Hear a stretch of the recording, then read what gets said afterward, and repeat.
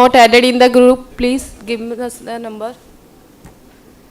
Not added. Please give your numbers to Yes. Simran and Udayini, please.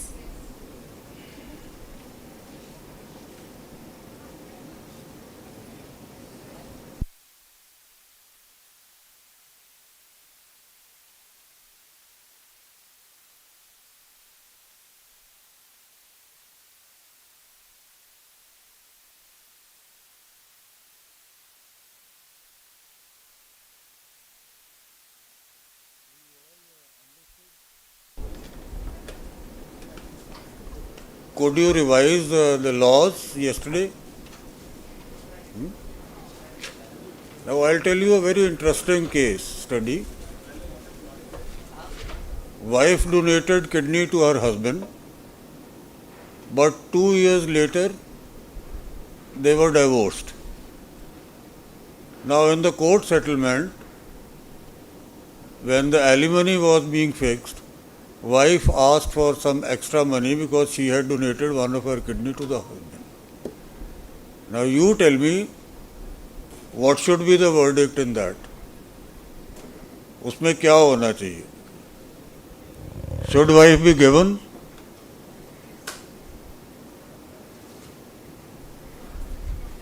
She said, otherwise give me back my kidney. It's very simple, no? Once you are divorcing, you are dividing your personal property. She says, this is my personal property, which is inside him, and I want it out.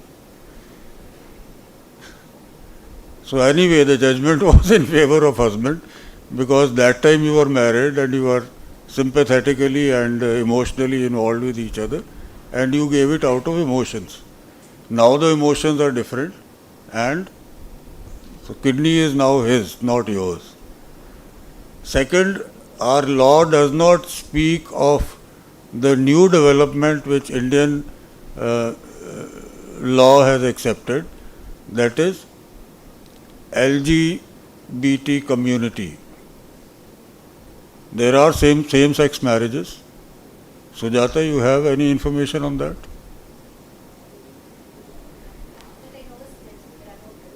Now in same-sex marriage, if one wants to donate for the other, what will law say? They are legally married.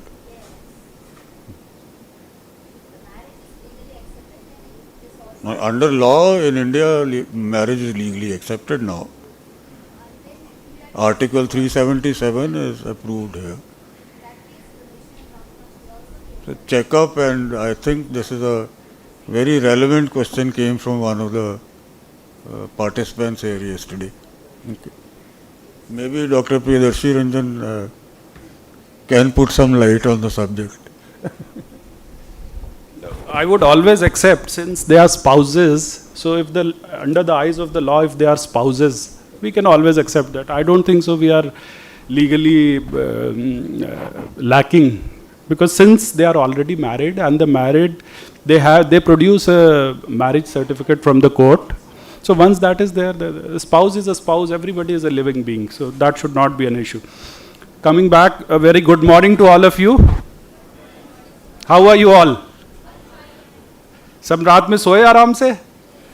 इतनी पीछे क्यों बैठे हो? आगे आ जाओ. Come in the front. Why are you sitting on the back? Come in front, so that you can have a more robust discussion. So today we have a very, very packed day today, and you will be seeing across a lot of people coming from different places, including our hospital, from PGI. So there will be many people coming and giving their lectures. So what I request you today is, all of you have a pen and a pad.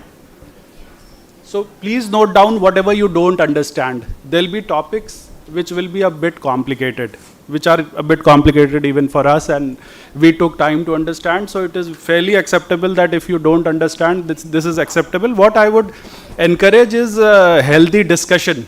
All of you should be able to discuss and take across at least some take-home points which you should know that this is something which I should remember after this workshop. So there should be 5-6 points which you should take home today.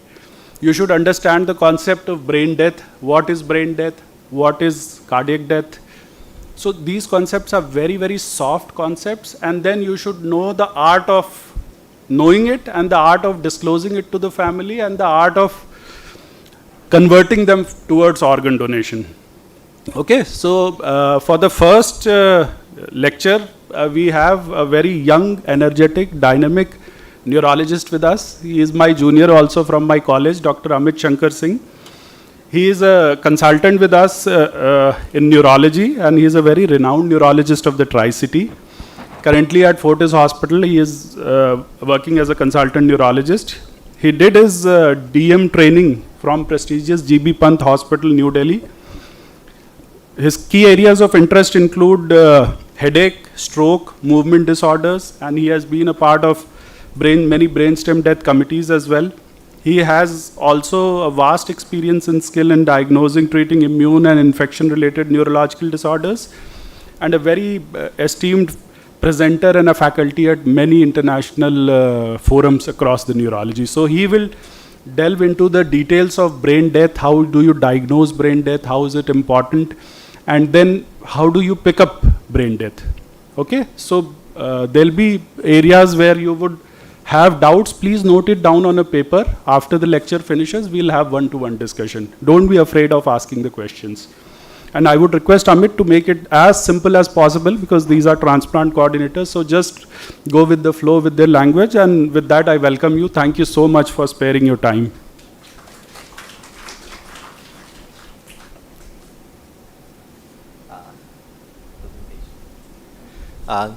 A very good morning, everyone. I'm thankful to Dr. Ranjan and Mohan Foundation for inviting me to this prestigious forum. And my topic is, I think, the most complicated, and that is death. So the opposite of life is death. So I have to talk about death today.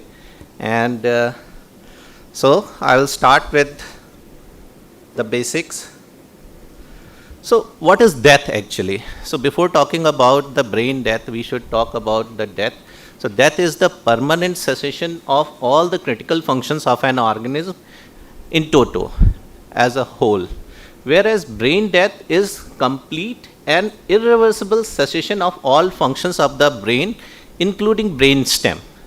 So in death as a whole, all the organs will be affected, whereas in brain death we have irreversible or complete cessation of brain or brainstem function. And brain death is as in general considered as a human death. So earlier the death was included that all the systems should involve, but now brain death is considered as actual human death. And the science of a study of death, so it's such a vast thing that there is a specific science, a branch, that is thanatology. So when you have heard Thanos, so he snapped his fingers, and that's why half of the people died. So based on that, the name is there, thanatology.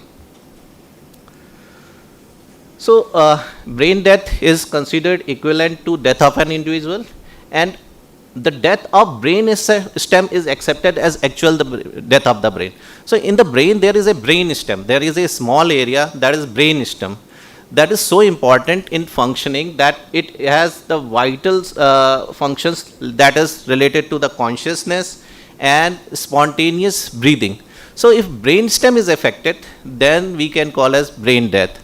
So earlier whole death, human death, then brain death, and then the concept of brain stem death came.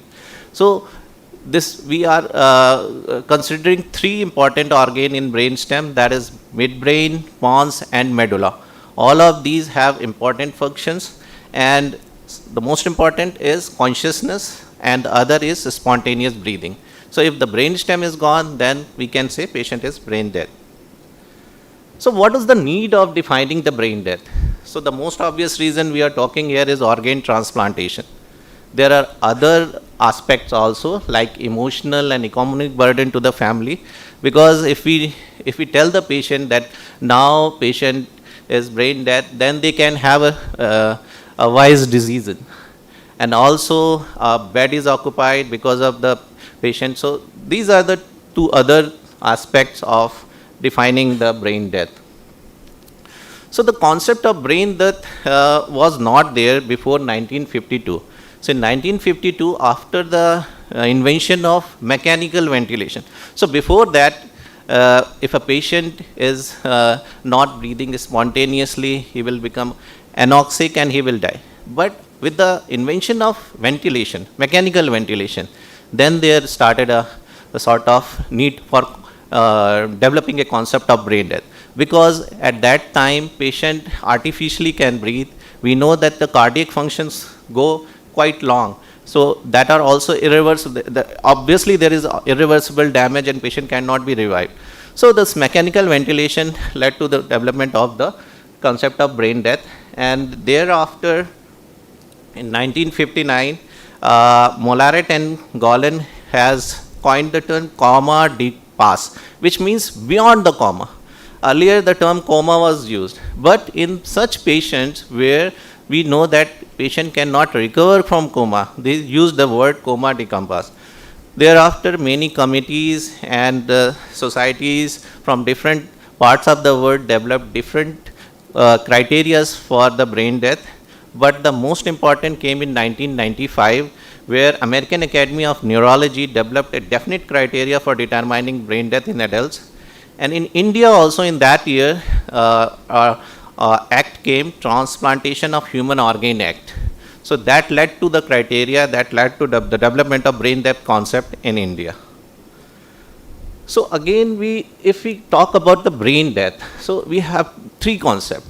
One is whole brain death. So brain is comprised of the cortex, frontal lobe, temporal lobe, parieto-occipital lobe, and then brain stem.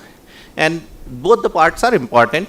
So if both the parts are involved, that is cortex along with brain stem, that is called as whole brain death.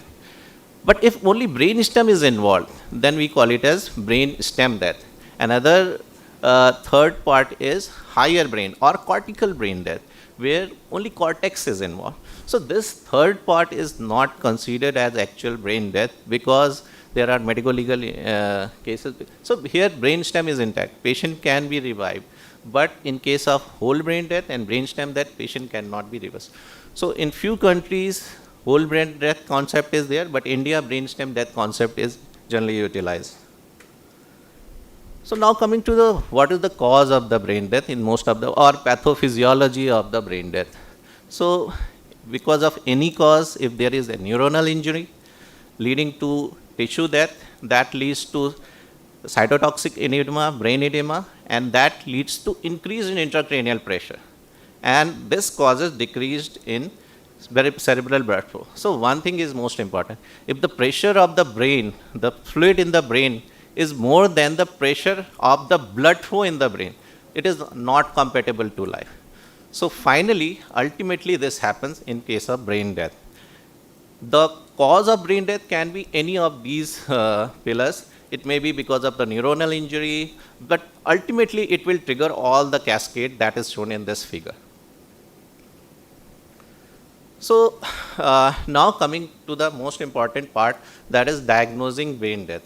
So how to diagnose and what are the clinical parameters, what are the tests that help us in diagnosis of brain death. So the diagnosis of brain death in selected patient, as I have told, with specific etiology. So the diagnosis is mostly clinical and it has to be supplemented by apnea test. I will take all these individually. What are the clinical parameters, what are the clinical tests to see in a patient, and how to conduct the apnea test. And if there is a doubt in these two parameters, then we have a confirmatory or ancillary testing also. But it is not done in all of the patients. In few patients we have to do. We have to also remember that in cases of brain death, the patient lose their reflexes rostral to caudal. So the reflexes are lost from up to down. So therefore, in some patients, we have seen that plantar reflexes are still preserved. Spinally mediated reflexes are still preserved. And also medulla oblongata, where the cardiac center is there, that is last two gone. So this we have to remember. So there are few steps for diagnosis of brainstem death. First is to establish a etiology. What was the cause? So any patient with coma, we have to think of the brain death if there is irreversible acute brain damage. And the irreversible structural brain damage, the cause of that damage should also be known. So patient with coma where there is irreversible brain damage and we have a known cause, then we have to think of brain death. And the common causes that we see in neurology are traumatic brain injury, very commonly we see in our emergencies, aneurysmal subarachnoid hemorrhage, intracerebral hemorrhage, ischemic stroke, hypoxic ischemic encephalopathy. In all these cases, what happens because of the pressure by the bleed in the blood, in the brain, or because of the trauma, contusion, and damage to the neuronal injury. So the cycle I have shown, any of those things can happen because of these causes. And hypoxic ischemic encephalopathy, where there is anoxia to the brain for a prolonged period. So these are the common causes where we can have patient with brain death. Also, the second step is to rule out confounding factors. So there are few factors. Patient will be in coma, but there are few reversible factors we have to see. And these are the confounding factors, like a patient with unresuscitated shock. So because of the hypovolemia or circulation problem, we can have a mimic of coma. So we have to do a reliable neurological examination only after increasing the systolic blood pressure more than 90 millimeter of mercury. So this shock should be resuscitated and then evaluated. Hypothermia is the same thing. It can be a mimic, and we have to first warm the patient, and along with that, any patient on CNS depression drug or drug intoxication or neuromuscular blocking agents, these patients can also mimic it. So we have to take a reliable clinical history and do investigation to rule out these parameters. Severe metabolic or metabolic acidosis, electrolyte imbalance, acid-base disturbances should also be corrected before going for the testing or confirming the brain death. So if these confounding factors have to be ruled out, because if on correction patient shows some response, then the brain death is obviously ruled out. So these parameters have to be ruled out. The third step is documenting deep unresponsive coma. So any patient where we are suspecting brain death or deep coma, so we have to see there should be lack of all evidence of responsiveness. There should be no responsiveness, and this can be tested by you guys, those RMOs or staff or sisters who are seeing patient continuously, and any evidence of responsiveness in such patient will contradict brain death. Noxious stimuli leading to eye opening, any time eye movements or any motor response or and any reflex except spinally mediated reflex, so rule out the concept of brain death. So here we have to see, so any response if we see, like I have seen a patient where we are suspecting that patient may be brain dead, but staff has seen some response while doing suctioning, so that ruled out a case of brain death. Also, the most important of all these part of the steps of diagnosis is demonstrating absent brainstem reflexes. So these brainstem reflexes are actually originate from the three components: the midbrain, pons, and the medulla. So if the brainstem is affected, these reflexes will be absent. So we surrogately test the brainstem by conducting these brainstem reflexes, and it's not that a neurologist or neurosurgeon only can do. If proper guide and proper experience is there, then anyone can do these brainstem reflexes. These are very simple. You should know the concept only. So first is the pupil and pupillary reflex. So the pupillary centers or the nuclei of this reflex are situated in the brain, midbrain. So absence of pupillary response to bright lights, that too bilateral. So it's very easy. We have to put light on the pupil from the side and we have to see the response. Also we have to measure the size. generally in cases of brainstem death, the size is mid-size or dilated. If the size is constricted, we have to think of the overdoses or drugs toxicity. That again rule out the brainstem death. So absent pupillary reflex is one component. The other is corneal reflex. The center of the corneal reflex situated in the pons. So it is very easily tested. You have to put a swab, wet swab on the side of the cornea and see any eye movements, eyelid movements. Sometimes we see upward deviation of eye, that is Bell's phenomena. This is again ruling out the brainstem there. So any movement, any eye movement or eyelid movement should be absent in cases of brain death. The third component is oculocephalic reflex, that is also known as Doll's eye response. So for conducting this test, the cervical spine has to be seen that it should be stabilized and the neck movement horizontally and vertically to be done. In cases of involvement of the brain stem, there is no relative movement of the eyes. So the eyes will not move to the direction, the eyes will move in the direction where the head is moved. But in cases of preserved brainstem, the eyes will move in the opposite direction. So Doll's eye is an important test and it can be easily done. Similarly, oculovestibular reflex or caloric testing. In this, the cold water is or hot water that is to be put in the ear. And before that, we have to see that the external auditory canal should be patent. And once the canal is irrigated with the cold water, there is eye movement if the brainstem is intact.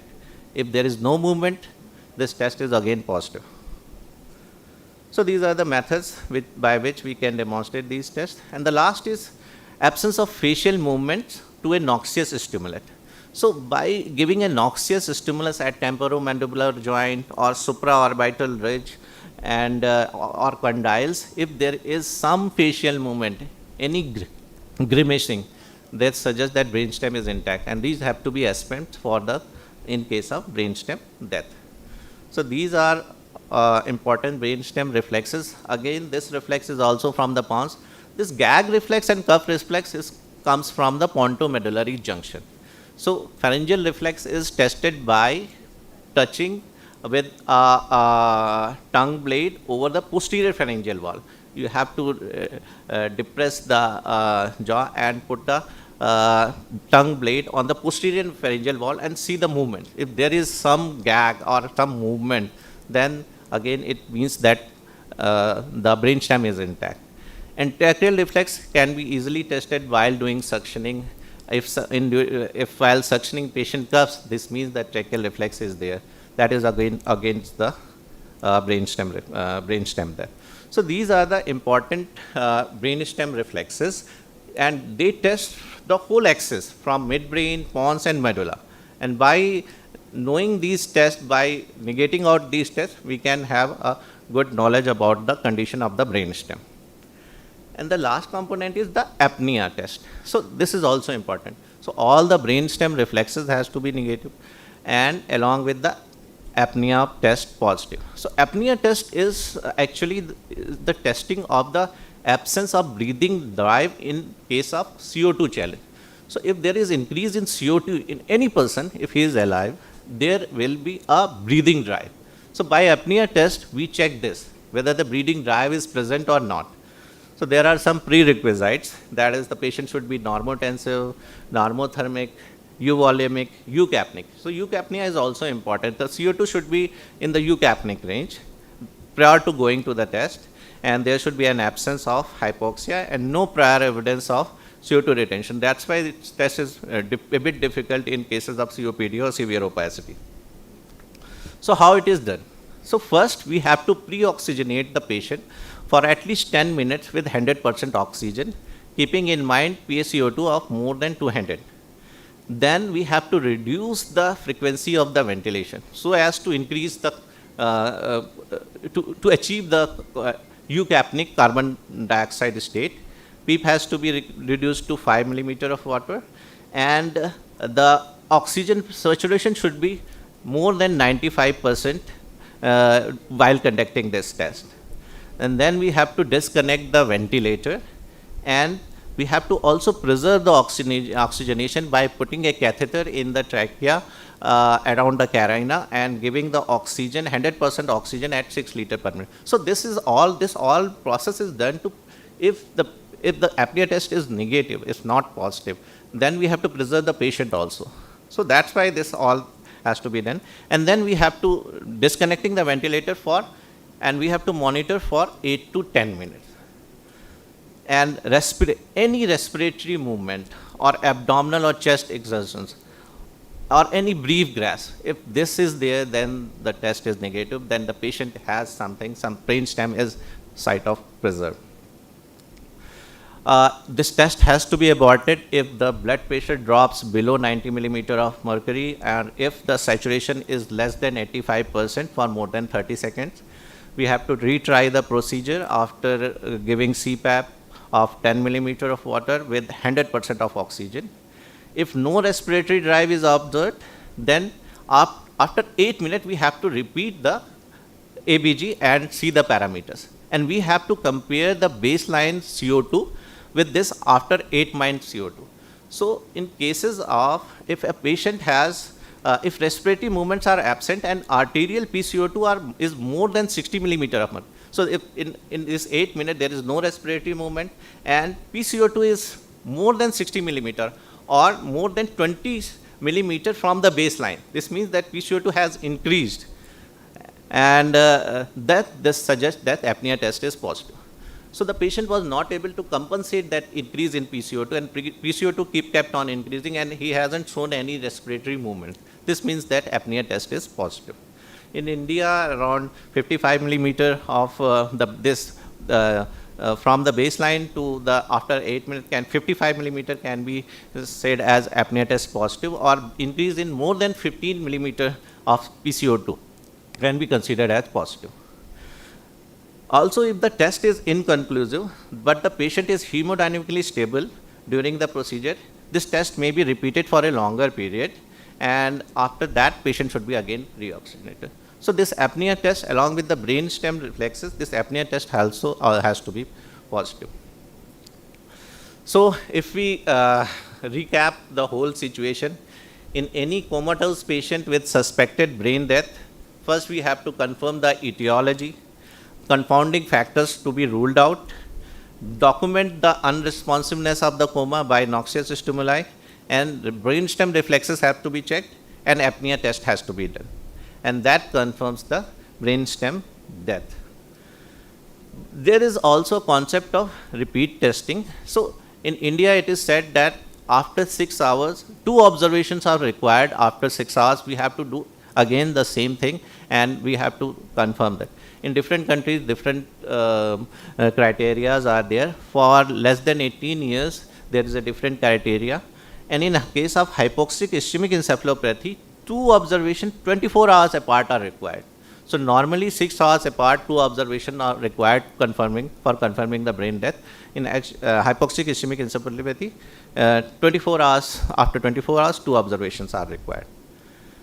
So I have also told about the confirmatory or ancillary test. So this has to be done in few scenarios, not regularly, where the patient has equivocal apnea test, the patient is too unstable for conducting the apnea test, or the primary injury is itself in the brainstem. So these are the scenarios where we have to conduct the confirmatory or ancillary test also.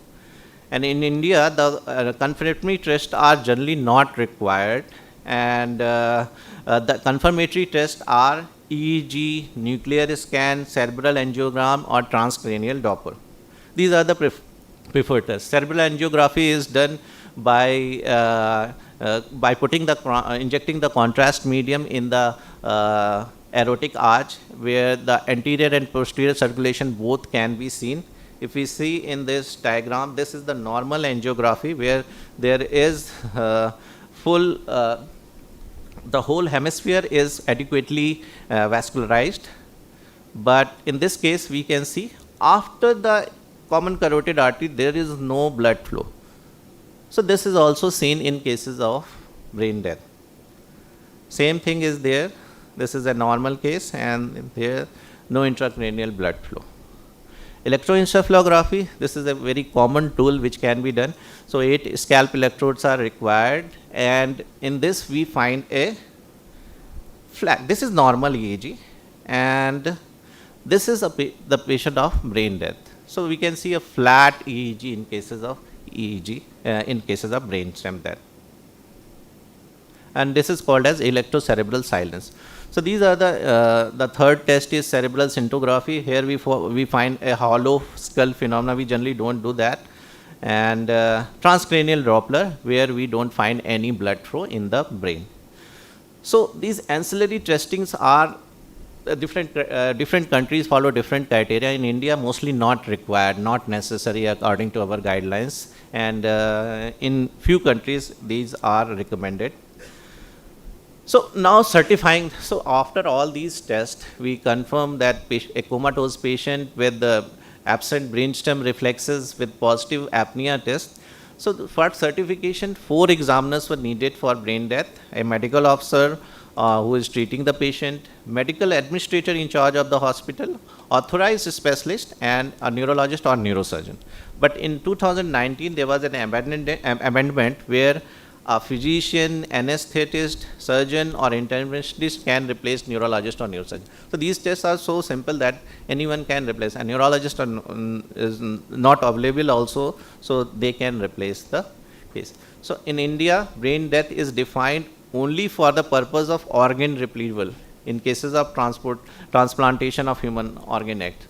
So in India, the criteria is used for this brain death is used for organ transplantation only. So finally, there are some neurological mimics in case of brainstem death we have to rule out, because sometimes we can confuse these disorders with the brainstem death. One is vegetative state. In cases of vegetative state, there is a preserved sleep-wake cycle, and there is some movement, but the movements can be non-purposeful. Respiratory function is adequately preserved, and there can be recovery also in such cases. Whereas minimally conscious state, awareness is also present, and sleep-wake cycle is present. Even response to pain is also present, and these patients can also recover.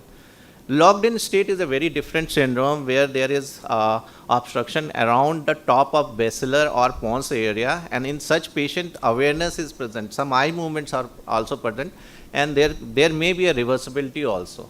Whereas in brainstem death, only movement that can be present are spinal reflexes, which also which can sometime create confusion. But if we know that spinal reflexes can be seen, we are very sure. So thank you for the patient listening, sir.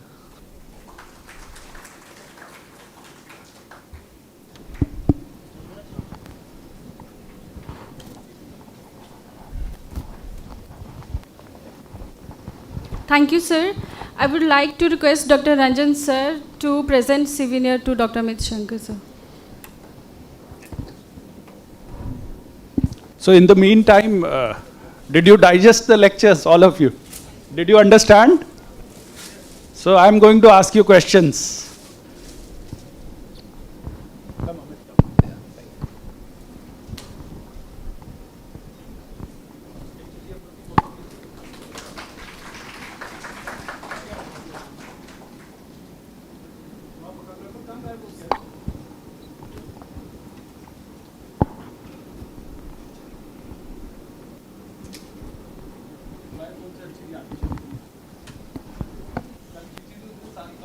Sir वो screen के आगे नहीं आ रही.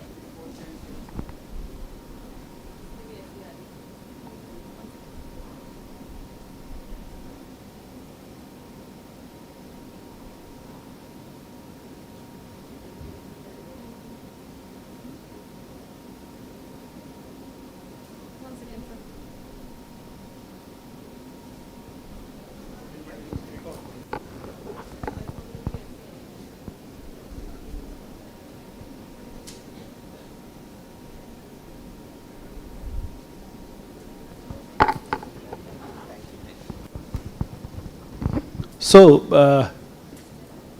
Amit, don't go. I'm sure there will be some questions. So I would request whatever doubts you have regarding brain death, please do come over, because once he goes, we don't know anything.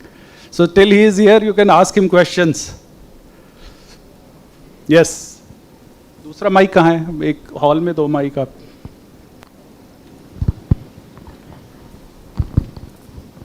Thank you very much, sir. So it's a wonderful talk, and I have some doubt regarding like, is brain death or and coma are same? No, coma is a generalized term that is used by a general sort of general public also, even doctors also. So coma is quite different. Any patient with brain death will be obviously initially in a coma state, but there are reversible states of the coma also. Okay. So we have to rule out by conducting this test that the patient is actually in a reversible coma state or is actually a brain death. So coma is a general term. In that coma group, one lies this brain death patients also. Thank you, sir. Thank you. Can you go back to that historical slide which you showed? The history of definition of brain death. I think this was the 3rd slide. एक बार इसको connect कर दीजिए. And I have, sir, one more question. Just to clarify that definition, because coma, he had showed the definition of brain death, evolution of definition of brain death. So the initial word which started by John was this here, 1952, when everybody used to say coma, coma, coma, and then this term came coma di passe, beyond the coma. So this is the evolution of definitions. So these terminology were used in the initial days when the science was not defining the actual concept of brain death. फिर जैसे जैसे evolution हुआ, there will be somebody, this act is the landmark act, Uniform Determination of Death Act, which is the most prominent act in the US, जिसके बाद वहाँ पे brain death donation शुरू हुआ, cadaver organ donation शुरू हुआ. उसके बाद धीरे धीरे जब इंडिया में 1994 में we adopted that concept. So coma was a very, very layman's basic term used here, 1959. After that, the terminology evolved and changed. Yes, what was the next question? Sir, in one slide you have like apnea test. There are some different figure than others. Like 15 mm of Hg from baseline and something. So what is the reason behind it? So I think I exactly don't know, but maybe because of the change in, there are many reasons for, because it all depends upon the studies. So ethnicity is different, body habitus is different. So we have to get our own data. Based on that, we select the thing. So it all depends upon the research and what is conducted in that country and what is in our country. Thank you, sir. Any other question? Yes. Mike, पीछे दे दो बेटा. Good morning, sir. Morning. Sir, in case of acute chest injury in trauma, is apnea test is possible? Sorry? In case of chest injury. Chest in trauma. injury, somebody who has a flail chest. Yeah. So Flail chest, can we multiple do this fractures. test? Can we do apnea test? Apnea test, so basically apnea test can be done in cases of chest injury. It's okay. It's Because not, sometimes pleural effusion is done, sometimes so pleural pneumothorax, effusion, these are pneumothorax. not contraindications of the apnea test. I don't think so. Sir, in case of COPD or Yeah, in COPD. So the thing is that then the apnea test is not reliable. So if there is any cause because of which there is already CO2 retention, that will hinder our apnea test. If the chest injury is leading to increase in the CO2, or COPD or emphysema or any disease, then this test is not that reliable. So, sir, how you confirm about brain death in this So patient? then we have to go for the ancillary test also. So there we have to take help of the ancillary test not in all cases. So that's what I have told that in few countries ancillary tests are also recommended. In our country they are limited to very few conditions only. Thank you, sir. Any other question? Yes. Good morning, sir. Sir, in case of severe facial trauma, the patient is not able or we will not be able to demonstrate all the brainstem reflexes, then what will be the alternative method? In case of which trauma? Severe facial trauma. Crushing sir. injury to the Yeah, face. yeah. So again in this, so as I told that all these tests. So sometimes the brainstem reflexes are also non-conclusive, or we cannot get all the tests done. So with with facial trauma, what test we cannot do? So we can do gag reflex, pharyngeal reflex, corneal reflex we cannot do. We cannot get the facial grimacing test. So but we can get the pupillary reflex. So whatever test we can get, we can conduct them and conclude our finding. And we have to take help of ancillary testing also in such cases where there is these tests are not contributory. Okay. So can somebody enumerate the tests which Dr. Amit told? 1, 2, 3, 4. Can somebody name? It's a prize-winning question. If you can remember those tests, this is the take-home message from the lecture. Nothing else. You should just know the name of the tests. So think, go through the lecture, and one of you stand up and please tell me. You can think of going up to down like that.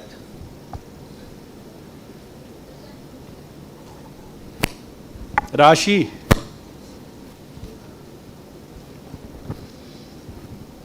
Sir, first we'll assess all the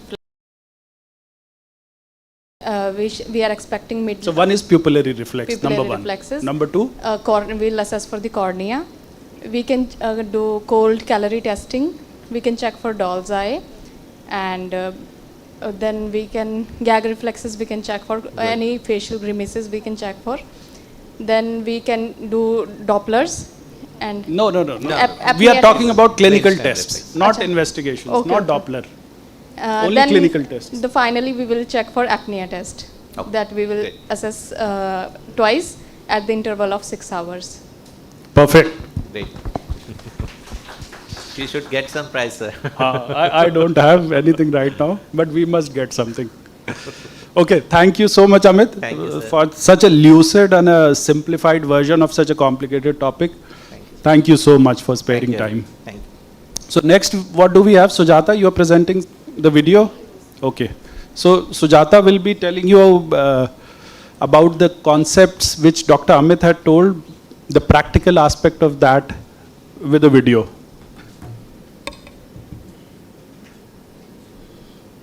Your video is already there? It's there. You want to talk something? Please go.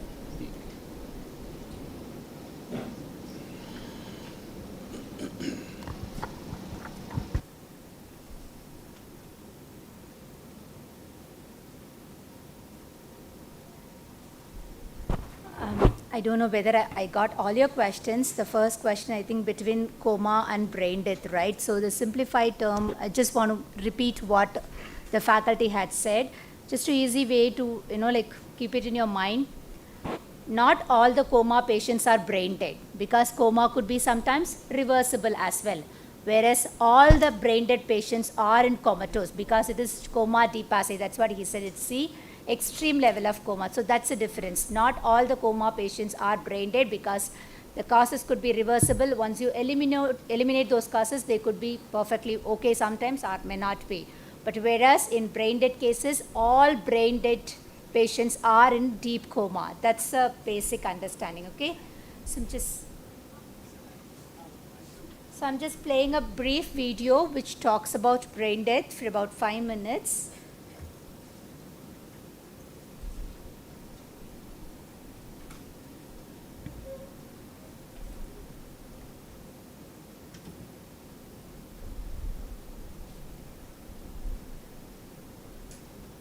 I am Dr. Sandeep Vash, and I have been a practicing neurosurgeon for the past 20 years.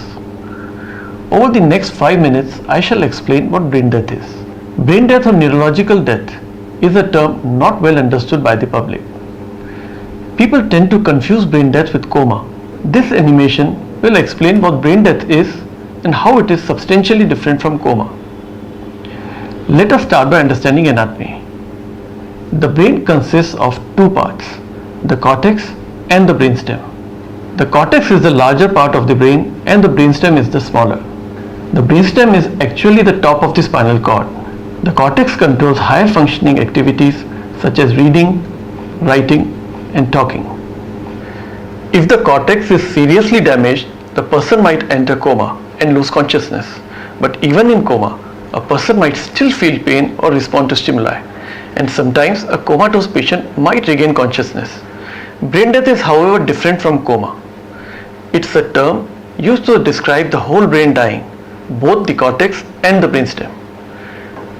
The brainstem is the central nervous system of the human body and the center of consciousness. If the brainstem dies, respiration would stop.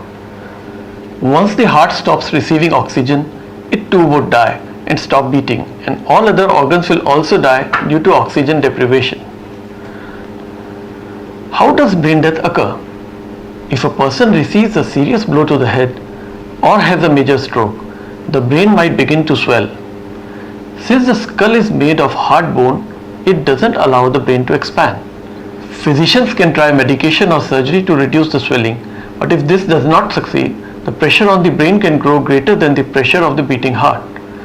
Once this happens, the heart can no longer force oxygenated blood into the brain. With no supply to the brain cells die due to the lack of oxygen. In fact, the cells don't just die. A process called lysis begins where cells begin to liquefy. This liquefaction makes the brain death irreversible. Once the brainstem dies, the person stops breathing and the heart and the rest of the organs die due to oxygen deprivation. So how do we know the brainstem has died?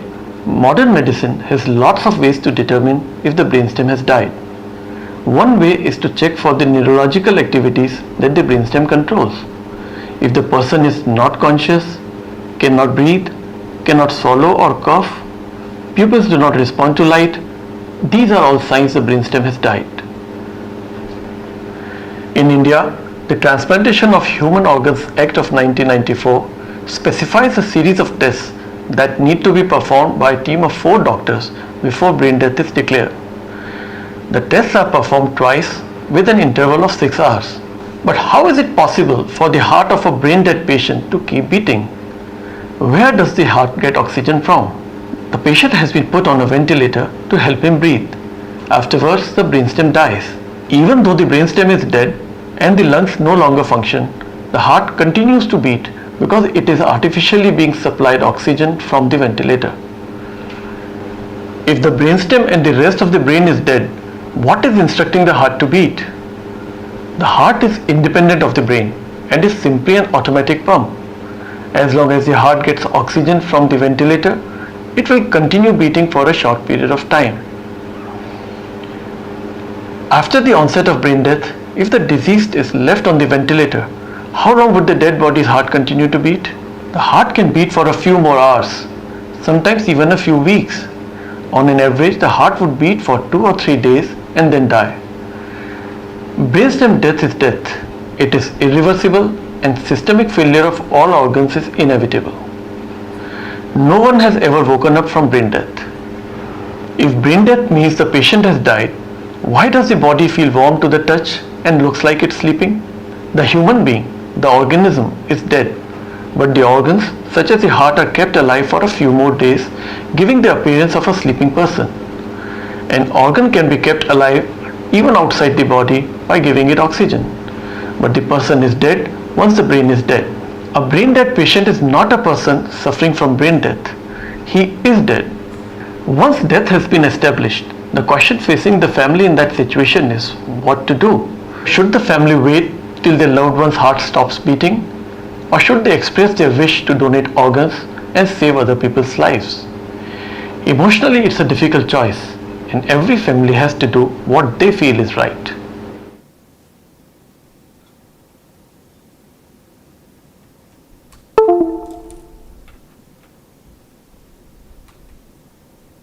I hope that helped you to understand the concept of brain death.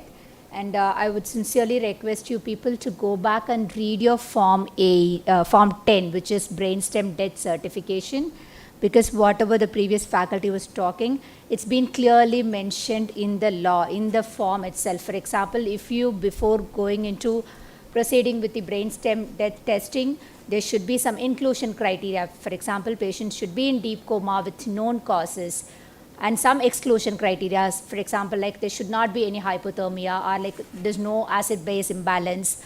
no intoxication. So the law has very clearly indicated the inclusion criteria, the exclusion criteria, and all those cranial nerve testings, corneal reflex, pupillary reflex, whatever it is. So it's been clearly mentioned. And then the final gold standard confirmatory test as per the Indian legal system is the apnea test. So the next video that I'm going to play now, it's going to explain how these cranial nerve reflexes are tested, and also how the confirmatory test brainstem, apnea test is conducted on a brain dead victim, right? Just give me a minute, I'll open up.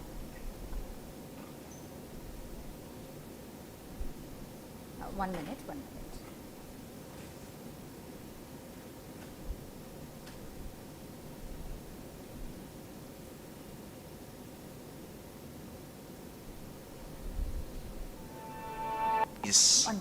When the brain dies, the person is dead. The organs stop being cut. This results in cause internal head injury. 1 minute.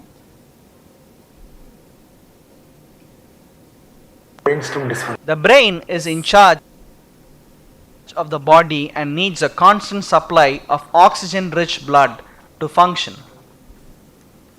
Head injury can cause internal bleeding and raise the pressure inside the skull. This results in blood supply to the brain tissues being cut off. Without the brain, rest of the body cannot survive. The organs stop working soon after the brain dies. When the brain dies, the person is dead. You mean that he will not survive? Yeah, it looks to me like that, but to confirm whether your father is going to survive or not, we will be doing 2 tests. Documenting the absence of brainstem function is essential for establishing the diagnosis of brain death. In a brainstem dead patient, the cranial nerve reflexes are tested, and the absence of brainstem function is documented by conducting several tests like the absence of pupillary reflex in response to light, the absence of corneal reflex, absence of vestibulo-ocular reflex, absence of cranial nerve response to pain, and absence of gag and cough reflexes, along with the doll's eye phenomenon. We will now demonstrate each one of these. To check the absence of pupillary response to light, a bright pen torch light should be shown into each eye in a darkened room. The pupils may not necessarily be fixed and dilated in brainstem dead patients.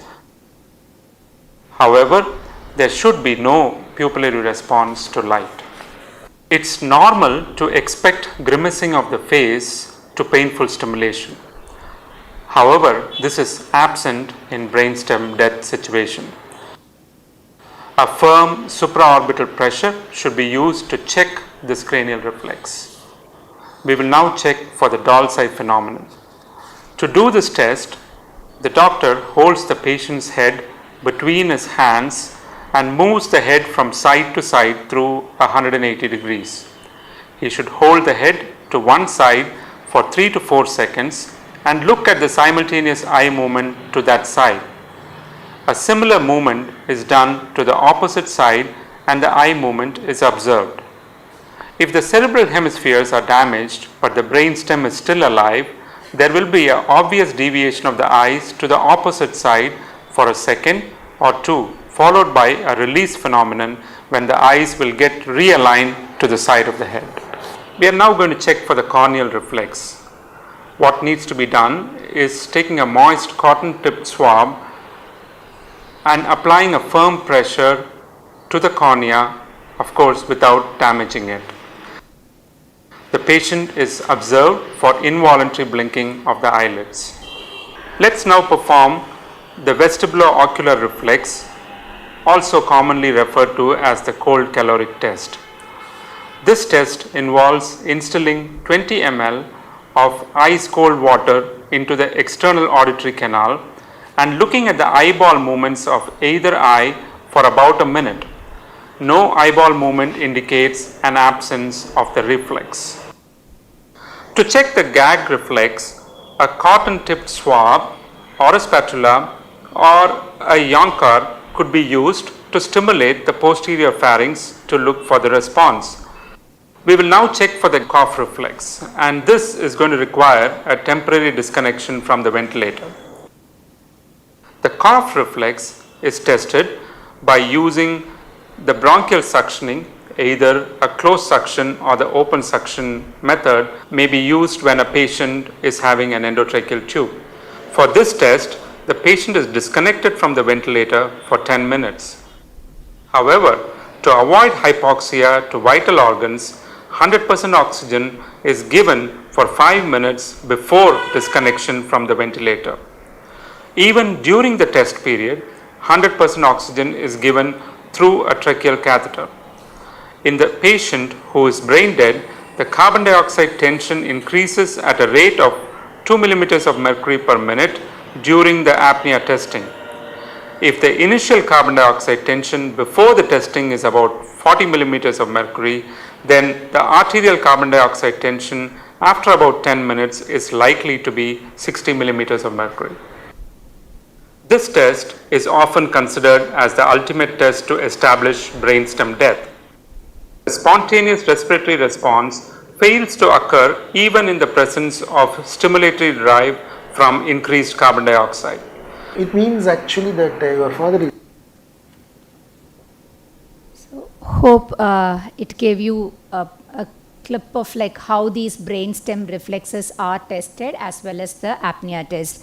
So coming back to, I think you asked that question, I wasn't very clear, because like carbon dioxide is the highest, the strongest stimuli for any living person to respond. So in brain death, that is absent because the brain death is irreversibly and permanently damaged. So there is no instinct for the human being to respond to the hypercarbia, because obviously what happens in the body when it's not just breathing in the oxygen, it is also about exhaling the carbon dioxide, right? Like that's what they are testing in the apnea test. When the patient is disconnected from the ventilator, obviously we have pre-oxygenated the patient. So the oxygen is, being there.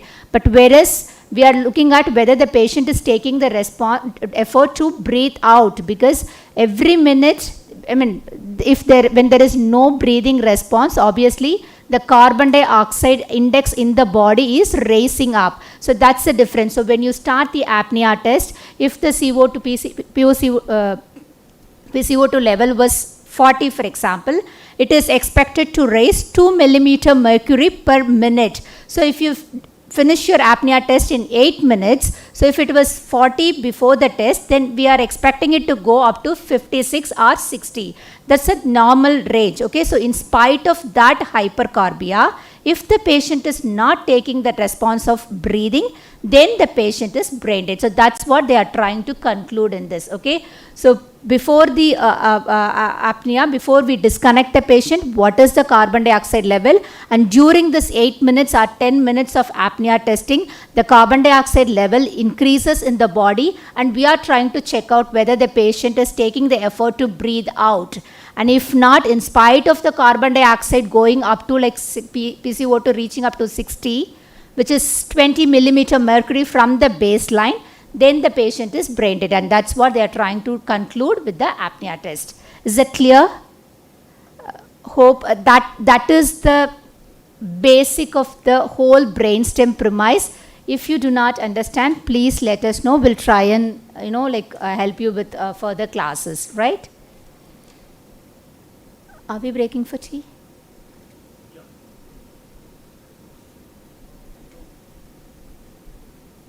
Hello. Yeah, thank you, Sujata. So I think the videos were pretty clear demonstration of apnea testing. I have a small request that can we have all the participants here for a group photograph before we disperse for a tea break. So welcome Rajinder, welcome Navdeep, welcome. Sorry? Swati. Baki teen kahan hai? Chalo. So please assemble here for a group photograph. And then we disperse for tea and come back in 15 minutes. Okay? And I would request everybody to please stick for time. एक बार organizers को भी सबको बुला लो बाहर से अश्विनी सारे लोगों को बुला लो एक group photograph के लिए. Come, all of you.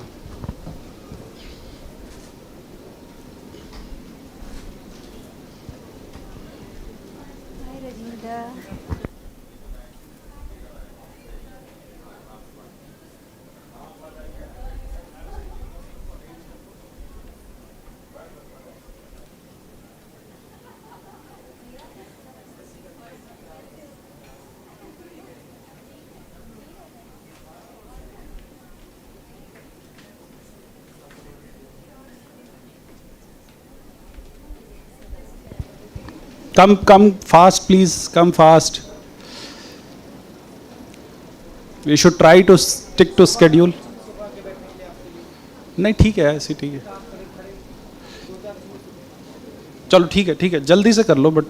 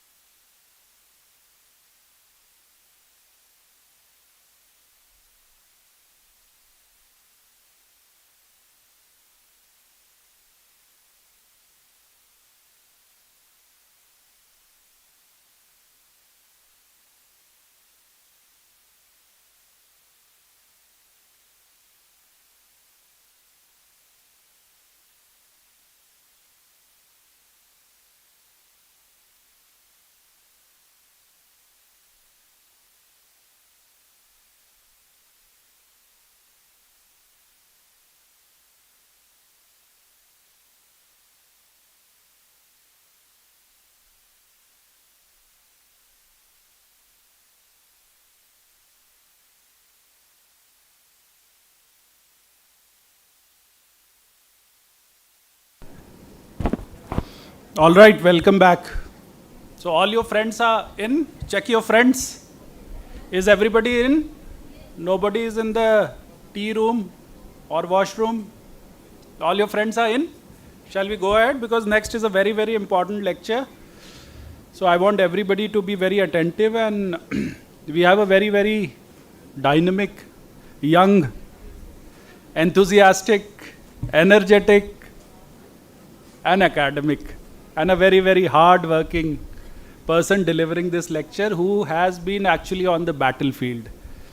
See, all other doctors, surgeons, everybody is inside the AC rooms or operation theaters, but these people are the ones who are actually on the ground and fighting the battle, and that is probably the role for which you have come here. So, transplant coordinator is a very, very important and a very major aspect of transplant program as a whole. And today we have Rajinder with us. So Rajinder is a very senior transplant coordinator from PGI, and she is in transplantation since my career began in transplantation. So she is very experienced, although she doesn't look like that. She is very young, but she is very experienced. So Rajinder joined as a transplant coordinator in 2015 in PGI, and she has counseled more than 200 families for organ donation. And currently she is looking after the live liver transplant program also. She has received many awards, out of which she has been bestowed upon with the Best Transplant Coordinator Award, 3rd position by the National Organ and Tissue Transplant Organization, which is the NOTO, in 2015. So as you would recall, NOTO is the most apex body of transplantation governed by the central government, located at New Delhi. She has got the Swaminathan Best Transplant Coordinator Award by Mohan Foundation in 2019. She has coordinated 17 donations after cardiac death. So donation after brain death is different, and donation after cardiac death is different, and cardiac death donations are very, very extremely difficult donations, and I don't think so anywhere else in the country. Welcome, Dr. Anjali. Welcome, ma'am. Please have your seat. So we begin with Rajinder's presentation. I would request Rajinder to come over and enlighten everybody.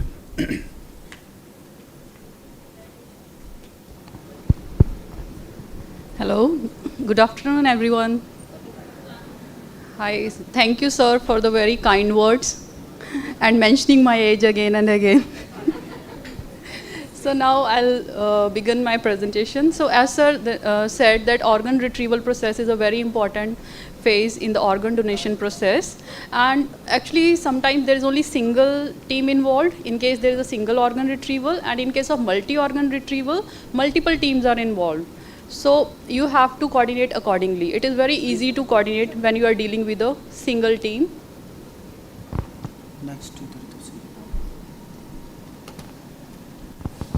But in case of multi-organ retrieval, when there are teams which are coming from other organs to retrieve, other hospitals to retrieve the organs, it is very difficult to maintain a balance between them. So I'll begin my presentation now.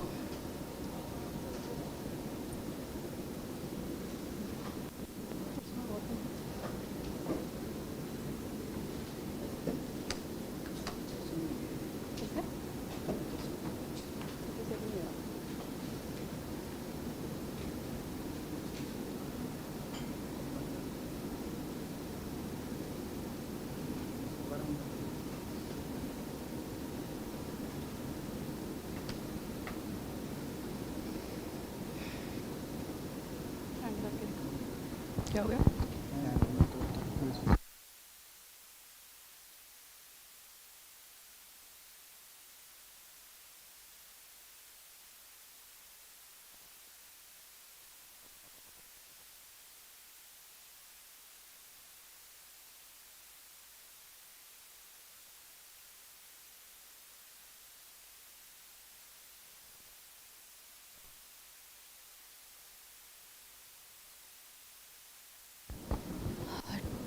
To begin with, as we all know that one organ donor can save up to 8 lives. And in the event of a brain death, transplant coordinator has multiple teams to coordinate with, in which we have transplant teams. It can be renal transplant, hepatic transplant, lung transplant, cardiac transplant teams, then histopathologist. Then in case of medical legal case, we have to coordinate with the forensic team and the police. And the most important part is the counseling and the documentation of all process and the follow-up. So this is Form 8. Sujata must have taught you about that, on which we take the consent. And so before going for the retrieval process, we have to review all the documentation, whether the brain death certification, signed consent, and donor's medical records are in donor's file. Then you have to review with the anesthetist and ICU nurse whether the vascular access is patent. And inotropic support, you have to keep the backup before shifting the patient. You have to see whether the patient is on single, double, triple inotropes. You also have to keep the backups of all the inotropes. Then you have to check the parameters of the patient, whether the BP is fine, pulse, heart rate, everything is fine before shifting it to OT. Then you have to review with the transplant surgeon about the blood reports, whether it is this is ABO and serology results, then brain death notes and certificates, then signed consent and individual organ assessment. All has to be attached in the file for the. Then transplant coordinator has to make sure that the OT is ready before shifting to the patient. So you have to inform the OT nurse. Like in our institute, we do all the retrievals in emergency OT. So you have to inform the emergency staff prior shifting to the patient and the anesthesia person posting over there that you will be shifting the patient at what time. And you have to make sure that the ice slush, and warm blankets, crash cart, biopsy supplies are all available intraoperatively. And you have to make alerts for the lab, because in between retrieval, we send multiple samples of ABG to labs. So you have to make sure that you have sent a prior alert to labs that you will be sending the blood samples in between. Then you have to make sure that perfusion supplies are available, then blood components in case sometimes blood is required. Then ask the guest team if any pre-retrieval treatments are required. For example, if cardiac surgeon is coming, sometimes they demand that they need a staff from cardiac OT for retrieval. So you have to make sure to talk to the team whether they want any separate treatment for that. And make sure that transport is available before the organ recovery.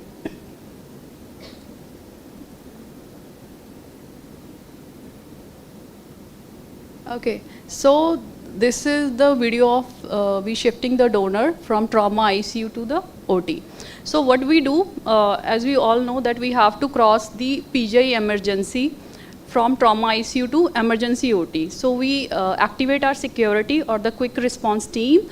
So they clear the corridor, and it will make for the easy transport of the patient to the OT. Even they stop the lifts, only donor has to be transported through those lifts. So you have to look for the donor stability during transport. The patient has to be accompanied by the anesthesia people, ICU nurse, and it has to be attached to the monitor all the time, and keep a watch on patient's BP. It shouldn't fall during the transport. See, now the donor is received in the OT. Now they are attaching the patient to the ventilator in the OT, and they are securing all the lines.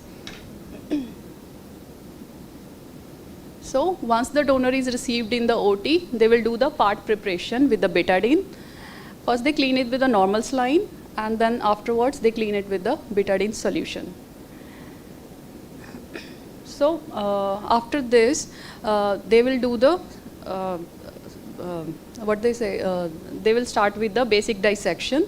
And after all the dissection is complete, then comes the aortic cannulation and rapid cooling. And the most important thing to note at that time is the cross clamp time. It is the time when you stop the heart, you cannulate the aorta, and you flush the cardioplegic solution, and at that time the heart will stop. And at the same, after 5 or 10 minutes, they will tell the anesthesia person to stop the ventilation also.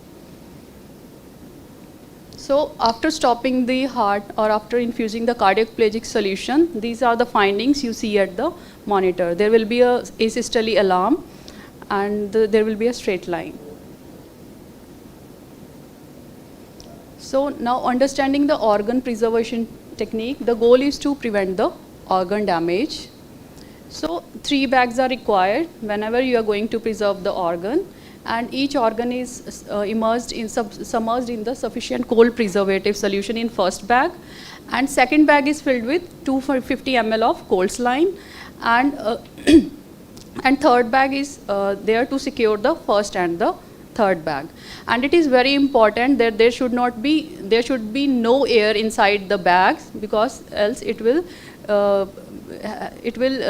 melt the ice, and there will not be a temperature maintenance for the transport.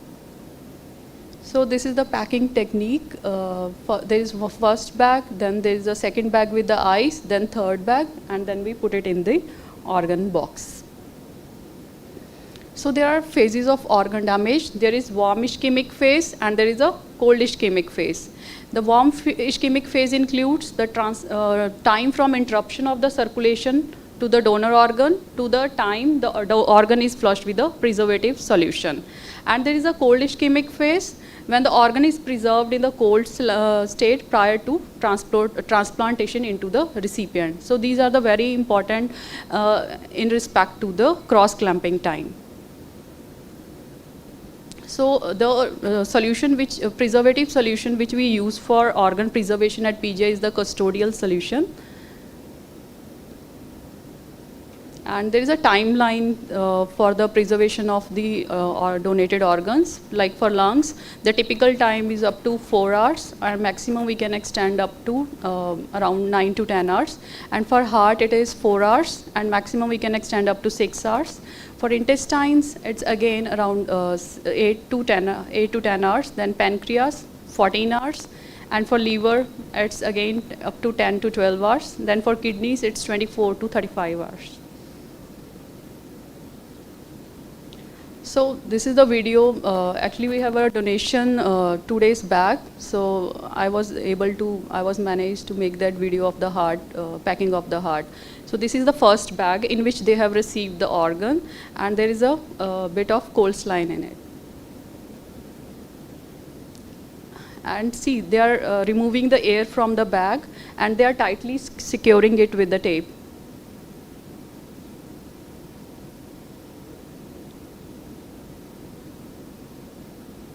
So it is very important to remove the air from the bag.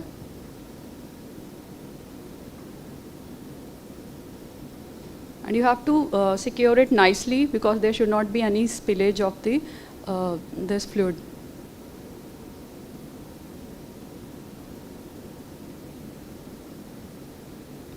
And this is the second bag. They have filled the second bag with the ice. As you have all seen, there is an ice slush and 250 of normal saline, cold saline they put it in.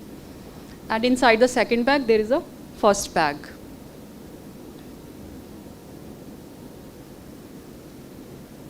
Now, this is the third bag, in which there is the first and the second bag is there, and they are securing it nicely with the tie.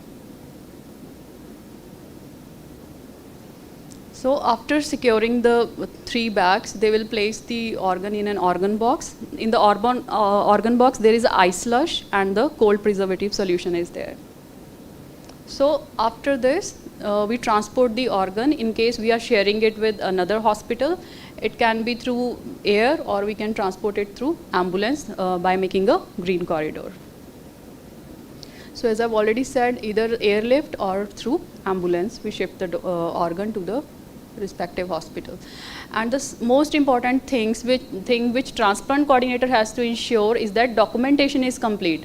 So what happened that everybody is in rush in OT, and they just want to grab the organ and they just want to go, because they want to go by air and they are already late and the plane is waiting. So they forget to document, which will create problem in MLC cases. So it is very important that transplant coordinator should ensure that all the documentation is complete before they take the organ. and it play a most important role in MLC cases because the forensic has to document or see all the findings which they have documents, what was the condition of the patient organ, what was the findings of the abdominal cavity and the thoracic cavity. So it plays very important role in the MLC cases. So after that we close the incision nicely. So the body is closed surgically with sutures, and body is cleaned, and all the tubes and dressings are removed, and body is draped and tagged properly, and then transported to mortuary. So this is how we pay respect to our organ donor when the donor come out of the OT.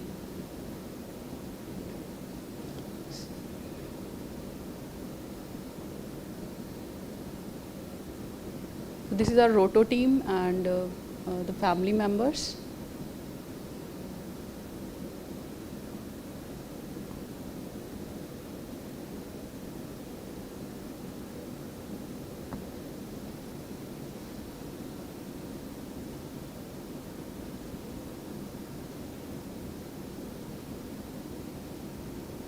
So after that, we shift the donor to the mortuary for the postmortem, and we make sure that the body that the postmortem is done on time and without any hassle, so that family doesn't have to waste time. So before handing over the body to the family, you have to ask the family how they want to receive the body. Whether sometimes the family prefer they want to take the body in hospital clothes, and sometime in patient's own clothes. So there was a case, 12 years old female, she met with the RSA and was declared brain dead in PGI Chandigarh. And the family opted for organ donation, but the family want to receive the child in her favorite frock with the candies in her hand.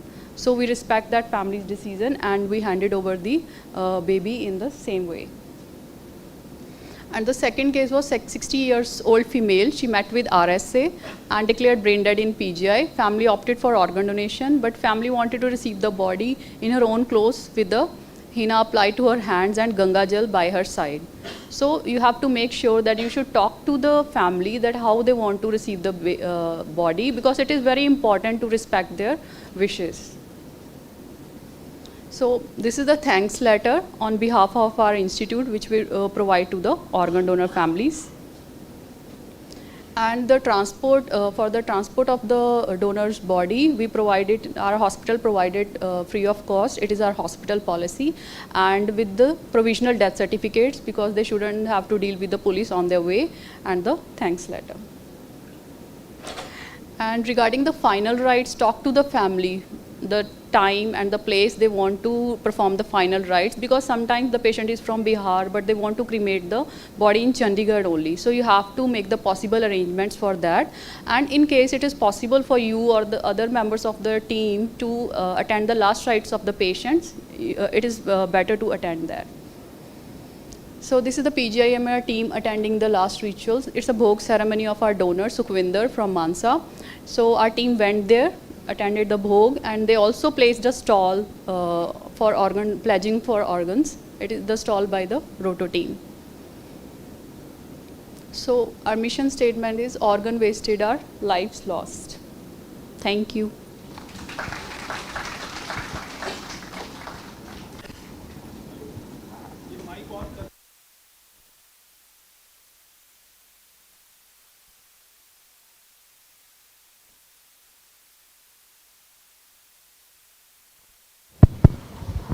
Thank you, Rajinder. That was indeed a very crisp and a very baseline talk, and I'm glad you brought those videos which actually show the war zone, the battlefield, when you guys are struggling to get the organs out in time.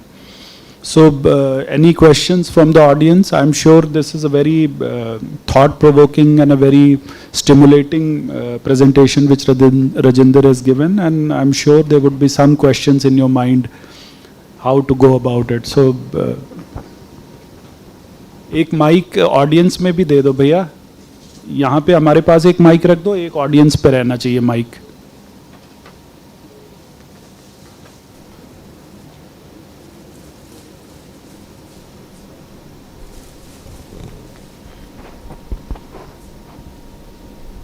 इधर right side.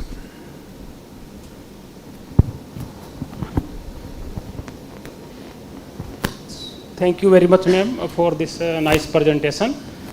And have you have any experience during counseling or after cardiac arrest or maybe brain death?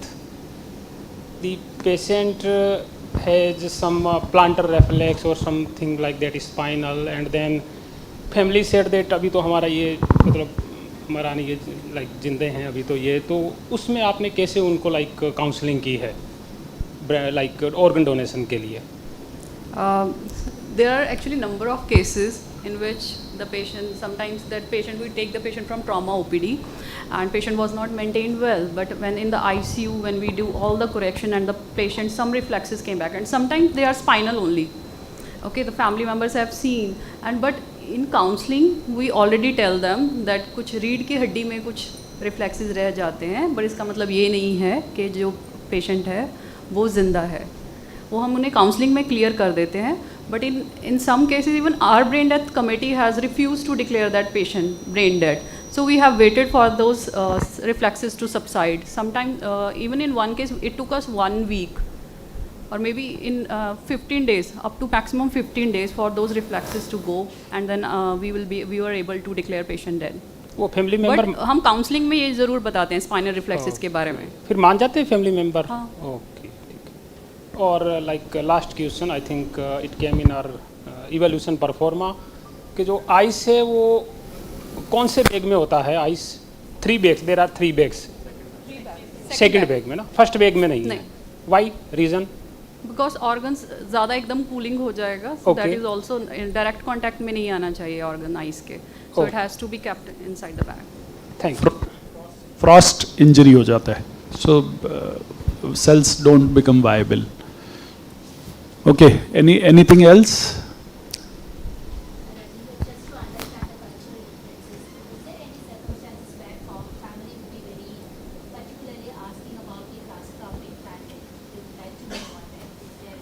There's one family who requested me to stay inside the OT. There was a baby, Paras, from Himachal.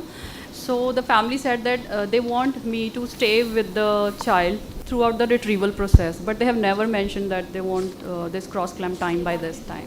Yeah, they wanted us to be, one of us to be in the OT throughout the retrieval process. So this was the only demand till date we have received. Ma'am, like youngest organ donor?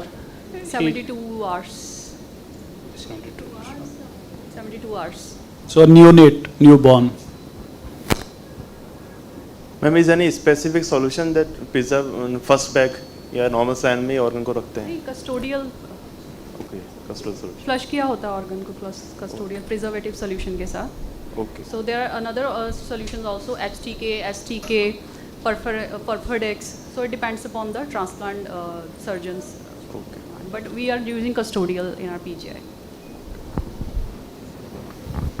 Any other question?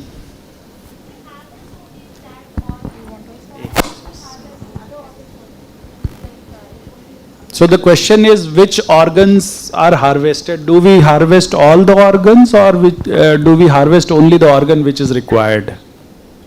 Actually, we do the fitness first, fitness assessment by all the transplant team. Once the donor is in ICU, so we send an intimation to all the transplant team that we have a donor of this age. So they come and assess. So whichever organ is fit, we take that organs. In case recipient is available in PGI, we use that organ in PGI. In case recipient is not there, so we put it for sharing. So let me make it more clear. I think your question is, whenever somebody donates the body for organ donation, so do we take out all the organs, or we just take out the kidney or the pancreas? So the answer is partly given by Rajinder. The other half of the answer is, there is a lot of logistics which is involved in transporting an organ. So logistic means, suppose if I harvest an organ here in Chandigarh, I have to find a suitable donor for that organ. So ऐसा नहीं है कि donor हर जगह registered हैं या readily available हैं, या फिर ट्रांसप्लांट हर सेंटर में हो रहा है. मान लो हार्ट ट्रांसप्लांट करना है, तो हमारे यहाँ वेटिंग लिस्ट में हार्ट रिसिपिएंट है नहीं. अब हमने नेशनल डेटाबेस में सर्च किया तो हार्ट का रिसिपिएंट चेन्नई में है. सो by virtue of being in Chandigarh, I can do the logistics. I can see कि यहाँ से चंडीगढ़ से पहले दिल्ली जाएगा, फिर दिल्ली से फ्लाइट चेन्नई जाएगी, और चेन्नई में जब तक उस अस्पताल में पहुँचेगा तो लगभग 10-12 घंटे लग जाएंगे, तो वो ऑर्गन वेस्ट हो जाएगा. हमने बहुत कोशिश की आसपास, हमारी लॉजिस्टिक्स क्या है कि हम जल्दी से जल्दी, हमारे पड़ोस में मैक्स अस्पताल है, पीजीआई है, अगर हम यहाँ पे ऑर्गन पहुँचा सकें और इनके पास कोई सूटेबल रिसिपिएंट है तो उस ऑर्गन को हार्वेस्ट करने का फ़ायदा है. अदरवाइज़ अगर हम उस ऑर्गन को हार्वेस्ट करके क्या करेंगे जो कि हम समय पर ज़रूरतमंद के पास पहुँचा ना पाएँ. So we share this thing is happening very fast.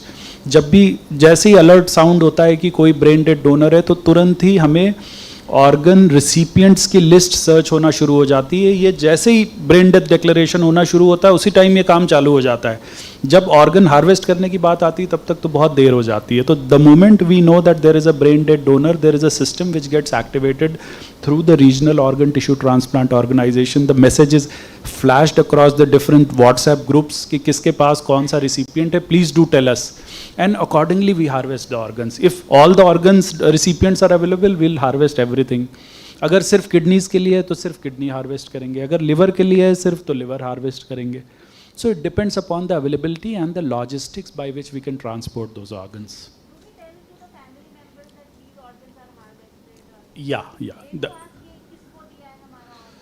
Normally there is a confidentiality clause which is associated with it. We don't want to tell immediately the families, but somehow because of our social system, families do know that the organ has went to so much so person, but immediately in the immediate peri-event period we don't disclose it that the organ is going to this person, because many a times the families would want to get some money from the recipient. Which is, I've just told which where it is located. And this is for receiving body donation, this service we are carrying out 24 hours, 24/7. This is the only place in India where this 24/7 service is available. In most of the medical colleges, they do this, they cater this service only during working hours. So for 24 hours, our cell is working. We faculty all are alert. Whenever we receive a call, we coordinate our team to get the body, right? So these are the contact numbers you can contact for. Okay, so what is the procedure once the death occurs?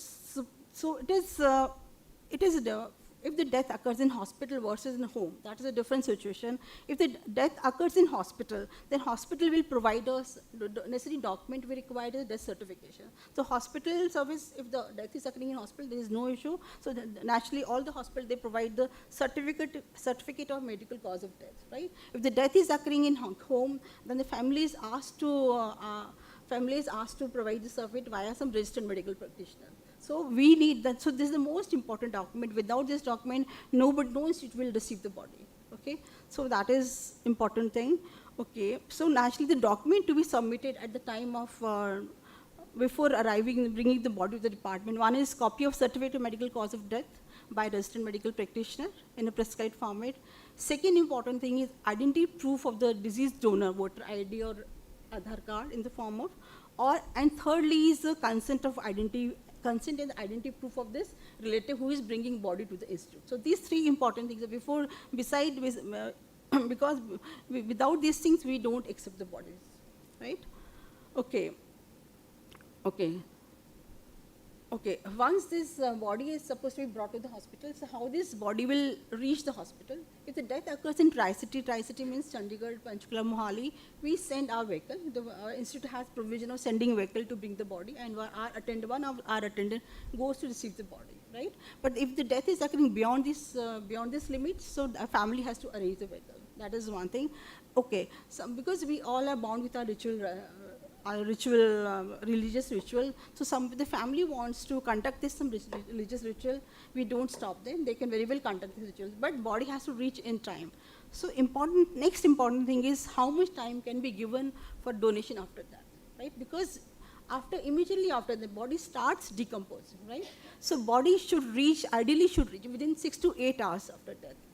In case, because of some reasons, the family has not arrived or some distance reason, they are not able to bring the body in time, we ask them to preserve the body in the dead body freezer box, which is usually available on rental.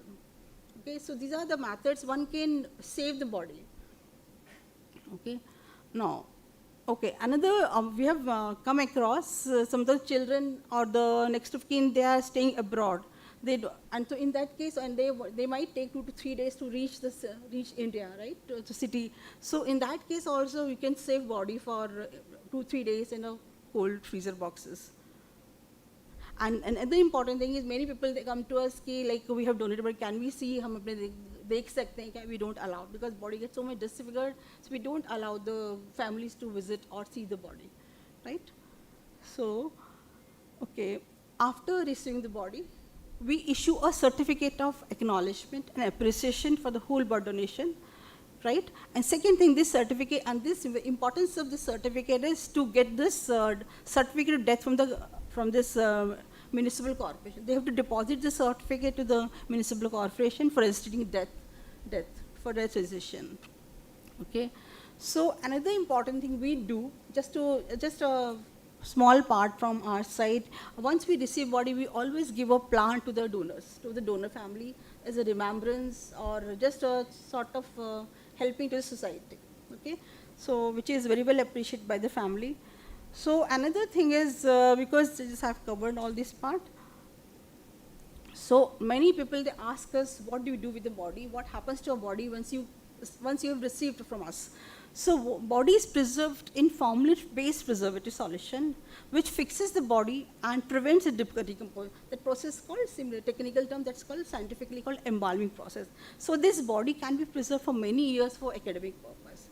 But for holding the workshop or for holding the workshop or training for training surgeons, usually fresh bodies are required, and these bodies can be either formalin preserved bodies or we preserve body in certain specialized manner so that body softness is maintained. So that is also we have started doing. So these bodies are they are very well appreciated by the surgeons in India as well as the workshop. The surgeons are coming from abroad to our department. They very well appreciate the condition of the body. Okay. Okay. And another question raised usually is, what do you do with the remains of body after complete utilization? Okay. So once the body parts are completely used or so far we have almost pledged 400 bodies. People have pledged or registered with us, and we have received more than 200 bodies. Every year we see every 30 bodies for the last 5 years. In the COVID season, we didn't receive any body, just for the preventive aspect. So this is status, the cuttings, and we paste pictures of all the body donors. So whenever their families, they come, they feel good, their body has been respected very well.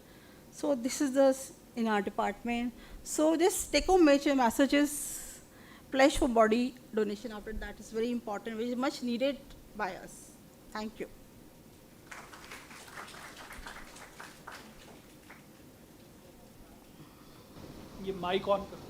Thank you so much, ma'am.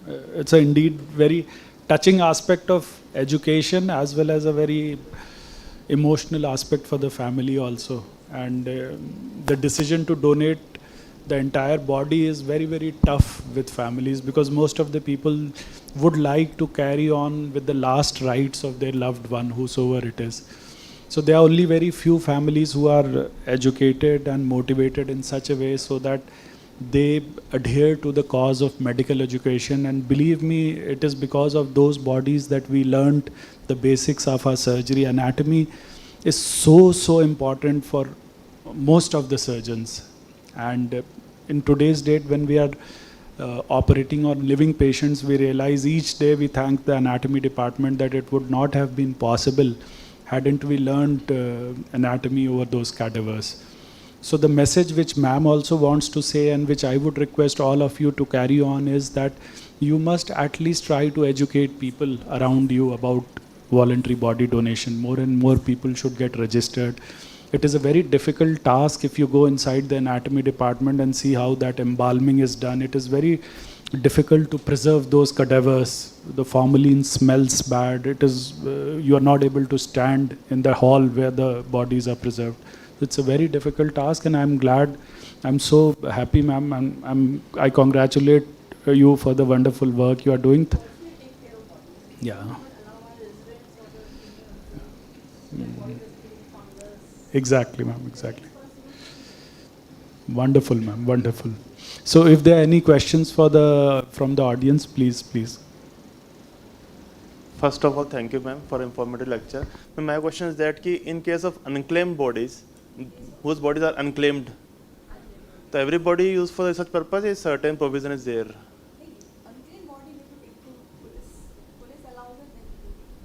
Okay, police will decide. Okay.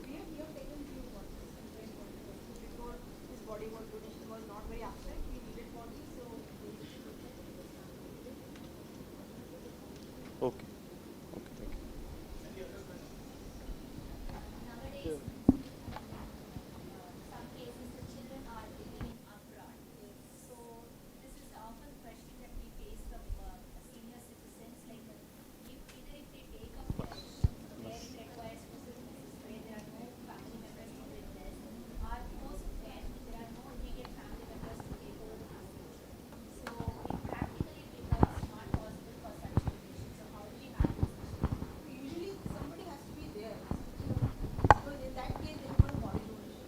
Ah.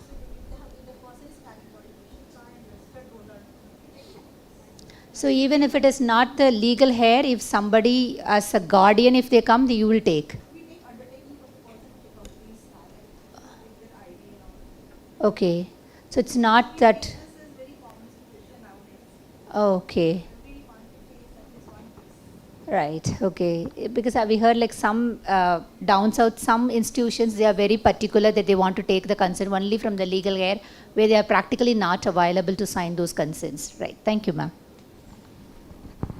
What happens to the bodies after they have been used for 10 years, 15 years?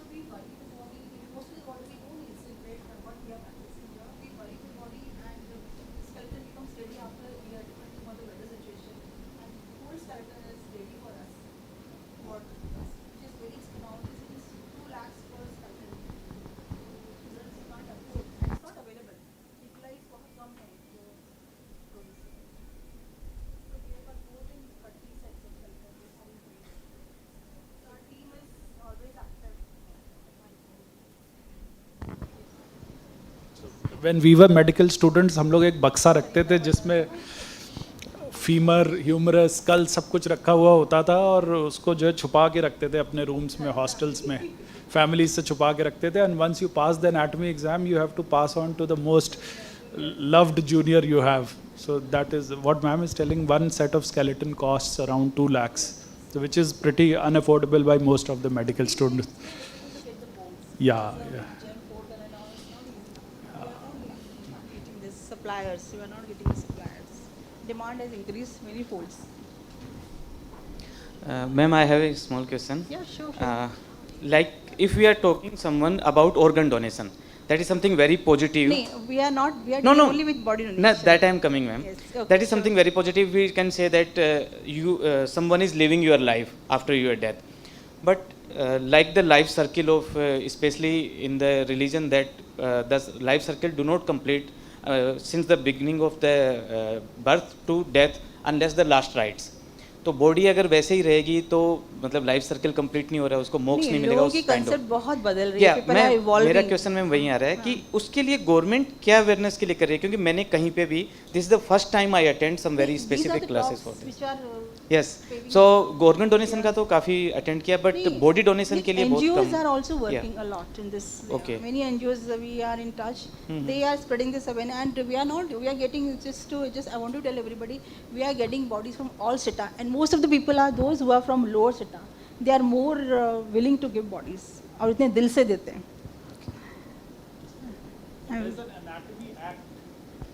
Sir इसके बारे में ज़्यादा मतलब media में और कभी सुना नहीं. कभी हर स्टेट का थोड़ा वेरिएशन है, because anatomy allows the body can be used unclaimed as well as whole body. This voluntarily donated body can be used for teaching, training or research purpose. So Thank that you. is the act. So इसीलिए once you sensitize people that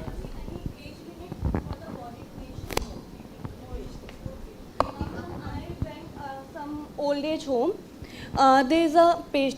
like कोई थे वहाँ पे, वो कहते कि we want body donation, we want to do body donation, but हमारा ये है कि हमारे जो बच्चे हैं उनको लास्ट राइट के लिए दी जाएगी बॉडी वापस. Completes its investigation.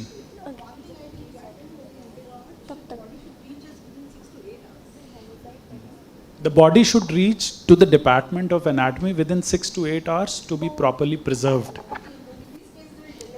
Otherwise, body starts decomposing. So decompose होने लगेगी, फिर तो उसको फायदा नहीं है रखने का. Okay, sir. Thank you.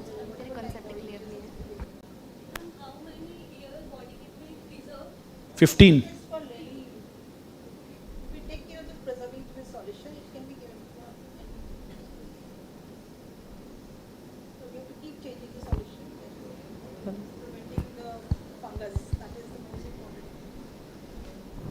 So how many of you have actually seen a cadaver? Wow, very nice, all of you. So first time when you went near the cadaver, what was the feeling? How many of you fainted? How many of you pulled your nose, pinched your nose? How many of you vomited? Has it happened? The most lovable discussions are around the DH table. That is the best time that is the most memorable time in the MBBS career or whatever it's been. Thank you so much, ma'am. Any other questions?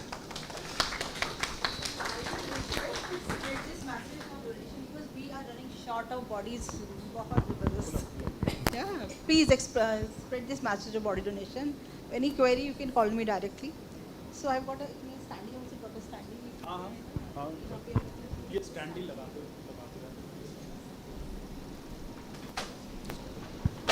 So the message which all of us want you guys to take home is that you must go and educate people around you.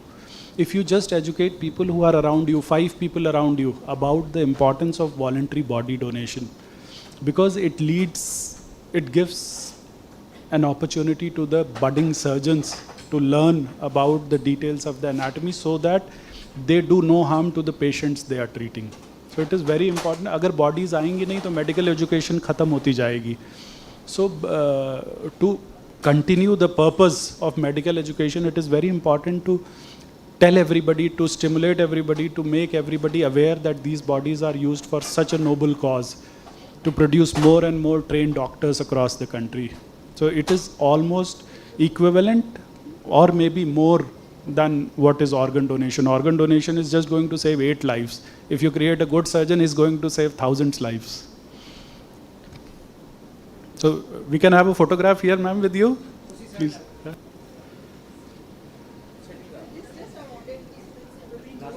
Yes, yes.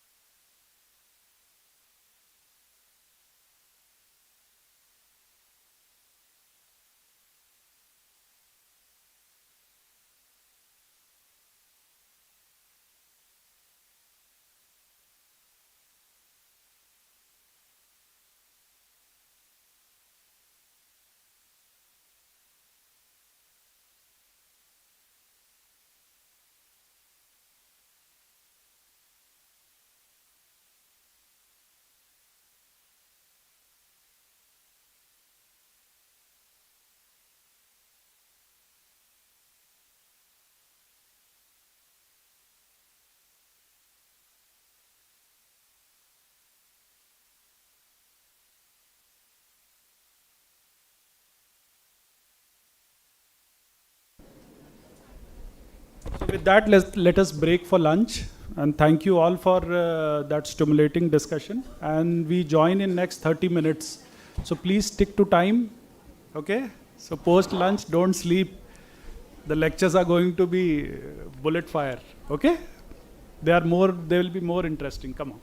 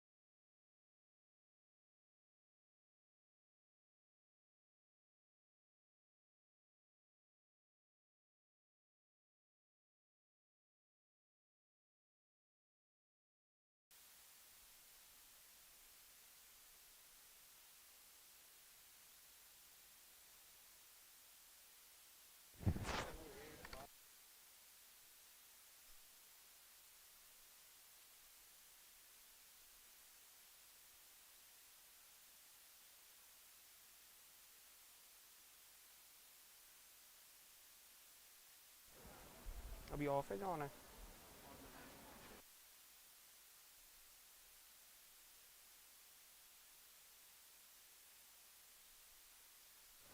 Hello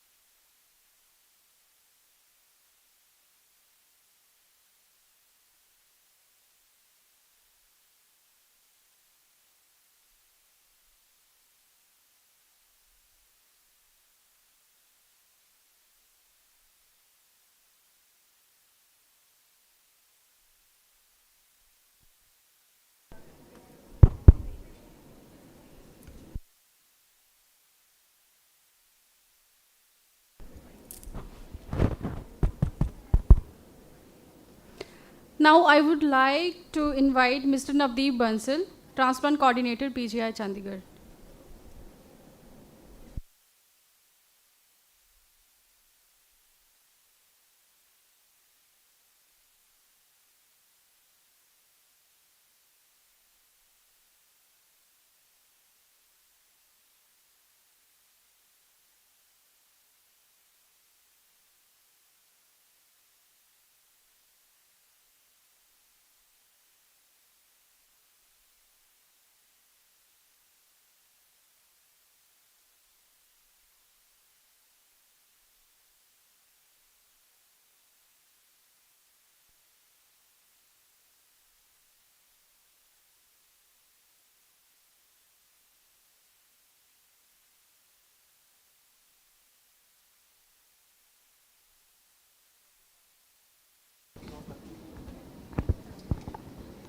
Good afternoon all. So now we are going to discuss the basic topic. As you all are going for a transplant coordinator, so if you want to work as a transplant coordinator, especially as a deceased in a deceased donation program, so what are the your main roles and responsibilities? How you are going to select a patient for transplant, and what are the other duty you have to perform in that, and basic emphasis is how you are going to break the news of being a brain dead, or how you are going to motivate a patient for organ donation. So starting with this is how it started in PGI in 1996. There was the first cadaver kidney transplant, and recently on this 13th August we celebrated at the 25 years of transplant in PGI. I am showing you this picture that initially there were only one dedicated transplant coordinator till 2015, and then three of us joined as a transplant coordinator in PGI. So if the manpower is increased or the transplant coordinators are increased, so it shows a drastic increase in the number of donations. It went from 2 or 4 donations to 26, then 27, and then more coordinators joined, and it becomes 44. And from last 2 to I think from last 3 to 4 years, the PGI is one of the leading transplant center as a public hospital. It always remain on the number 1 position as in case of disease organ donation. So what are the major roles as a transplant coordinator? First is identification of potential brain dead patient. Second is when you identify the potential brain dead patient and you apply your criteria that yes, this patient can be a potential donor, then you have to coordinate for the constitution of the brain death declaration committee. And after that, when the patient is declared brain dead, then you are going to break this news to the family that your patient is brain dead. And then after explaining the family regarding brain death, then you have to motivate the family about the organ donation. Then this whole process is possible for the retrieval of organs. Then taking consent for organ donation from the family. If they are willing to donate, then you have to complete all the documentation. Then if it's a MLC case, then you have to coordinate with the forensic team as well as the police official to take intimate and to take NOC from forensic team. And after that, coordinating with different recipients teams. If the family is willing, consent is there, then you have to inform all the recipients team for the various organs that they are going to use. And then if no recipient is available in your institute, then you have to coordinate with your state bodies and national bodies for the sharing of the organs. And then these 2 topics are already covered: coordinating for organ retrieval and handing over the body. So now we will see it one by one. First is the identification of potential brain dead donor. So how you are going to identify? You have already discussed during the brain dead declaration committee that first you have to identify a potential donor. For that we use 2 ways. One is active surveillance and second is passive surveillance. Active surveillance, as sir was telling yesterday, that transplant coordinators are known as the night angels. Similarly, in our institute, my colleagues Arjinder and Swati will be agreed, we are known as the mukti dene wale. हम लोग इतने ज़्यादा rounds करते हैं morning and evening में, जहाँ पे भी एमरजेंसी एरिया है, जहाँ न्यूरो सर्जरी ICUs है, we did lot of rounds in the morning, in the afternoon and in the night time also whether there is any potential donor with low GCS score. If the patient is having any GCS score is 3 or M1 patient, then we start contacting the family and the treating team. So that is the active surveillance, and second one is the passive surveillance. This is done through a WhatsApp group. Every neurosurgery SR or the treating physician is there in that group. It's known as a head injury group is there, and in that every SR working in the ICU or in the triage area have to put the status of the any low GCS score patient. They will put in the morning or in the at any time, like in the night also. If they feel that patient is potentially brain dead, they will put it in that group that in such a such ward there is one patient with name and all details. Then it's under the supervision of MSR and the various neurosurgery consultants. And after that, when they will put it that such patient is M1 or potentially brain dead, then in some time we have to give our own comment also that what we are going to do with that patient.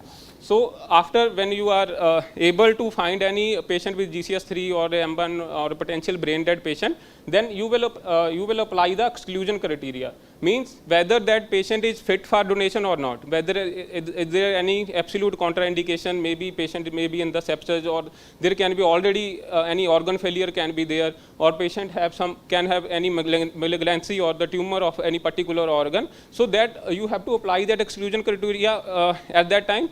So if that is also applied and you feel that all the organs are healthy or some organs can be utilized, then second you will check the pre-request for brain death declaration, that you will check what is the sodium level, what is the potassium level of the patient, what's the current temperature of patient, so that you can call the brain death declaration committee. If that levels are not in that range, then you can't call the brain death declaration committee. It will be just a time waster for that committee, as the patient is not fulfilling the pre-request criteria for the brain death declaration. So if all these things are met with the patient, patient is M1 or with GCS3, patient can be a organ donor, and all the desired things which can be there to declare the patient brain dead, then you are going to coordinate for the brain death declaration committee. Brain death declaration committee is constituted by the medical superintendent of the hospital. After you will give you and the treating physician will give a request to the medical superintendent that in my ward such and such patient with age, CR number and all the details is there, and it seems to be a potentially brain dead. Please constitute a committee to declare that patient brain dead. Then a medical superintendent of the hospital will nominate the 4 persons. One is from the hospital administration side, one is from the treating team, one can be neurosurgeon or neurologist, and one is from anyone other than the transplant physician. So it can be from anesthesia, ENT, or from the general medicine. Then he will provide the 4 names in this letter that these 4 persons are going to declare that patient brain dead. So constitution of a brain dead declaration committee is the second step in that. So when the committee is constituted, we will call them to all the 4 persons that what's the feasibility, then when the 4 can come. Maybe like in the case of neurosurgeon, they may be in the OT, even some neurologist can be in the OPD. So we call them again and again, and we fix a particular time that when they all the 4 can be available. So that committee time is got fixed, and then they will do all the tests. You have discussed in the brain death declaration all the tests like cold calorie test, apnea test, Doll's eye test. They will ascertain all the test on the patient, and if they feel that patient is brain dead, then they will declare that patient brain dead in the first declaration committee on form 10. They will write there all the feelings, all the findings, and if they feel that patient is brain dead, then that patient will be declared brain dead in the first committee in form 10. So when that patient is declared brain dead in the first declaration committee, so it's the main now the main role of transplant coordinator starts, that how you are going to break this news to the family. It's one of the difficult tasks which a healthcare professional feels, but overall decision of the family will depend on this, that how you are going to break this news, or how you are going to approach the family for organ donation. So for that you have to keep in mind that when you are going to break it, to whom you are going to break it, and how you are going to break it.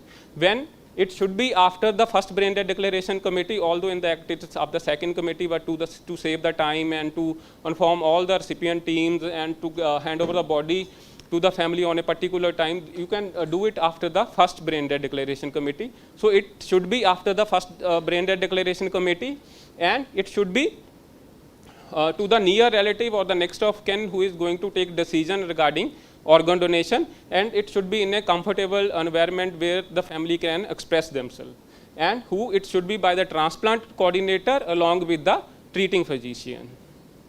So next, when you are going to break this news, you have to keep some strategies that how you are going to break this news. First is preparation, then is environment, then at a proper time and with the proper clarity. So first is the preparation. Never approach any family just like you are informed that such and such patient is brain dead, and you directly approach the family that your loved one is no more or he is dead. So always prepare in advance that how you are going to approach that family. First is collect as much as information from the secondary sources of data, like the medical records, collect all the history, what's the reason of brain death, when it happened, if say it's a roadside accident, when that accident happens, then when where the patient was shifted, then how when it was shifted in your institute, what are the procedures that are done in your institute, any operation, any procedure done on the family, so that when you are going to approach the family, family should feel that you are wholly solely interested in that patient, or you are in there to take care of that patient. So always collect as much as information from secondary sources of data as you can regarding the treatment history of that patient. Second is, I always visit to the nursing officers or the treating team who was there to take care of that patient from so many days, and I collect all the history, whether how many times the prognosis is explained to the family and how the family is reacting, whether any ritual family wants to perform, what is the acceptance level of the family regarding that prognosis. And next is always ask who is the main person what they feel is going to change the decision of the family. Like you can ask who is the main person who is again and again asking about the prognosis of the patient, or who one is going to take all the medicine for the patient. So always select a key person that you are going to target in case of while you are going to break this news.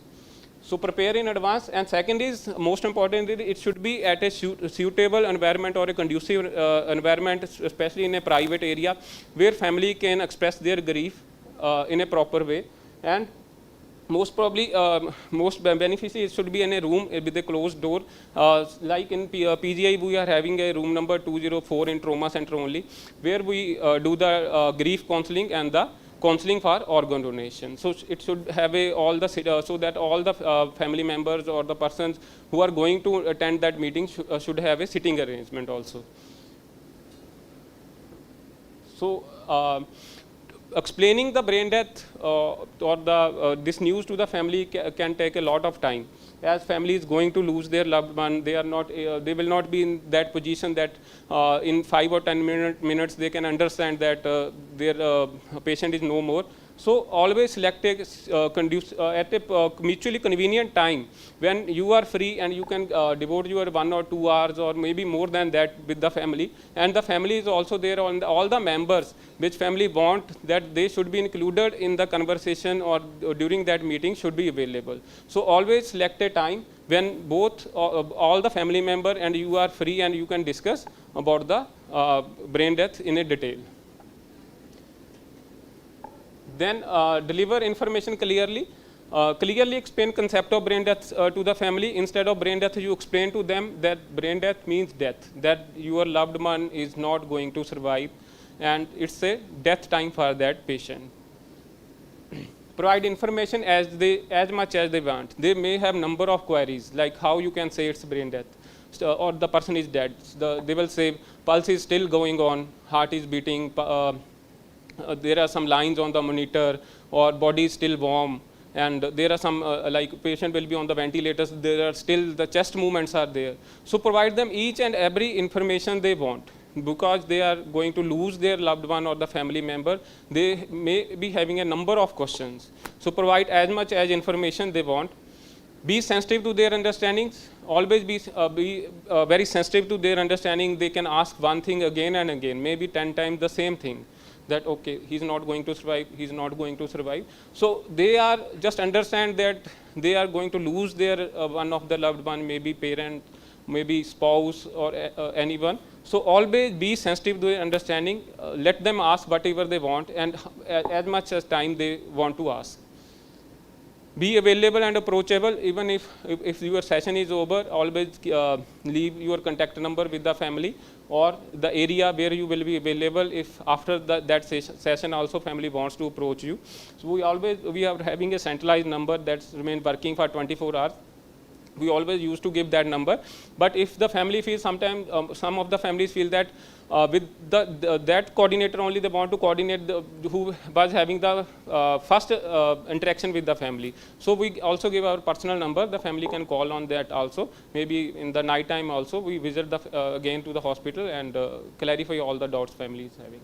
So be available and approachable to the family. I think there is a whole session on this grief counseling, but little bit stages that after now you have clarified the family that your patient is no more and he is dead, he or she is dead, then you have to approach the family for the organ donation. So when you are going to ask the family for organ donation, at that time you have to keep in mind all the stages of grief.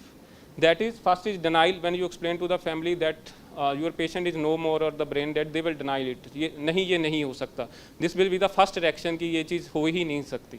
Okay. Then secondly, they will show some anger. Maybe on the hospital services, they may be not they may having some anger related to the delay in the treatment or the hospital services, or on themselves also, like their delay in bringing the patient to the hospital. They will show anger on number of things. And then third stage, they will bargain from you. आप उसको बचाओ जैसे भी हो सकता है. We will sell our property, or we are ready to do all the expenses. We are going to we can shift the patient anywhere. So they will bargain from you. Please save our patient. Then is depression. After some time, there will be a silent phase. They will be depressed. They will start accepting the patient. So this is the stage when they have accepted that their patient is no more, or that patient is dead. At that time only we have to ask the family regarding organ donation. So when you are going to ask the family regarding organ donation, family consent for organ donation should never be started unless they understand the brain death. अगर आपको लगता है कि patient को अभी जो patient का prognosis है उनको अभी एक्सेप्ट नहीं हुआ है कि patient is dead, then never ask for organ donation. They will feel that your main motive is organ donation only. They will stop communication with you. So never ask regarding organ donation until the family feel that their patient is no more. Never make a request when family is on the top of the grief. Always keep the various stages of grief in your mind when you are asking about organ donation. Let family speak first if they wish. This is the best time. When you have explained to the family that your patient is no more, then they will ask you what's next. अगर आपने उसको dead declare कर दिया, अभी क्या होगा, हमें body कब मिल जाएगी, या इसके बाद क्या होएगा. So that is the best time when family speak first. Then you can explain. In case of MLC cases, it's very easy. You are going to say that when death will be declared, then can be a postmortem also. Then you can ask them कि यहाँ पे there will be definitely incision is going to be there on the body. Then you can motivate them that before that incision you can go for the organ donation. So wait when the family asks or the family speak that what will be the next after declaration of death. Try to comfort them by showing empathy, be with them, and always show a positive approach even if they are saying no. Choose the key person. This is the most important, even accepted by Honorable Prime Minister, one of his speech, ki Fufa will always be angry. So even if the parents are or the spouse is willing, there will be one person, especially maybe Jija ji or Fufa ji, that they will deny it. They will always go opposite to the person. So always choose that key person and target that person.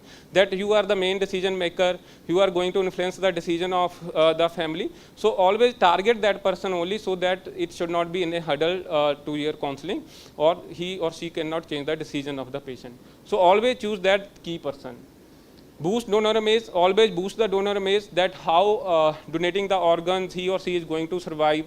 How you can say that someone is giving his or her body to survive your patient and how he or she is going to change the life of others. So always boost the donor image. Provide complete information about the organ donation. You have explained everything about the brain death, and the same way you have to provide complete information that what type of incision will be there, what are the various organs that can be utilized, what is the whole process, how much time it will take, and how the body will be handed over. So always provide them the complete information about the organ donation. Then share earlier example and show newspaper cutting. We use this. We are having a number of news cutting. We make a album type of thing with that, and we show them as per their age of the donor. We always show them the previous examples from that that album to motivate them for organ donation. You can use this also. Always ask the open-ended question, like instead of asking, do you understand about organ donation or the brain death, ask what you have understood about the brain death or the organ donation, so that you can family can clarify, or you can also check that whatever you have explained, what the level of understanding of family is. So always ask about the open-ended questions. Next is no false promises. Never make any false promises that government is going to pay something, or your institute is going to pay something, or any commitment that at that particular time you are going to receive the body and all. So never ever make any false promises which you feel you can't fulfill in the future. So never make any such false promises. Allow family time to consider organ donation. Never make any hurry that give consent now only. Give them time as much as they want to consider for organ donation. Once family understood the whole concept, and if you are able to convince the family, then go for the second brain declaration and complete all the consent forms. And keep them constantly informed. Even if you, the family has given you the consent, then be in touch with the family that what's going on with the patient, when the time is fixed to shift that patient to the operating room and all. So be in touch with the family. So some of the skills which you can use simple language as per the family level of understanding or education. Be an active listener, so that family should feel that you are actively listening to the family. Avoid such terms like patient is just keep on the ventilator or kept alive for organ donation. Always convey that death means death, the patient is no more. And your non-verbal communication, like eye contact, should be there, and your sitting position, and family should feel that you are really interested in communication with the family. Your verbal and non-verbal communication should go along with your verbal communication.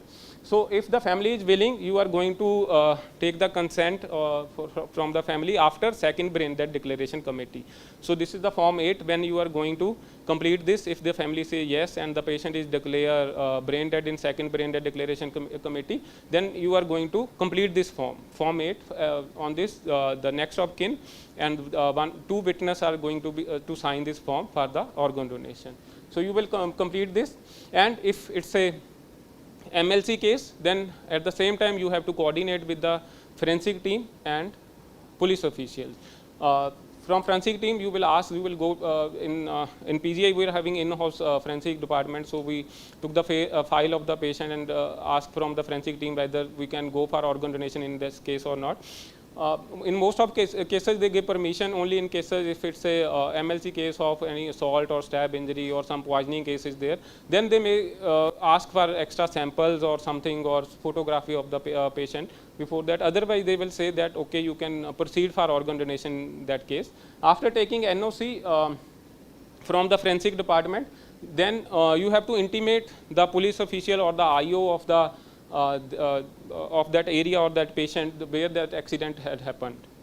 So initially we were taking NOC from the police, but now we have started, there were a lot of problems, and after discussion with the forensic team and the higher officials, now we are just intimating the police official that at such and such patient is going to donate the organs, and what's the particular time of postmortem. You have to be there to speed up this postmortem process so that we can hand over the body.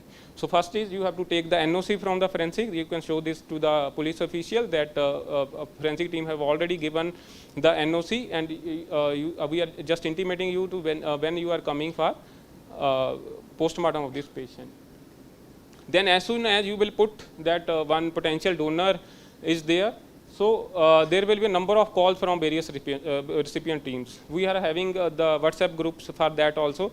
As soon as the family is willing to donate the organ, that consent formalities are completed, and brain death declaration is there, then we will inform to the transplant teams regarding like kidney team or the liver team. We will put in that group, then they will start calling us that we require such and such test, maybe RFT, LFT, recent LFT, RFT, if heart is involved, echo, if lungs are involved, then we want a bronchoscopy and all. So that will be a very crucial time or a very challenging time for the coordinator, that you have to attend the call from all the transplant teams.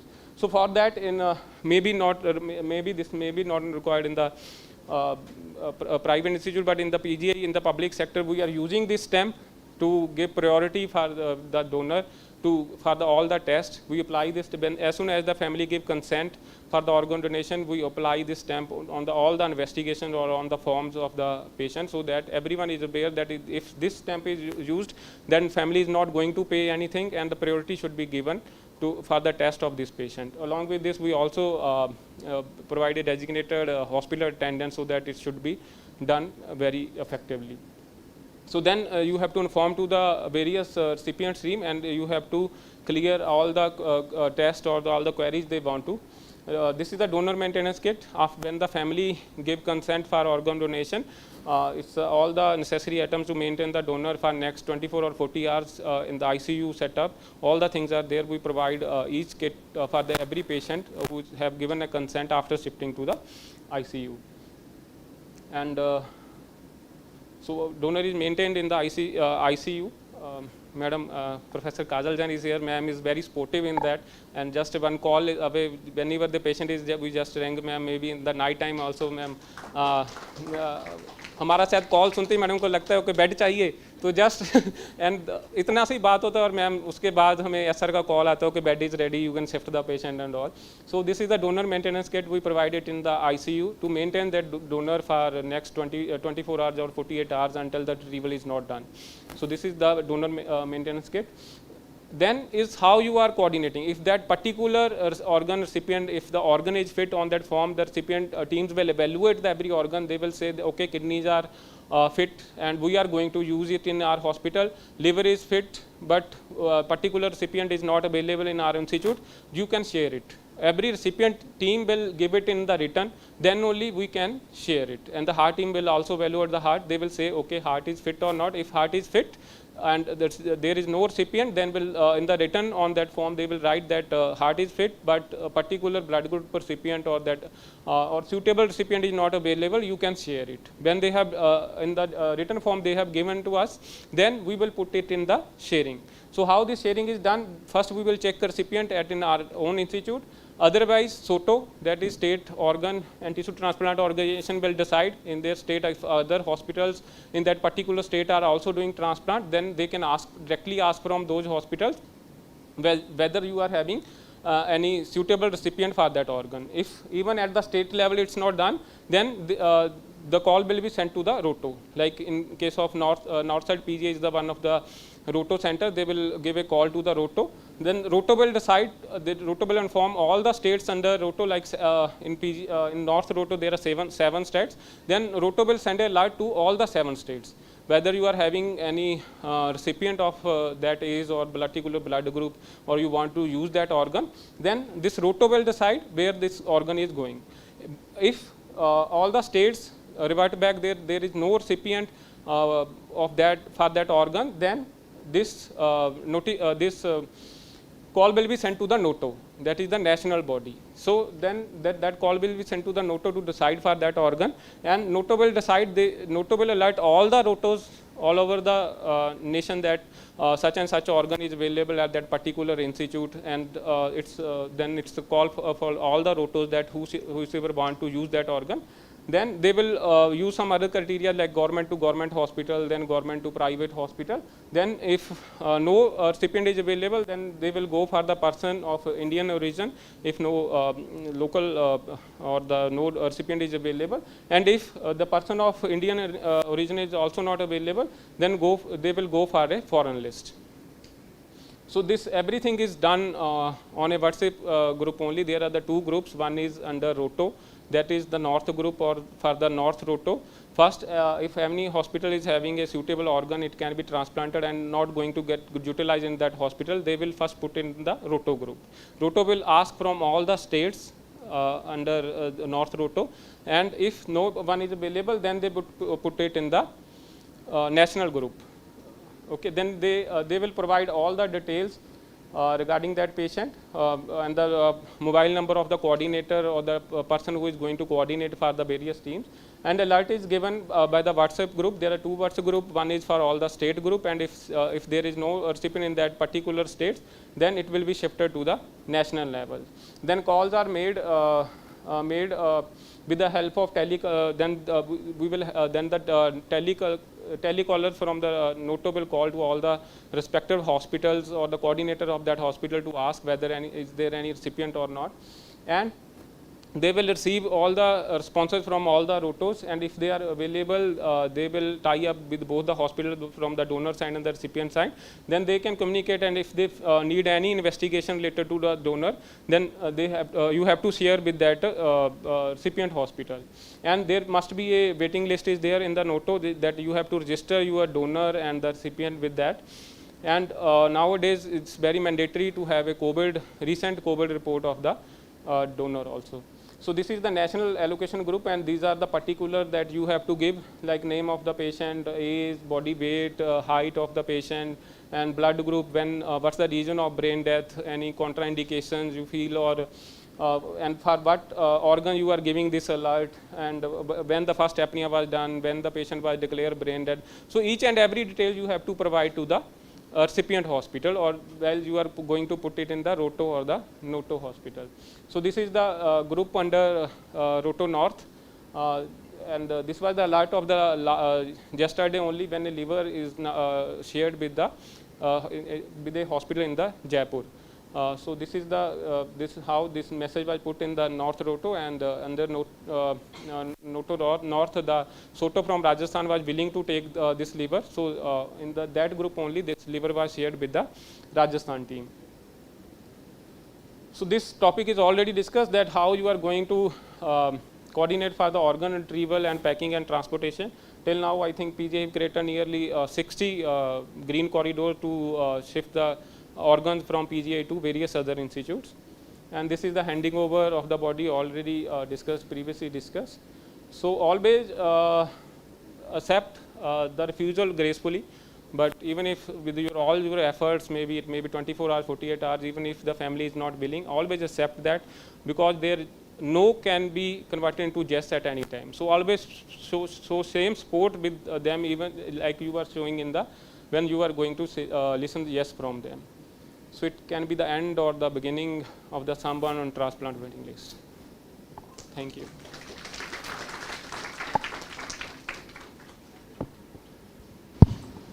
Thank you, Navdeep. Thank you so much for that wonderful, very lucid, very simple, and a very practical approach to the role of a transplant coordinator for that role. So if there are any questions from the audience, we can take a few questions.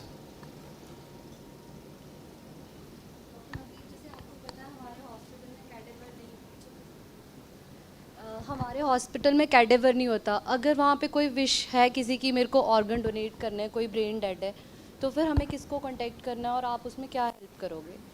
I think you are working in Max Hospital. Yes. Max Hospital usually give us 2 to 3 patients every year. In last month also we shifted a one patient.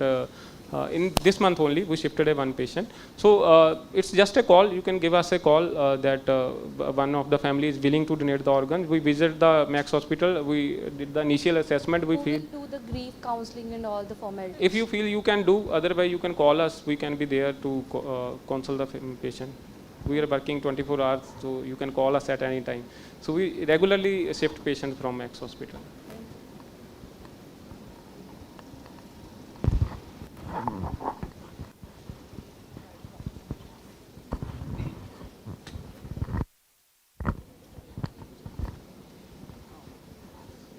So thank you very much, sir. It's a very nice presentation. And I want to ask, like, we are doing a transplant coordinator training program. We are attending.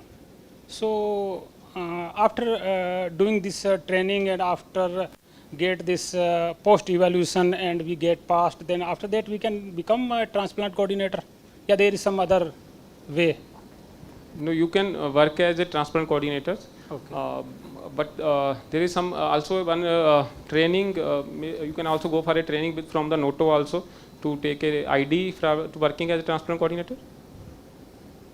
If they want to work as a transplant coordinator. जैसे हम लोग MS करते हैं ना तो लगता है कि सर्जन बन गए वैसे ही जब आप कोर्स करोगे तो लगेगा कि बन गए लेकिन actually you have to work in close association with a senior with a mentor you have to go on a ground level. This is only a theoretical class.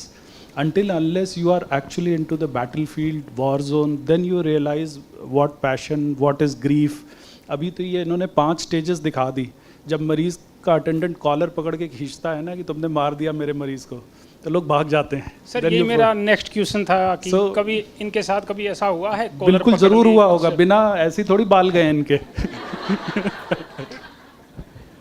नहीं, लकीली वी आर सेफ. कभी ऐसा हमारे साथ incidents नहीं हुआ है because हमारा क्या है कि हम स्टार्टिंग से ही बड़ा स्ट्रेट फॉरवर्ड और एक ट्रू बेसिस पे चलते हैं कि what's the possible and what's not. कुछ फेक काउंसलिंग हम लोग नहीं करते हैं कि जहाँ कुछ फॉल्स प्रोमिसेस नहीं करते हैं. We have had different kind of problems. We have had कि पेशेंट हमने ब्रेन डेड लिया और हम सब ने इतना सब काम करके पेशेंट को ठीक किया तो पेशेंट के रिलेटिव को लगता है कि पेशेंट जिंदा है.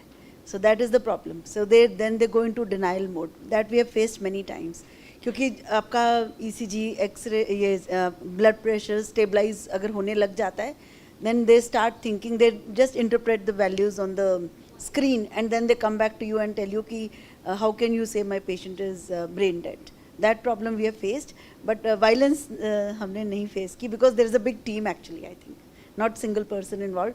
There can be issues.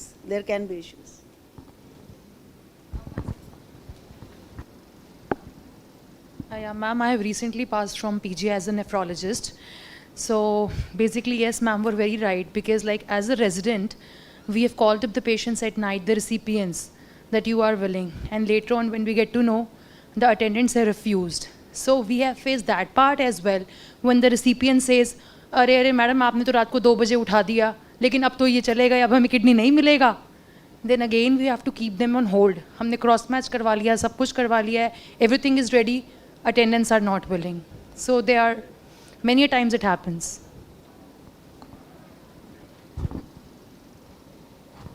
See, it all seems very easy. Navdeep ने बताया 5 steps, उसके बाद पेशेंट एग्री कर गया. But I was expecting a question कि कितने काउंसल करते हो और कितने येस करते हैं. If it comes to that, you know, maybe 10 counselling and maybe 1 saying yes to organ donation. Am I right?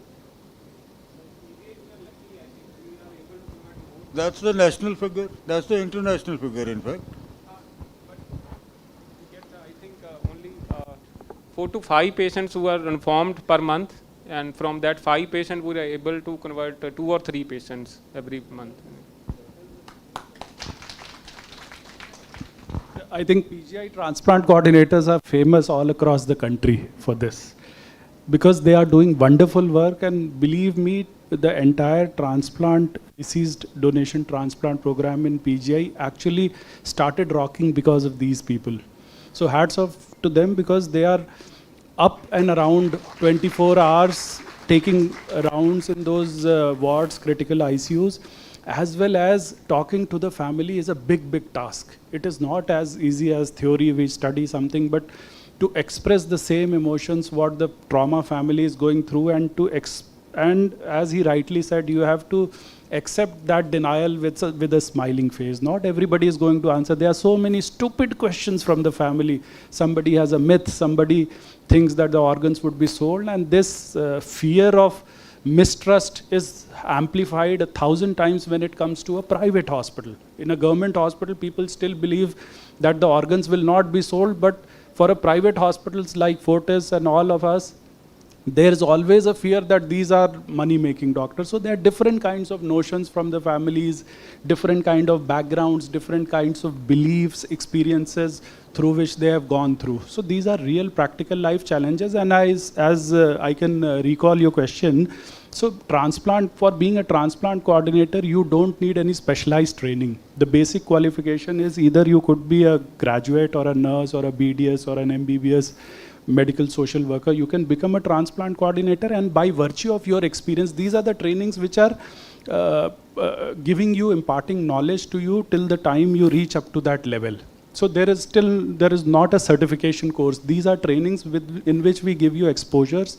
Since the development of program as a whole is a collective responsibility of all of us, and as transplant professionals, as doctors, we have realized over the years that the majority of the work cannot be done by the doctors. It has to be done by the allied health professionals, in which the transplant coordinators are at the forefront. So taking up there are so many transplant coordinators in many hospitals who do not have a certification course. They learn by experience. They learn by staying in the department for various years, seeing those activities. Majority of hospitals usually have a living donor program, so the things are not that difficult. But to initiate a deceased donor program is very, very important, and that cannot happen without a good counseling, transplant coordinators, good pickup, good rounds. So all these things are becoming very important, and these things will come only when you are spending time inside the ICUs and the wards and talking to families. These stages of grief are very, very difficult to manage, talk. And just one suggestion, Navdeep, you showed that room in PGI in which it was written transplant counselor's room.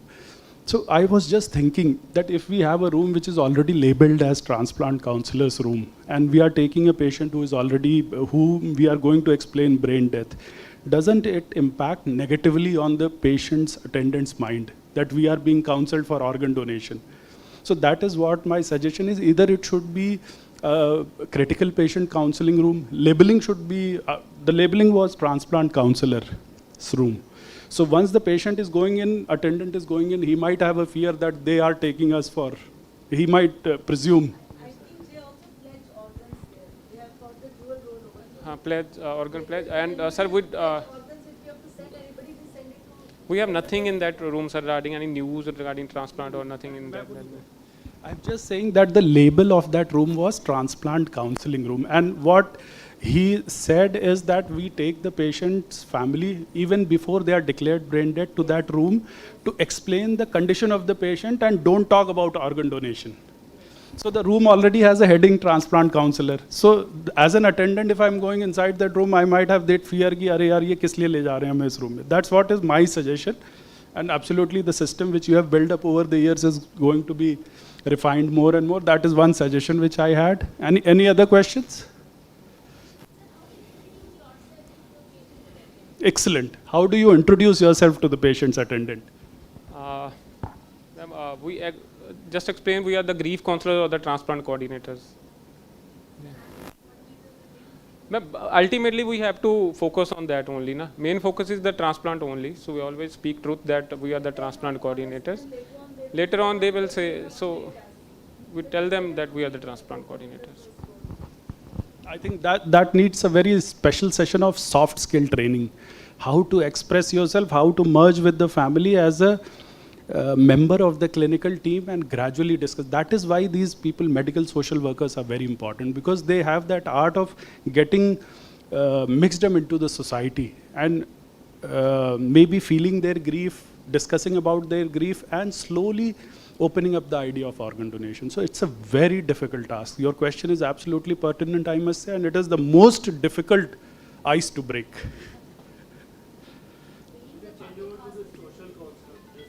Yeah, sir. That is why medical social workers are very important for the transplant teams. Being the public hospital, you get the patients and families from different state, right? Like in your experience, is there a difference? For example, people with higher educational rate, there is a better concern rate. Is there such kind of things that you have witnessed so far? Yes, ma'am. PGI cater a lot of states, but there is no such. I think education have never played a role. We did a study on this also, and most of the donors were from poor background, and one from low education status, and if they have to motivate, but the educated people who are going to donate the organ, they are already aware. Okay. They So themselves come it does forward. not have major influence in terms of decision making. Rather, it is inversely proportional. Correct, The yeah, more that's what literate I the was wanting family to is, say. the more questions they will ask, the more away from organ donation. And as the data shows, most of the families are from the lower socioeconomic group. Number of questions you can't satisfy. They will not be satisfied with the care they receive from the PGI or the public Exactly. It's sector like hospitals. once the trust has been established, I think there's no question about education or economical status. Yes. I mean, I just want to clarify that. In fact, even in living patients, being in private sector, we see patients who just come here to confirm their diagnosis. So they'll already be learned. They're very educated patients. They will learn everything from the Google. They will serve at least 100 doctors, and then they will come for a final opinion just to check whether the doctor is right or not. So the more educated the person is, the less the emotions are. Education kills the emotions. I'm sorry, I may be wrong, but thank you, Navdeep, for that wonderful talk. I must compliment Navdeep and everybody, Rajinder, Swati, for the hard work they are doing. And this is a small token of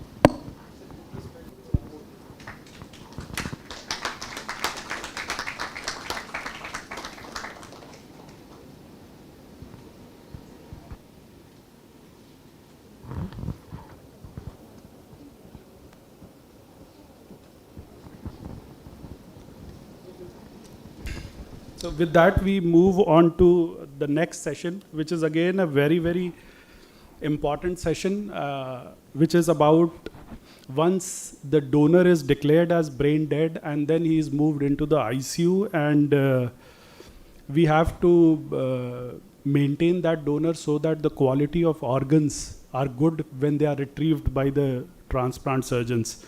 So for that, I would like to request our Dr. Amit from HOD of our anesthesia department to kindly chair the session, as well as Dr. Jasmeet, please come on the chair so that they can introduce Professor Kajal Jain. Kajal ma'am is already taking care of, Kajal ma'am is already taking care of a lot of brain death patients in PGI, and she is the silent workforce. As Navdeep rightly said, ma'am is already always available on the phone. So these supports are very, very important whenever a transplant is being happening or a patient is declared as brain dead. So these support mechanisms are very, very strong because the clinicians are busy coordinating with the patient, cross-match testing, a lot of other things are going on. So maintaining a good brain dead donor is extremely vital for the success of the organs to be transplanted. So kindly hear this talk very, very carefully. We have a very eminent and a very experienced speaker who is again one of the frontliners from the war zone. I request Dr. Amit to introduce the speaker, please. Professor Kajal Jain, everybody knows that she is in PGI and has been doing quite a good bit of work, and she is a secretary of Association of Obstetric Anesthesiologists India, and she has research interest in trauma, obstetric anesthesia, and cadaveric organ transplant. She has got more than 100 publications in national and international journals and has got numerous awards in obstetrics, and she has contributed many chapters in a few books, and she has been invited speaker at numerous meetings and is a faculty of various workshops. I invite Dr. Kajal Jain for this talk.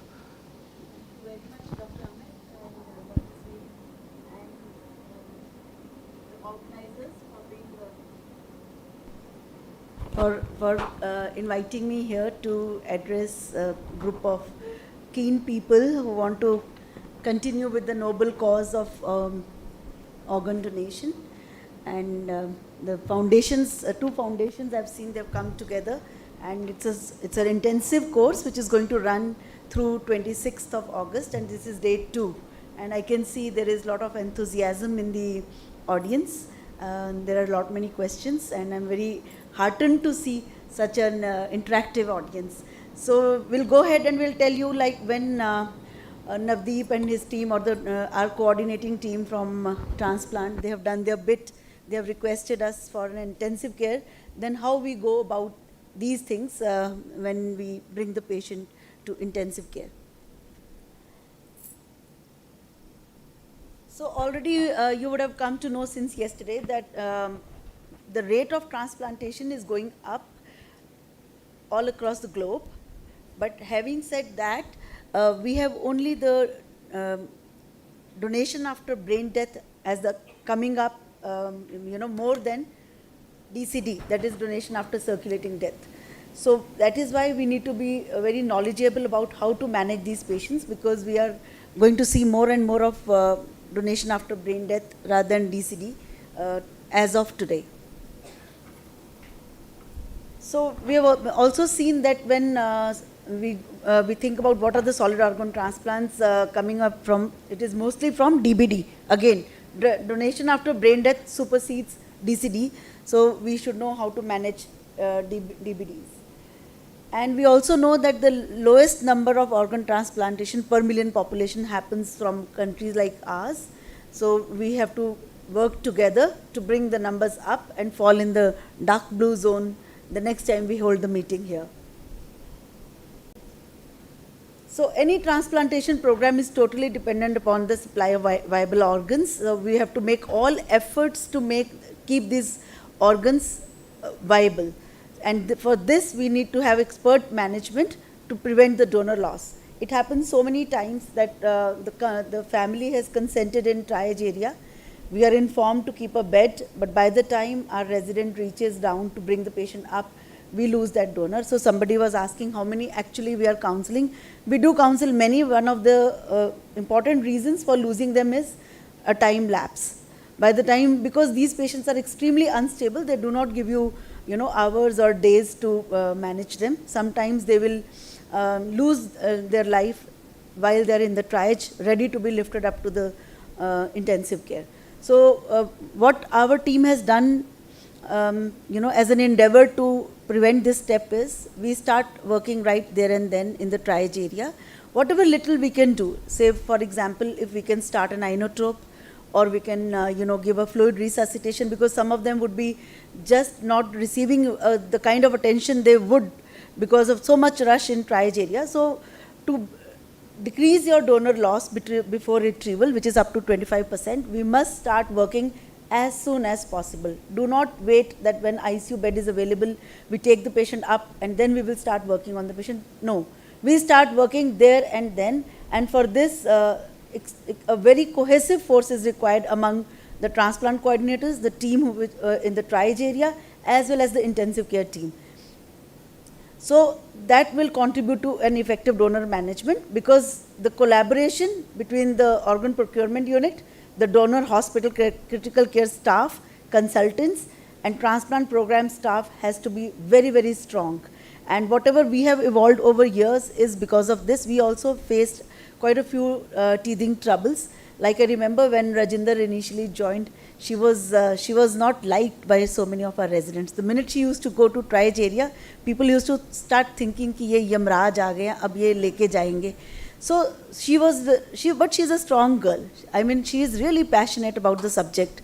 So I follow her on Facebook, and I used to see that she is really into it. So she would not get deterred by all those adverse comments, and she would still go ahead and ask for, counseling patients if they are not showing a response. So that is the kind of zeal which is expected through these programs, that you have role models sitting in front, and then there are so many of our colleagues also who follow the same pattern. And then once we come into picture, we also use our clinical expertise, and we address multiple complex clinical issues, because the patient is now not in control of himself, patient is dead. So many times I have asked my residents during rounds, how will you counsel a patient? My residents, they stammer to say that the patient is brain dead.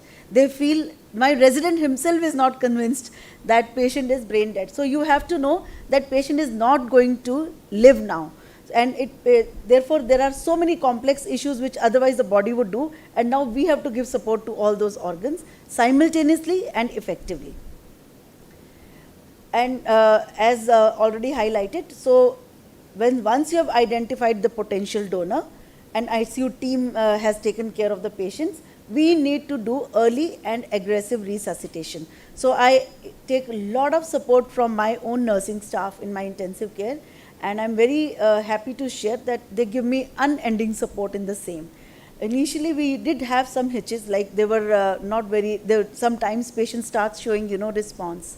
Like we have one patient right now who was resuscitated for 2 days and now patient is showing M2 response. So that is the time you need to really, strengthen your team and tell them not to think that patient has no right to live. If the patient has a right to live, you resuscitated the patient has got back into life, please do not start thinking, inko lene ka kya fayda hua, ye to M2 response de rahe hain. That's not it. So it can tip towards the other side also. Sometimes patients, they start showing a response, then we start looking after them as another patient, like M2 with M2 response. And we don't feel, bad that patient has started living. Don't ever feel that. So it's a very delicate balance either way. Patient can dip in no time or patient can start showing a response.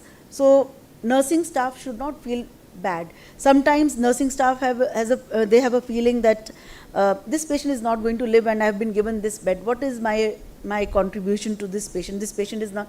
So these kind of feelings should not come to you, because actually how many lives are coming after that, that should also come to your mind.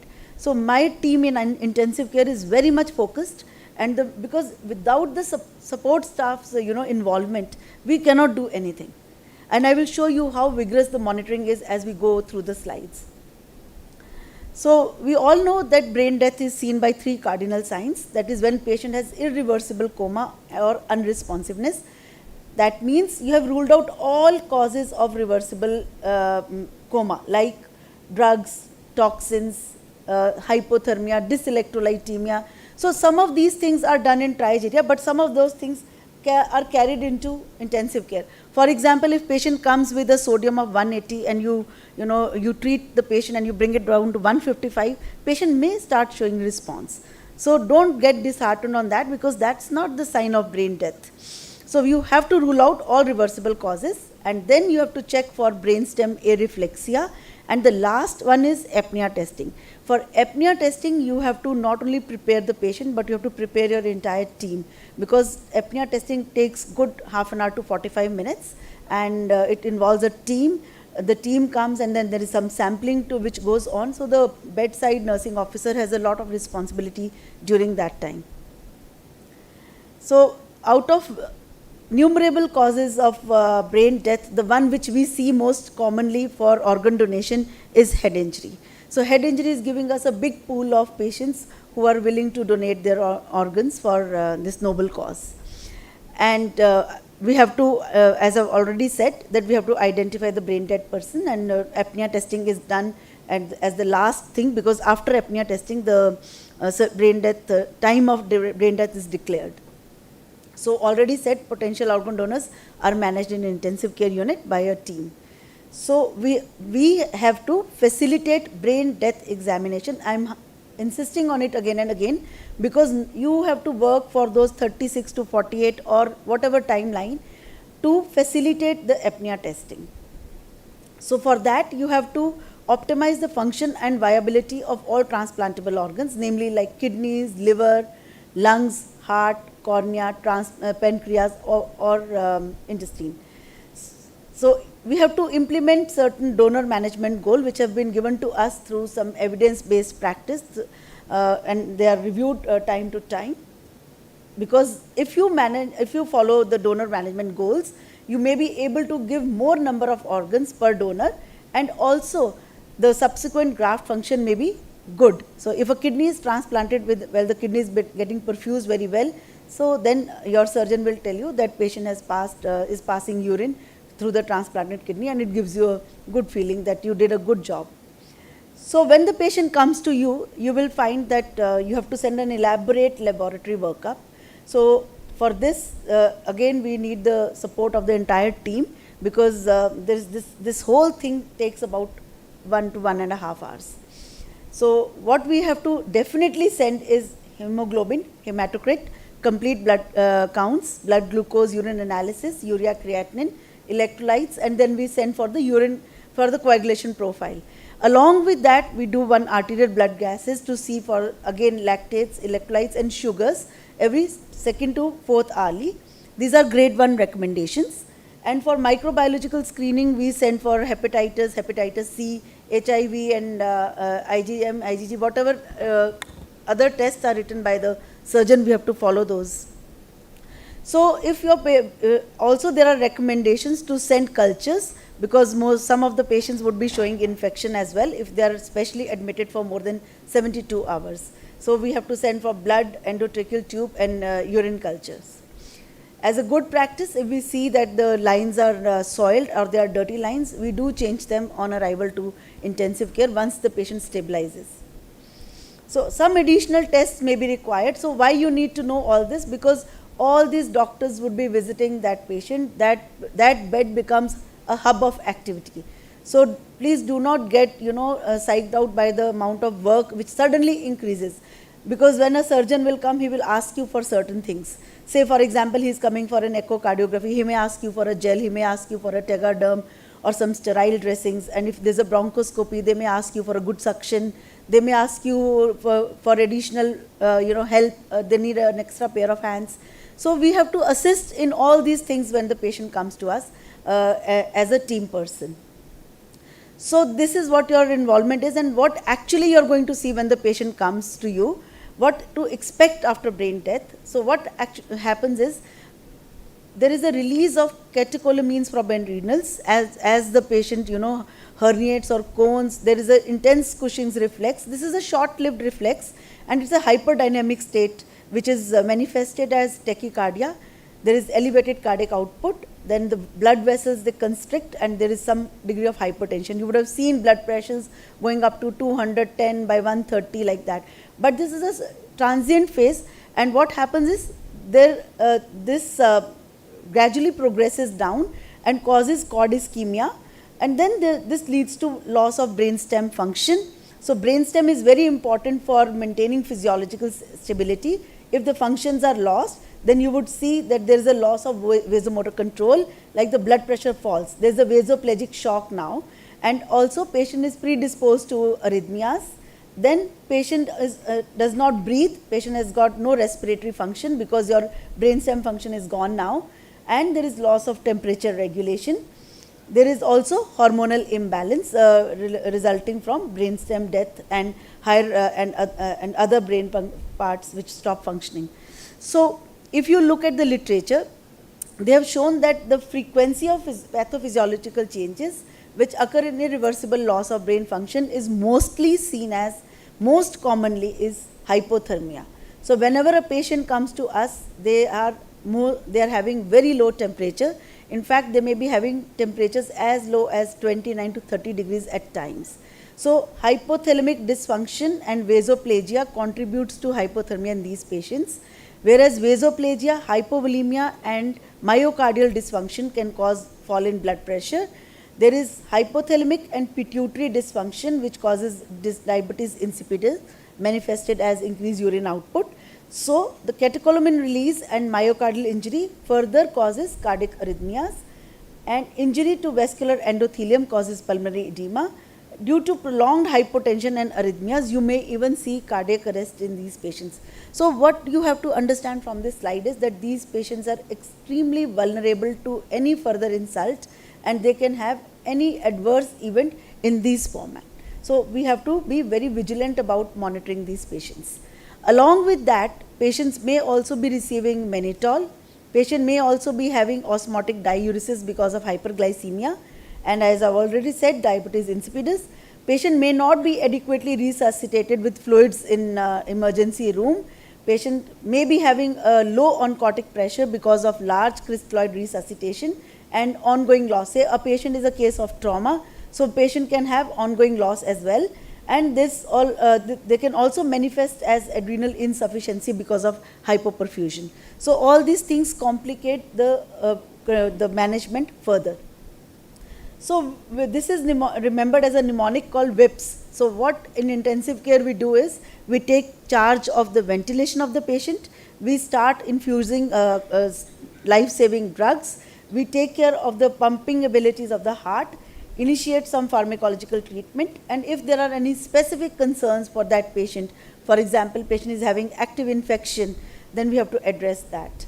So our goal is to restore oxygen delivery to tissues during hemodynamic instability, and so that organ optimization strategies can be followed. So when we talk about hypotension management, we have to understand that we need to be guided by our electrolytes. So most of these patients, as I've already said, are hypernatremic and hyperchloremic. So the use of sodium chloride is not justified. So we do not like to use sodium chloride in these patients. Similarly, heta starch like colloids, they are also not advocated because they also predispose to coagulopathies, and they are not good for renal function. So we need kidneys to be well perfused, and the outcome for kidney graft should be good. So these two are not to be used. What you can use is like a solution which is very closer to plasma, that is plasma light or Ringer's lactate. And if you have to give a free water correction, then you have to add half normal saline with dextrose. So there are protocols for this. I will share one protocol with you, which we are following. So the other thing which you need to prepare as a team member are the vasopressors and inotropes. Mostly we are using norepinephrine because norepinephrine is the drug of choice here. It gives you both alpha and beta vasoconstricting effects. And vasopressin is used in conditions where you are also seeing simultaneous polyuria, because vasopressin, it helps you, it acts on the V1A receptors and it reduces norepinephrine requirement. So this is added as the second line of management in our setup, and the third is adrenaline. We do not use dopamine because large dose dopamine is it causes tachycardia, and it also it is good for renal perfusion in the small doses, but once it goes up, it causes tachycardia and arrhythmias. So for blood and blood products, we have to maintain a hematocrit of 21%. Earlier we were told to maintain a hematocrit of 30% because blood is not very freely available in all places across. So guidelines have dropped the values to 21%. So 7 gram HB, if you are not getting blood, it's okay. So with this, you also need to know that fluid excess is not good for all organs. Like some organs, they do not tolerate fluid, whereas other organs, they require fluids. Like for kidneys, we need fluids, but for heart and lungs, we do not need excess fluid. Excess fluid can cause pulmonary edema, and then they can render the lungs untransplantable. Whereas hypoperfusion in kidneys can stimulate acute tubular necrosis, and this is again not required. But you must also remember that following restrictive fluid regimens do not affect other donor organs adversely when monitored appropriately. And for the monitoring part, we try to do central venous pressure monitoring, and we normally keep the pressures between 6 to 8. So this is one regimen which we follow. This is like, it gives you an elaborate view on how you have to go about your maintenance IV fluids, and how you have to give fluid boluses, and then how you have to do free water replacements. You can make your own charts like this, and then you can follow them up as there is large volume of free water being replaced in these patients. So it gives you a sort of a roadmap as to how much you can go on, and if there is still more requirement, then you have to go back and check what else needs to be done. So assessing effective fluid therapy can be judged by if the patient is maintaining a mean arterial pressure of at least 60 mm, even if there is a point of care echocardiography which can be done by a doctor, that would be good. If you are maintaining urine output at least 1 to 3 ml per kg per hour, and your vasopressor or inotropic requirement is decreasing, then you can think that your fluid management is good. So second point is like when there is a failure of hypothalamus, we have already seen it contributes to like hypothermia or hyperthermia. Along with that, there is loss of vasomotor tone, and there occurs vasodilatation. The patient doesn't have the capacity to vasoconstrict. So there is only vasodilatation. We have already seen that contributes to vasoplagia. So what is important to learn from this slide is pituitary dysfunction, which is a function of, because normal pituitary, it is controlled by hypothalamus, and it releases antidiuretic hormone to conserve water. And it also stimulates the release of thyroid hormone. So these functions are lost.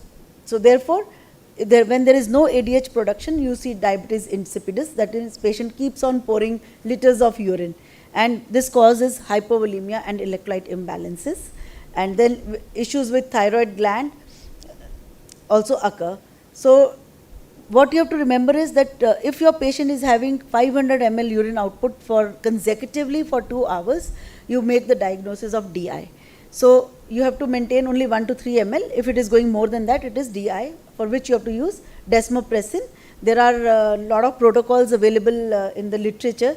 We are using desmopressin puffs to counteract this problem. So for electrolyte imbalance, which follows polyuria and DI, you have to maintain your potassium between more than 3.5. If it is less than 3.4, you add KCl to your maintenance IV fluids. And similarly, as I have shown you, hypernatremia has to be corrected to less than 155. The only thing you have to remember is that this is a fast correction, unlike in normal living people, because in living people we do not advocate very rapid correction of sodium. Here we are doing rapid correction because patient is already brain dead. Along with that, the deficiencies of calcium, magnesium and phosphorus, if seen, they have to be corrected. So failure of thyroid gland, that is the T4 and T3, will lead to cardiac instability, a labile blood pressure and coagulation problems. So we are not having IV drugs available to us, so we give 200 mics OD through Ryle's tube. So this is if your patient is unstable despite your vasopressor, your fluid management, this can be added. There is a combined hormonal therapy being talked about in literature, which consists of the cocktail of all these things. Like they start on vasopressin and they give methylpred as 15 milligram per kg immediately after diagnosis of the brain death, and then every 24 hours later. We are not following this, we are using hydrocort. And then there is insulin to target blood sugars between 80 to 150. And then there is, as I have already said, you supplement thyroid hormone. All are, you people should be aware of these protocols because all these drugs have to be kept ready. So time is not like you have to write prescriptions, send it to the patient and then they bring it back and then you give. The idea to show you all this is the kind of pharmacopoeia you have to maintain with yourself once the patient comes. So steroids, they are used to upregulate adrenergic receptors and to enhance the response. If your patient is not picking up on blood pressure, so that is the time you can use methylpred. I used in one of the patients 2 days back for whom I was not able to maintain blood pressure despite all management, and the patient did pick up. So in extreme circumstances, methylpred does help you out. And you also need to give methylpred if patient's lungs are going to be transplanted, because it helps improve pulmonary function and improves oxygenation. It also reduces extravascular lung water. So there are some specific indications for methylpred like what I have highlighted here. So lungs are, next organ which we will talk about is lungs. So lungs are extremely susceptible to catecholamine storm. And what happens is there is an inflammatory cascade also which operates along with, causes neurogenic pulmonary edema. You will frequently see chest as congested as you can see in the X-ray here. And along with that, if patient is having pneumonia or ARDS or chest trauma, or patient has aspirated, then they have got a bad chest. So these kind of patients, they not only need restrictive fluid therapy, they also need a course of antibiotics. So we go ahead with the higher antibiotics, broad spectrum antibiotics in such kind of chests in our ICU. Along with that, you have to take care of the impaired gas exchange. So this is a ventilatory management which you have to also be aware that these patients need to be ventilated with tidal volume of 6 to 8 ml per kg, and we have to get oxygen saturation more than 92% and a PaO2 of more than 70. This is not only required for good graft function, these values are also required for the patient to tolerate apnea test. If your patient is desaturating and you are calling the committee to do apnea testing, then you will have to abort it within no time, because apnea test is done for 8 to 10 minutes, and somebody would be talking about apnea test, I guess. So, so you have to know that your patients have to be managed, the lungs have to be very clear, and oxygen saturation targets are met with before you call apnea testing committee. So, due to the passage of necrotic brain tissue into circulation and hypothermia and traumatic coagulopathy, you may see these patients having release of plasminogen activator, and patients are in DIC. So, accordingly, blood and blood products need to be transfused. So, for hypothermia management, you can help us a lot by putting on warming lights, covering the patient's head with blankets, and giving hot packs in axilla, giving warm fluids and warm inspired gases. Because committee will not happen if patient is hypothermic. We have to give a temperature more than 36 when the apnea testing committee is called for. So, along with this, we expect our nursing officers to give us a good hand hygiene, avoid corneal abrasions by doing a good eye care, and then suctioning as recommended, then frequent for postural change to prevent decubitus ulcer prophylaxis. Nowadays, we are also contemplating on skin donation, so this becomes even more important for us. We have to take care of catheters like the intravascular, urinary and nasogastric tubes. These are grade 1 recommendations except bronchial toileting. So, we also advocate routine monitoring. All patients are put on ECG, NIBP and pulse oximetry. Core temperature is good to measure. If you don't have core temperature, you have to measure the skin temperature. Then urine output and CVP measurement is done as a grade 1A recommendations. For unstable patients, sometimes we do ask for echocardiography, but we are not using Swan-Ganz catheters. We are using, sometimes we are using cardiac output monitors. This is one cardiac output monitor which was placed for one of the organ donors only a couple of days back. So, so you get to know like what more you can add on for the management of this patient, because these patients, sometimes the blood pressure just doesn't pick up even if you try all your management strategies. So, vital signs should be checked every hourly, urine output to be checked every hourly, blood pressure monitoring is going on continuously, and ABG analysis is done 6th hourly only if ABG is showing normal values.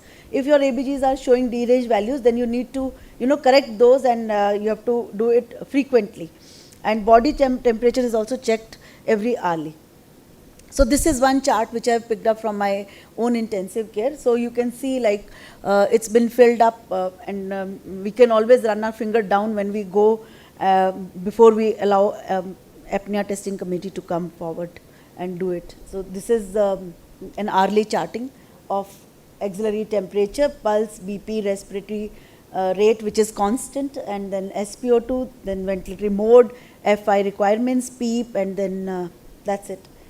So, this is the kind of chart which we maintain for noting down the urine output, and you see at the bottom of the chart how much is the input. This patient has already received like 3.5 liters of fluid with an output of 2.5 liters. So, you can expect if patient is pouring out so much of urine, and what must be going on in the body. So, that is the reason we have to really chase their electrolytes. And this is the inotropic requirement chart which I have put. This patient was on adrenaline, noradrenaline, vasopressor, and then for a short while even dopamine had to be started. Patient was also on insulin, and then patient was not maintaining pressure, so we gave a very low dose of albumin, because albumin also contains sodium.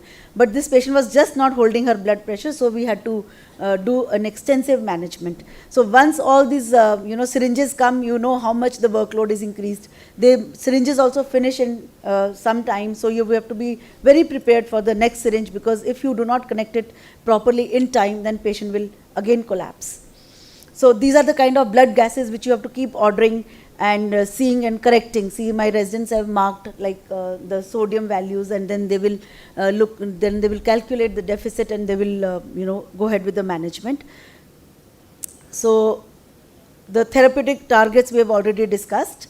So if you can't remember, this is a rule of 100 to maintain systolic blood pressures more than 100, heart rate less than 100, urine output more than 100 ml per hour, and then oxygen PaO2, that is the ABG values should be more than 100 mm Hg. So when you leave this hall, you must develop your own checklist, because this whatever I've shown you has also taken us good 5 years. So wherever you are working, you have to develop your own checklist. Do not think that I do not have this, so I cannot start. You can start with something small, and then you can keep on adding on to it to become successful. Because it has been shown in the guidelines that if you are protocol guided and you have a goal directed checklist, then you can help in giving increased number of organ transplanted per donor, and that can also influence the graft function and reduce donor losses due to cardiac arrest, which we discussed in our slide 1. So if you talk about our journey through these 6 years, approximately what I would have looked in my intensive care was 115 patients, and mostly we are able to give them to the transplant team within 1 to 3 days. Less than that actually, but mostly within 1 or 2 days we are able to manage whatever abnormalities are there in the patient, and then hand them over. So already I said that hypothermia is one thing which we see very, very often in these patients, along with hypernatremia. These are two things with which your patients are definitely going to come to you, along with instability of the cardiovascular system. This is our own transplant team. See, there are so many of us, and Raman is standing. She's our transplant coordinator. She's holding a cell phone in her hand, and this is the apnea testing going on. And this is our surgeon who is doing a cold caloric test and looking for nystagmus. This is just to sort of create some interest into the audience. I put these pictures from our own ICU. And see, these are the ABGs which were done before the test started, and one which was done after the test started. So we look at the carbon dioxide values, which were 36 to begin with, and after 8 minutes they became 71. So I'll not talk to you about what values we require. I think there's going to be a lecture for that. But see the amount of involvement right from the time patient comes. So if you have donor management protocols, you can be an asset in the transplant program. You can be one of us, like how we are talking. You can also go and relay this to some other part of the country, and we look forward to the staunch support of our nursing officers and the students and the doctors, whosoever is sitting in the audience, to work for this noble cause. Create your own protocols, target the parameters of organ protective intensive care management, so that we are able to give more transplantable organ per donor. Thank you very much.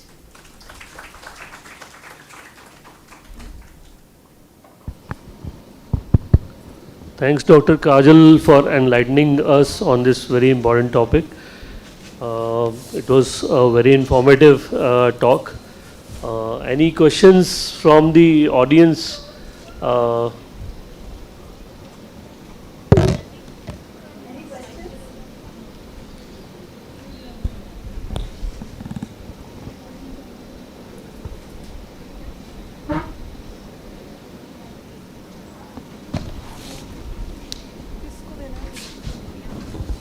There are no questions? You have understood everything, or you haven't understood anything? No questions simply means either you don't understand or you have understood everything, or you were sleeping after the lunch. So you have to prove me wrong. Thank you very much, ma'am, and it was a very nice presentation. And I have no question, yes sir, but I want to share one information that Mr. Durgesh is doing a master in nursing, and he is preparing a SOP for nurses for potential brain death donors under guidance of ma'am, and yes. This is how we evolve over times. So like our team is so motivated now. So I was they asked me if they can go ahead with making a protocol on how to look after these patients in emergency room. So he has written a protocol, and we look forward to some more meaningful outcomes using that protocol. Yeah. Definitely. Yes. Any other question or comment? So I would request our chairpersons, Dr. Amit sir and Dr. Jasmeet, to kindly felicitate Kajal ma'am for a time and wonderful presentation. Sir,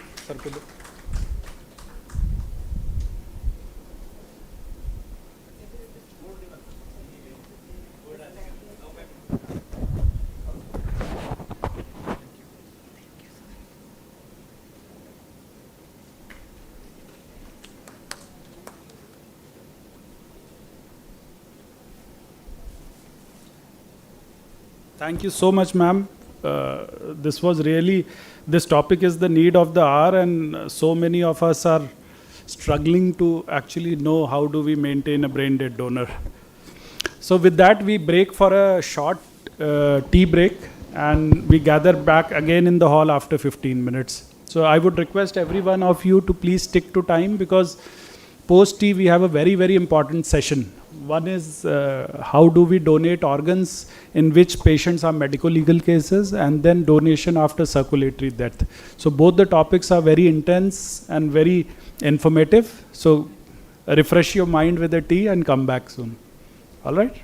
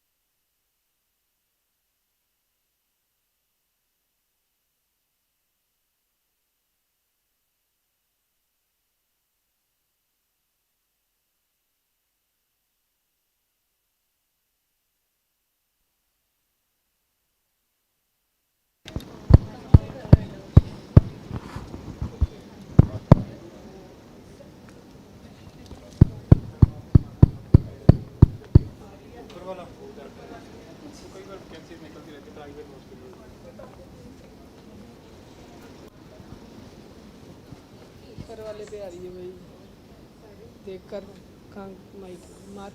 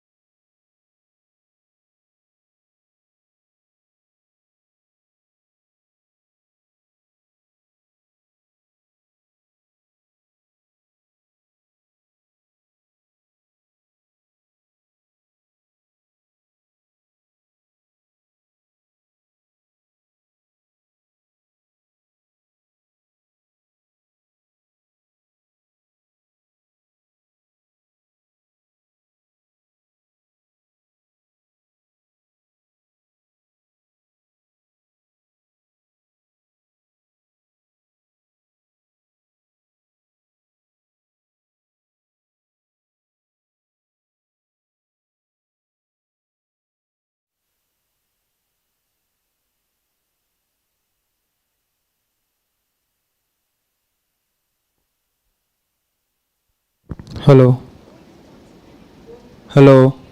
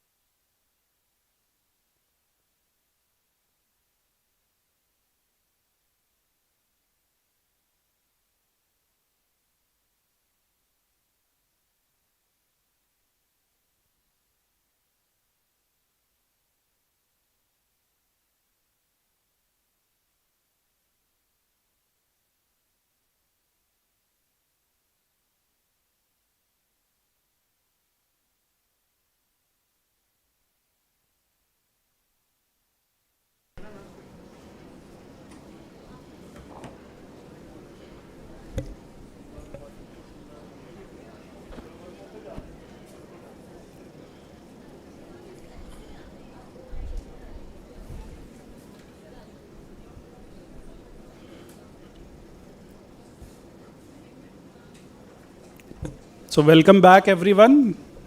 All your friends are in? Everybody is here? Still in the tea room or everybody else is here? Because this is an important lecture. All your friends are here? Chalo.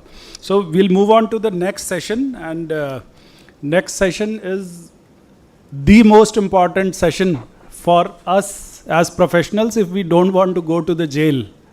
If we are working in the field of transplant and if we don't want to do something which is against the law, this is going to be a very, very important session. And this session will be taken by one of the most prominent, eminent persons in this region, Professor Vipin Kaushal. He, as you know, you met him yesterday. He is the Director of Regional Organ Tissue Transplant Organization of North India, which is located at PGI Chandigarh. So for the next lecture, I would like to invite our Medical Director, Dr. Vikramjit Singh on the chair. Dr. Amit sir, the HOD of our Anesthesia Department on the chair, and Dr. Jasmeet, please.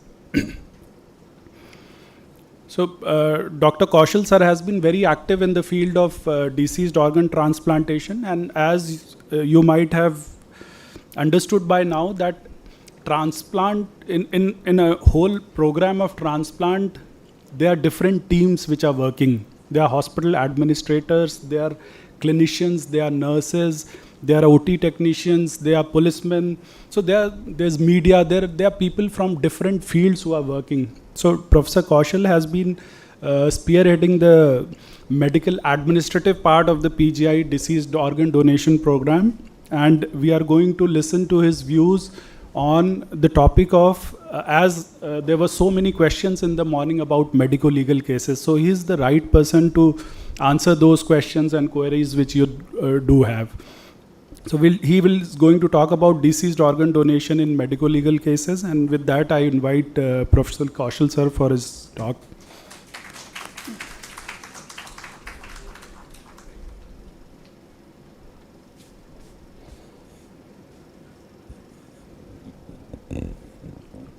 Good afternoon, respected chairpersons, the participants, Professor Kajal Jain, Dr. Ranjana, Dr. Priya Ranjan, my colleagues from PGI, the Roto team, and of course the very important participants.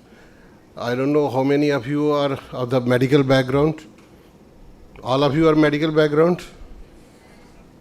Okay. So, you know about the medico-legal aspect of the things. So, bit of I will be touching that. So, in the morning, many things must have been told to you. Just now, before this, there was a talk on brain death certification. And my talk is on diseased organ donation in medico-legal cases.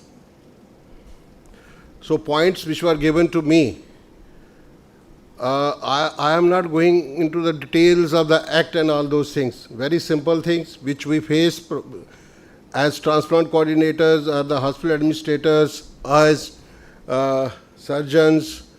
I will be deliberating upon those things only, and the task was given to me to talk about role of police, role of forensic specialists and forms, and role of transplant coordinators. So first I did the role of transplant coordinators, I think which was also taken by Dr. Nadeeb Ansar, but somehow I will be talking about that. And the role of police, which is so much dreaded by the hospital administrators, are the committees who are certifying, are the surgeons. We have in PGI made it quite simple. And in many places like in Tamil Nadu, in Maharashtra, they have also devised methodologies. But in this part of country, you know, in India, as I told you yesterday also, in Punjab, Haryana, Himachal, it has not picked up diseased organ donation, though live donations are being done. So in this, just to tell you what is a medico-legal case, which is in short, as we doctors all know, it's known as medico-MLC, and cases wherever attending doctor thinks, whenever a case comes to the hospital, maybe many of you must not have worked in a hospital. I am told few are students from other universities. So whenever a case comes to the hospital and doctor thinks that some investigation by law, enforcing agencies is required and is essential as per the law of the land, so he informs the police, so a medical legal case comes into being. In this, of course, first priority is always to give treatment to the patient to save his life. What in case of patient dies, the cause of death should be fully investigated to ensure that there is no foul play. And it happens as far as the diseased organ donation is also concerned. Same is being done in that case also. So MLC is a case where some patient has come to the hospital and you suspect something has happened to him. And mostly these cases who are in this, I am directly coming to the diseased organ donation. And MLC cases, you know, what are the MLC cases? We have to say accidents, falls, suicides, anything which is unnatural, which has happened is an MLC and covered under section 174 of the CRPC. And as we are to tell about the disease organ donation program, so we have to know who are the potential organ donors.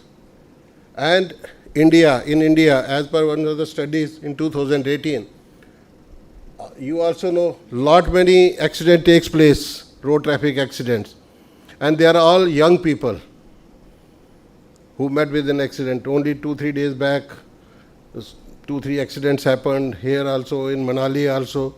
Lot of young lives have lost.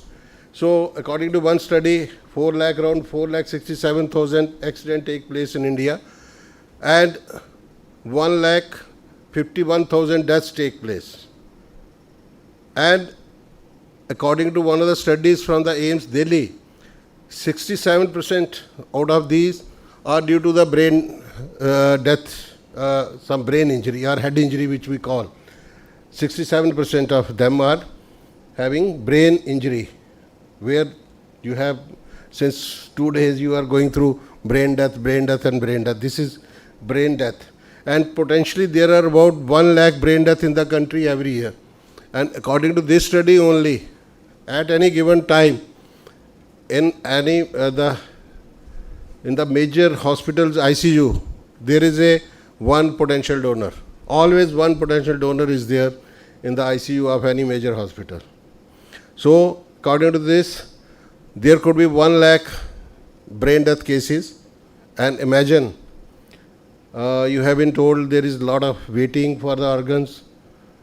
And if we are able to convert 10% of those from this category, so we will be getting 10,000 organ donors. Just imagine, in a year, 10,000 who can donate if everything is normal in them, because these are mostly young people. 20,000 kidneys we will be having annually, 10,000 hearts, 10,000 livers, and 20,000 corneas from the brain dead patients. And otherwise also, the next talk is on DCD or the natural deaths. Corneas can be taken from them also. So what to happen? So these things to happen, we need and trained persons like you, whose role is very, very important to convert a potential donor into actual donor. Many a times we fail. We have many cases, around 40 a month, who are potential donors in the PGI, but we are not so lucky to convert. We are able to convert 3 to 4 patients, and it is a hard task to do. So what is the full form of THOTA? Anybody? The act dealing with the transplantation. What is the full form of THOTA? Oh yes. When it was enacted? 94. Amended? Oh great, you have good knowledge. So sections 4, 5 and 6 of the Transplantation of the Human Organs and Tissues Act 1994 pertains to the medical legal cases as such. Right? There are various sections, rules in this. So rule 4, 5, 6 defines very well who how to go about declaring the brain death, who is the possessor of the body, who can give the consent, what forms are to be mandatorily filled. So all is this. I am not going to deliberate on those issues, I can answer those, but there is a booklet which is known as the TOTA Act, that is there, you can go through that. So which outlines the need for procedural clearances. Those are required to be made prior to the organ retrieval from a person who is brain dead and whose body may be required for postmortem examination, it's being a medical legal case. As you know, in medical legal cases, postmortem is a must to ascertain the cause of death. But in this, when the organs in a brain death, which is, in the act itself, brain death is defined, is the actual death, and patient or the next of the kin give the consent for the retrieval of the organs. So there is no confusion in that. Brain death certification can be done as such also. Okay, you need to have a committee and you can do it. Whether organs are retrieved or not retrieved, that is a secondary issue. But in the act itself, brain death certification can be done. But different laws are also there. Forensic jurisprudence is there, medical jurisprudence is there. There is will, again a act is coming, withdrawal of life support. Many issues, I think, in these hospitals are being, we also face. But in this, as a transplant coordinator, you have to be very, very sure brain death is certified and proper consent is taken. All the mandatory parameters are met. Police clearances, I will discuss with you how it is to be taken. Forensic specialist, if it is available in the hospital, his opinion is taken, and then you can go ahead. There will be no problems as far as you have maintained all the documents properly. So important components of the MLC, why medical legal, there is to be an investigation in this case. We got an accident case, it is being investigated. All of you know, a police officer comes who is known as a IO, investigating officer, he conducts the inquiry. And your role in that is also very important, because at that time they think they are the all important persons, they take their own time, but you have to facilitate that thing also. And you have to liaise with the forensic team to conduct the postmortem. Many speakers must have told you, once the next of the family members have given consent and the organs are retrieved, they are in a hurry to take the body home. They don't want to, they give, consents also with the riders. We want body after 3 hours, after 4 hours on this particular day. So I always say my transplant coordinators, no consent with conditions, please. But they are also in such, position, they commit some time. Okay, we will give you after 6 hours. But sometimes it becomes difficulty, then they ask questions. So I always say, please don't commit anything regarding time, because that is not in our hand. So brain death certification has been done twice, has to be done twice. So if there is something happens, it's done beyond 6 hours, so you won't be able to do. If you have to share the organ, it will take time. So never commit time, that is very important. So coming to the role of transplant coordinators, I have depicted in this slide, and that is the very, very important role. You are so important in this program, the disease organ donation, right from identification of the potential donor till certifications, counseling of the next of the kins, taking a retrieval of the organs, coordination with the transplant teams, other teams. It's very, very important. So in this, few laws, few acts you have to take care of. Otherwise, it is your skills, is your communication skills, your rapport with others is important.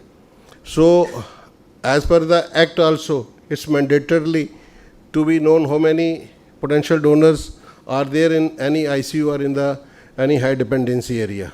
So our transplant coordinators in the hospitals, because as per the act it is mandatory where there is a program of the transplant disease organ donation program, we need to have a trained transplant coordinator. And their role is to identify also. So who has to identify? It could be identified treating doctor, so need to have a good rapport with the treating doctor, then nursing staff, and of course the transplant coordinator has to do then other activities. They have to talk to the next of the kins, to the brain death certification committee. That is all per the act. Even if I have given my consent in life and I am in a position, I am on a ventilator, and they know he has given the consent in life that my organ should be donated, but my next of the kins have to again say yes, go ahead. If they say no, it's no. You can't go ahead with that. So that is also an art to convince the next of the kins when it has to be done. I will come to that. So your role, your coordination with the intensivist, ICU bed is very, very important. You have to save lives. So then comes questions why to keep a dead body in the ICU. It's not a dead body. He is going to save so many lives. Think like that. So because the law has given you the permission to do that. So that is your role in this. I will again deliberate upon that. So your role starts grief counseling, then coordinating. You have to take donor to the OT after brain death certification. I am not going to deliberate which form is there, I will tell you. Then you have to ensure that proper respect is given to the donor body, and with honor he is shifted to the mortuary. And if the organs are not transplanted in that hospital as per the act, that those are to be shared with other institutions, then you have to make the green corridors and all those things, and then shift the body to the mortuary and hand over to the next of the kins with the respect. So all this I have depicted in this, and this there is no role of forensic medicine, but many a times we face problems, and that act doesn't say this thing, act doesn't say that thing, but there is nothing like that. If we have done our work, we have convinced the next of the kins and taken their consent on the relevant form, that is form 8, then properly certified the brain death, which is done of course very, very religiously. It's a 4-member team as per the act, and forensic experts also see to that it is done. So you can go ahead, there will be no problem. Then the role of police, coming to the actual forensics now, medical legal cases. So everybody is ready to the police. अभी आप कभी भी police को करेंगे, शुरू में जब हम पुलिस को करते थे कि as per act we have to inform, we have to take a consent or NOC kind of thing, which we have done away with in PGI now, but earlier we used to. We have to ask, we have to inform the IO. And in PGI, patients are not coming from Chandigarh, they are coming from far off places like from Himachal, J&K, Uttar Pradesh, Rajasthan, Haryana, Punjab. So that IO, the job is of the transplant coordinator. First they talk. ऐसे case आया हुआ, every case diary is there. तो वो कहता क्या हो गया, brain death है, तो उसका कई बार ये आंसर होता है ब्रेन डेथ होती क्या है. We don't know what is brain death. What is brain death? We don't know. हमें तो एक ही चीज़ आती है पोस्टमार्टम, तब आएंगे. Then they are in a fix where there is no NOC. So over a period we also became experienced and how to talk to their senior officers. And once I have to speak to one of the IPS officers in Karnal district. She was a lady officer. When I said your IO is not agreeing to come give NOC, whatever mechanism we were developing through electronic means, so he's hell-bent that I can't come, I have no time. So what to do? I also don't know about this. So then we decided, and we give recommendation that in their academy, the police officer should also be taught about this law. So their attitude is very, very, negative towards this. Otherwise also, in police investigations, they are always negative. But with efforts of everybody, their attitude is also changing. Once a patient, there was a potential donor from I belong to J&K from my state. A young man, 25 years old, everything cleared, brain dead and all those. And his father was with him. Then one of my transplant then I spoke to him. He said, "Nahi aana ji, hum nahi aa sakte." Then I spoke to the deputy superintendent of police of his area. Then he said, "Oh, must be talking in front of everybody in the police station." कहता है, "doctor साहब, ये क्या है? लोग तो खून भी पैसा दे के देते हैं, ये तो अपने बच्चे के आर्गन दे रहा है." Then I gave my peace of mind to him and talked to the DGP even and all those things. And then even reluctantly they started. He started in the morning 7 o'clock. I told around 11 o'clock, "Where have you reached?" He had just covered 30 kilometers. Kada, "I have reached this place in 4 hours." He came in the night and hats off to Dr. Kajal Jain and her team, and Dr. Batra was there. They maintained that potential donor for 5 days. And we donated heart, kidneys and everything. And then I ensured that everything comes in the papers, in the local papers, so that this fellow father is not in trouble because they say कि organ बेच के. So you have to face such kind of things also. So, and mostly in medical legal cases.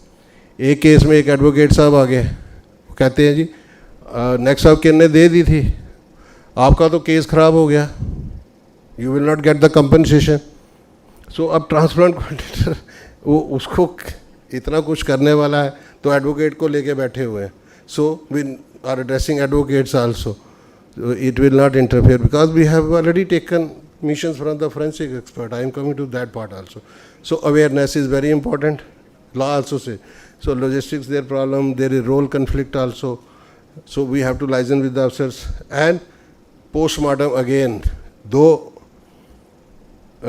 organs are retrieved, it is ensured that I will tell how forensic experts give their opinion. Because brain death is certified, it is diagnosed earlier. The cause of death is here only. And if the organs are healthy, these are not involved, not required for to know the cause of death. Only then we are taking them.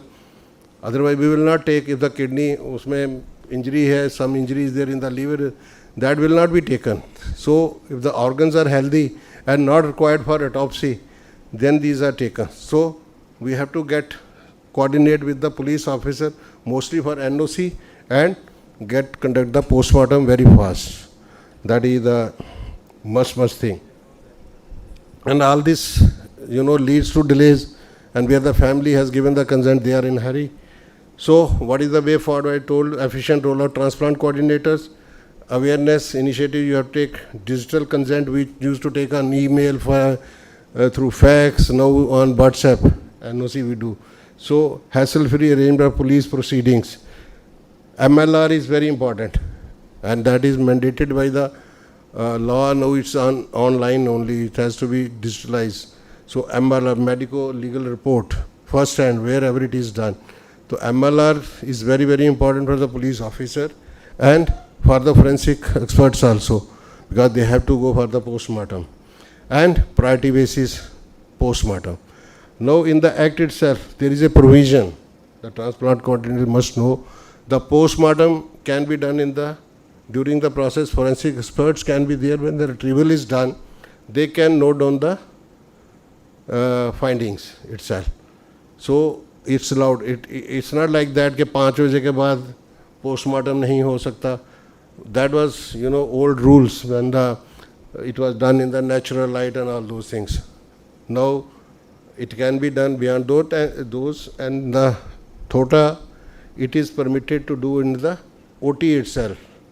So again, you have not to stitch open and then again. So findings can be properly written, which we are doing here in PGI. So that part is very, very important as a medical legal case is concerned. You have to be very vigilant in that nothing is missed. All notes are complete in the file itself.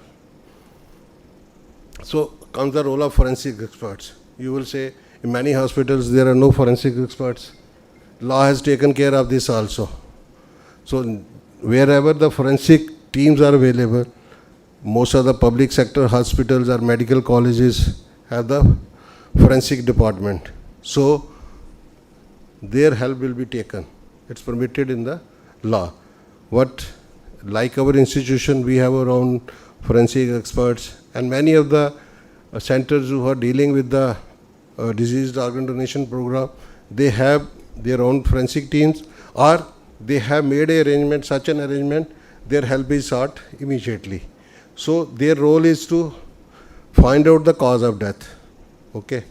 Many a times we had a case, history of fall, very simple, khada tha, gir gaya, had injury ho gayi. Somebody came next to the kin who was his, I think, brother or father, wanted to give gave okay, went for all the process, and suddenly someone came, नहीं जी रात को तो इसको धक्का दिया था किसी ने. So 360-degree change. Again police came into, हम इन्वेस्टिगेट करने आए हैं, तब तक कंसेंट वगैरह NOC वो भी दे चुके थे. Then they start investigating again. But we told he has only head injury, no other organ is involved. So you can do your this thing, and forensic team helped like anything this case. So we could take the organs. So such situations also come. So find cause of death is the job of the forensic expert, जो postmortem करता है, and he has to tell manner of death. Unnatural mostly because accidents are unnatural, and time since death, because that is the only thing which IU has to know and prove it in the court of law or wherever the compensations are to be, motor tribunal, court and all those things. So if these three things are fulfilled, IU or the police officers, they are good with that. So we have to ensure that proper postmortem is done, and what we are doing in PGI, will discuss that also. So forms, very important form is, since morning you are knowing Form 8. What is that? Form 8. G? What? क्या है Form 8? ठीक है, that is very important form, is the consent.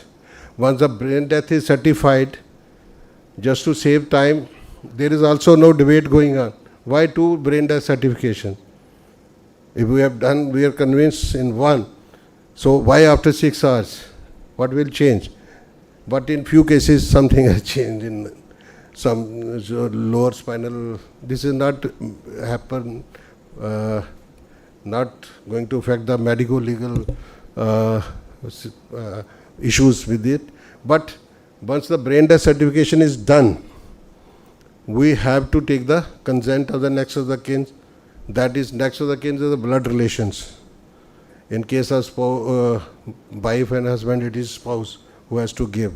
Mother, wife, many a time, because mostly, you must have seen in living donors, it's the females who are giving organs.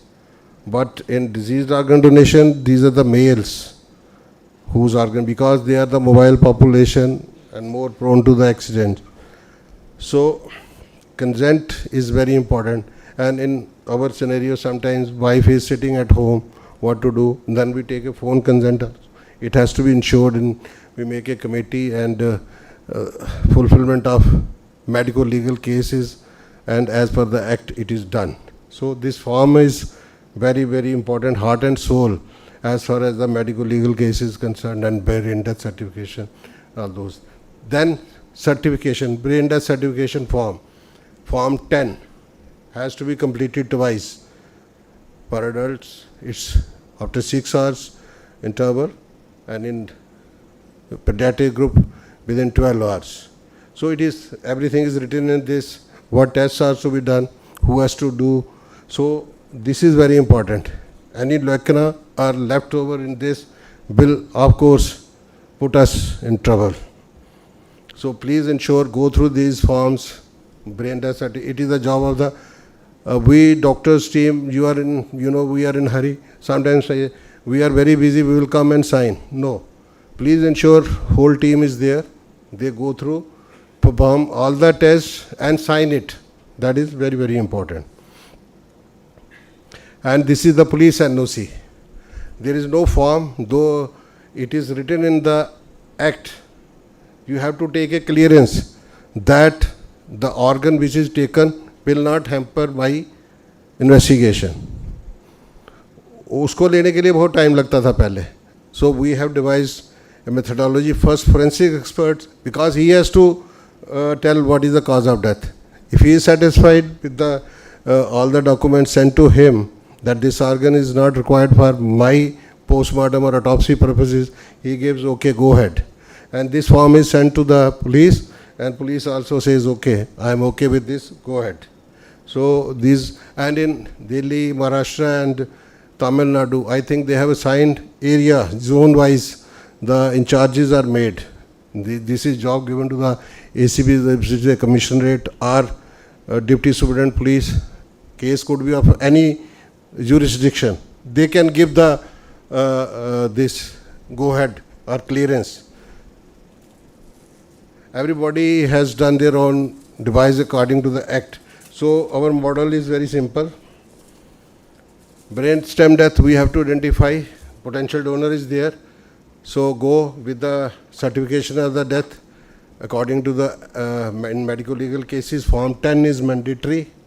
You do it twice. Once one brain death certification is done, go to the. But in India, you know, we have to do it earlier. Time is the essence. So what we do, we take a file consent. If you come to know there is a potential donor, and doctor says that okay, it's a potential donor, go and meet. We have to develop the rapport with the next of the kins. Just you can't go and we organ de do, nobody gives. So you develop the rapport, and if they say okay, we take a file consent, because ICU bed is also, you know, very difficult to get. Then we shoot the patient to the ICU. Once there is some okay consent is there, then the process starts. And after that, once the brain death certification is done, we take the consent on the appropriate form, and if they say yes, they can say no also.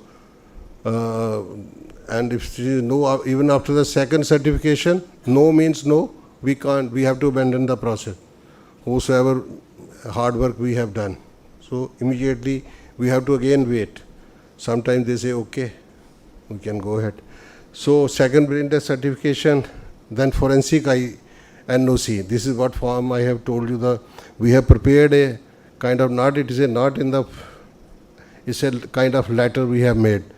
So they see whole file, the transplant coordinator takes the file to the forensic expert, they go through the file and give their certificate, and then it is given to the police. This step is very important, and in medical legal cases, this is, you know, heart and soul, as I already told. And then information to the police, go ahead, and then all those processes which are to be done for shifting, retrieval, transplantation, everything is done. And then again, our job is to get the postmortem done, to coordination with the police at that time, because they come, maybe all the findings are written in the file itself, forensic expert comes, either they can do it in the night itself or whatever time in the OT, but police has to be there, because we are not able to do during the retrieval process, because police doesn't come at that time, odd hours or whatever. So they give their own time. So we have to listen to them also, because they are also important for the medical legal cases. So whatever time they give, they have to prepare the panchnama. They take a time in that, and after that, the proper postmortem, whatever way they have to, already they have seen the findings, they write and hand over the body to the police, and then he sends it over to the next of the kins. So with this whole process for the medical legal cases, we have made it quite simple, but it looks simple, but it is very, very tough to, you know, ensure so many mandatory things, but there are so many. There are only 3 forms, 8 and 10, and NOC from the forensic expert or from the police.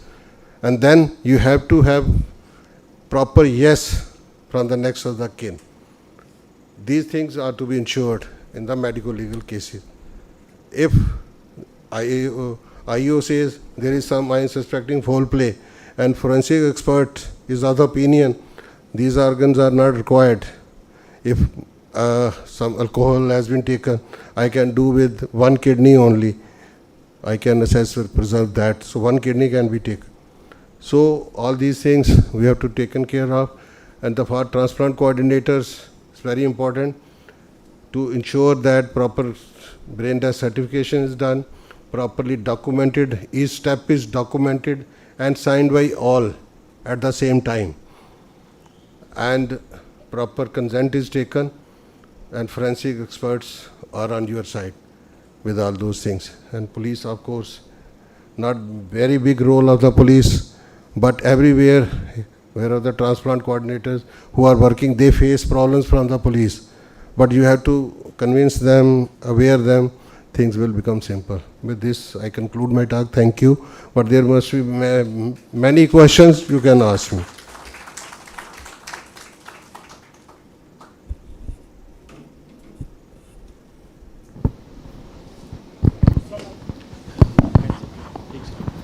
So thank you very much, Dr. Kaushal sir, for the very simple and very informative presentation.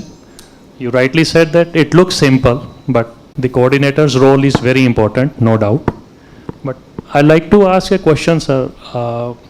As per the THOTA Act or as per law, is the police clearance or NOC is mandatory if forensic and family give the consent? It's not mandatory, but in the Act, it is written because in a medical legal case, the body possessor is the state and the state is police. In that case only, if NOC from that angle is to be taken, that it is not going to hamper my inquest. Okay, that organ is taken and it is not required. He is not the person to decide that. It's the forensic expert. But earlier they think, okay, otherwise also once the postmortem is done, they come to know this organ or this injury has led to death of the person. Once they get the cause of death clearly, so there is no issues. It's not mandatory. That's why we are able to get it from the forensic experts. But NOC from the police, they have to be kept on the right side. They may come and spoil as some advocate come and police came, so becomes things. First he has given NOC, he is satisfied through the forensic expert, or if there is no forensic, they can come, they can talk. Earlier we used to do this only. This is done only from 2018, this mechanism. Otherwise we were calling them. It was difficult. That's why it was difficult involving all the top brass, the police.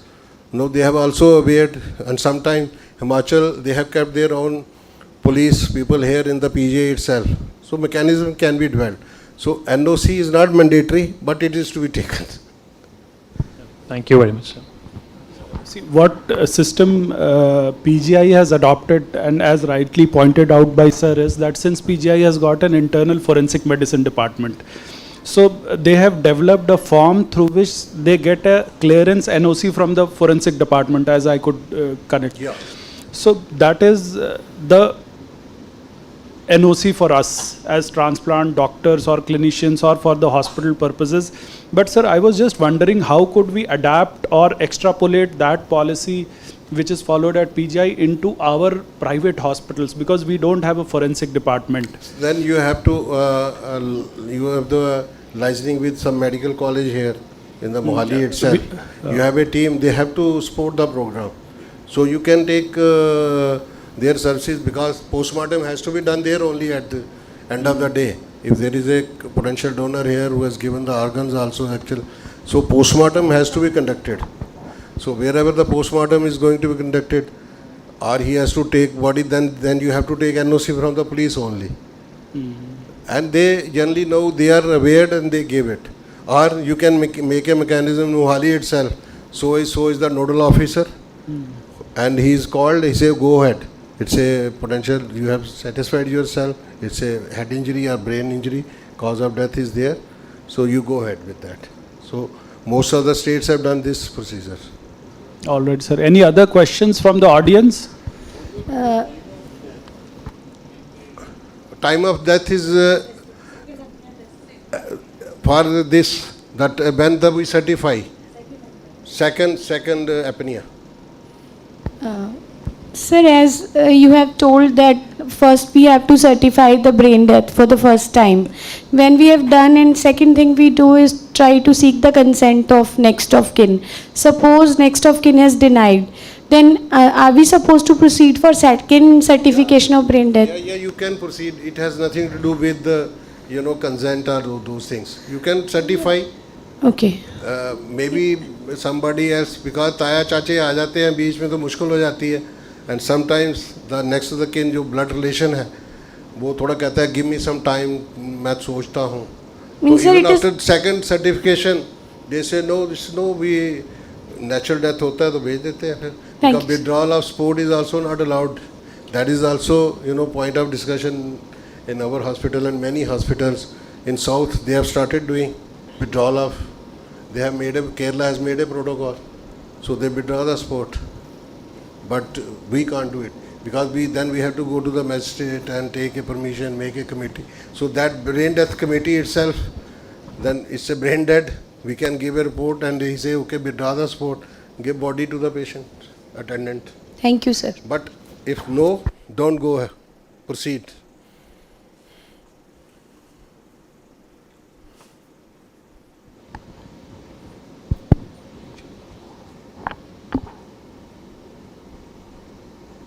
Sir, in case there is a suspicion of foul play, but we have all the NOCs, we have got all the permissions, can we still go ahead with that if there is donation? Suspicion of foul play, and if the organ, that is not required, because the forensic expert has to ascertain the cause of death. Okay, if he says somebody has pushed him and it has led to head injury, so he will certify the injury was like this, it happened like this. So he will write everything. Police has nothing. Police तो करेगी investigation. हाँ जी ये वहाँ खड़ा था, वहाँ party चल रही थी, दारू भी पी रहे थे, फिर इसको अपने आप धक्का लग गया कि किसी ने धक्का मार दिया. But forensic expert has to give. And if he doesn't require those organs for proving alcohol or something, if he has, then he will say, okay, don't go ahead with that. And in such a case, we got a very important person who was shot dead here, was brain dead. With a gunshot injury in the head.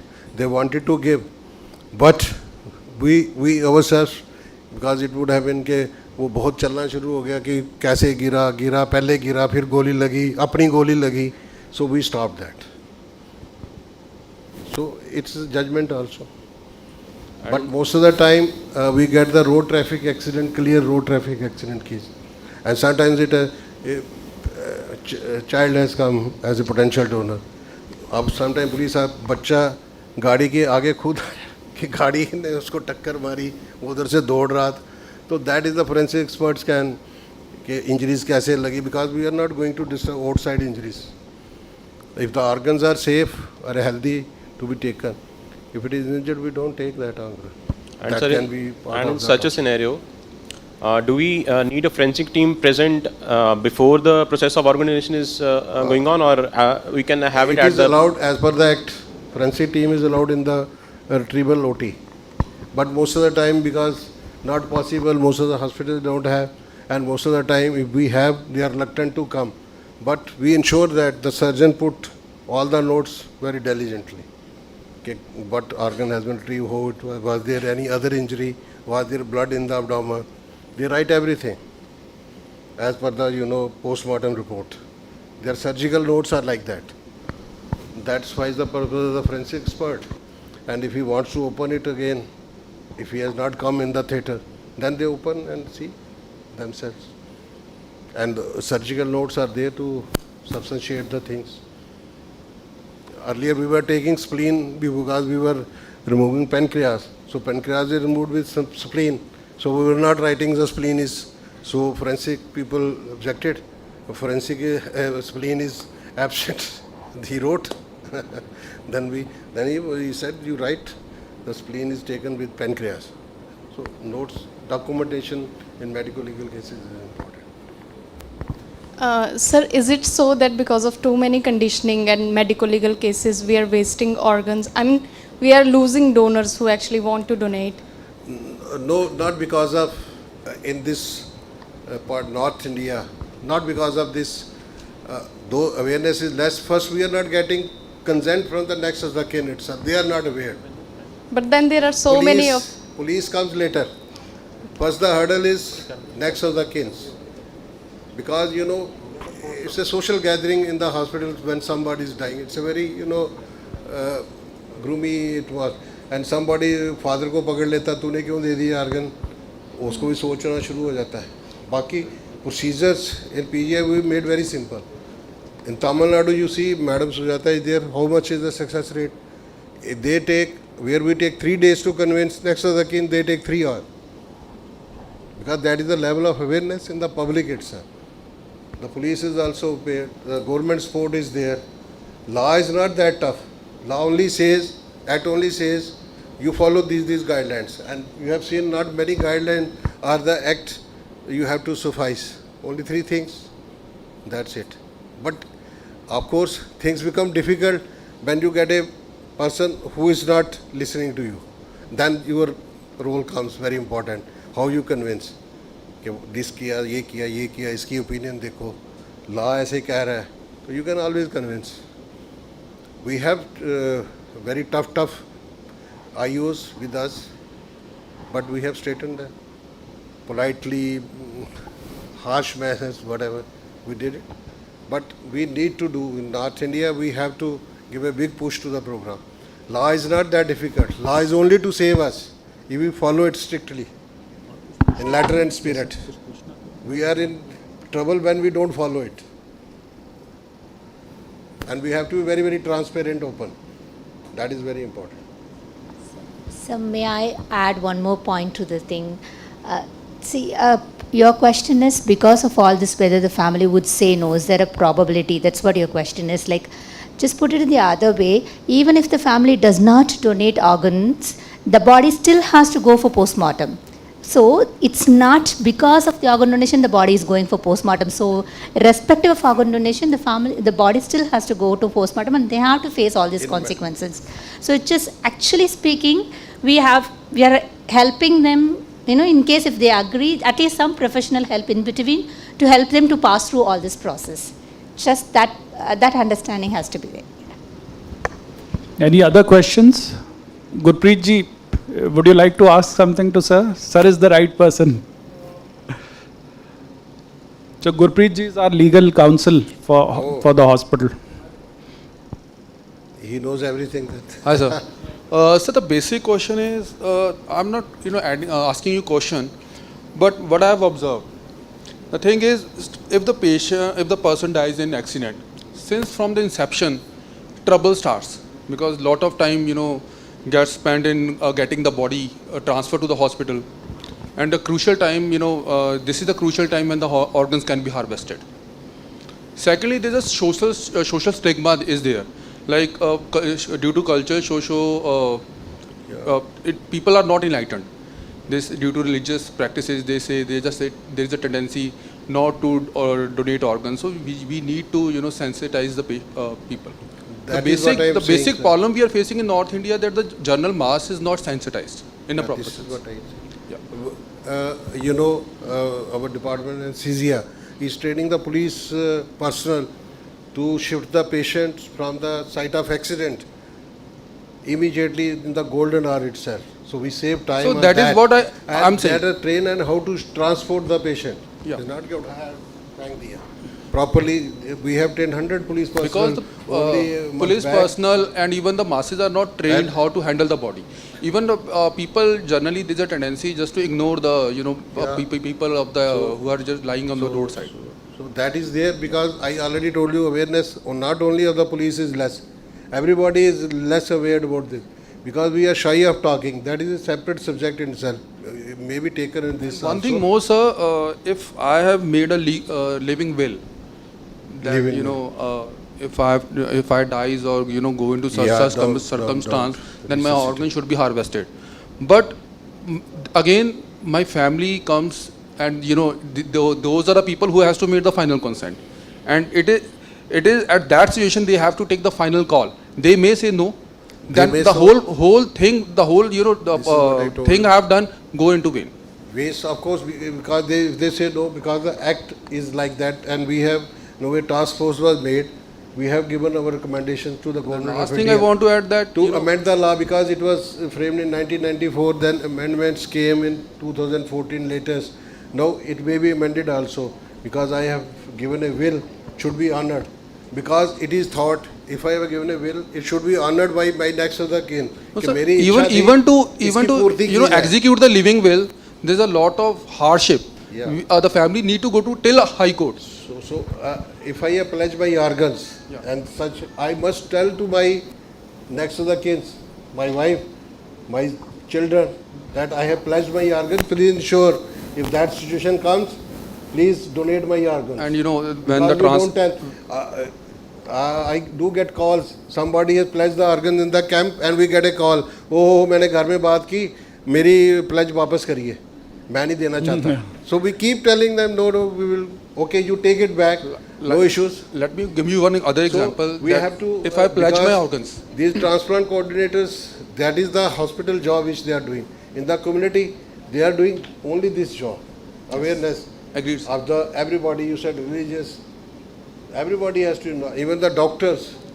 Sometimes our doctors don't know what is happening. M1, or we have to tell there is some program like this. And so we have to aware everybody. Last thing, we have aware advocates. I just want to add the last point, sir. Workshops and everything.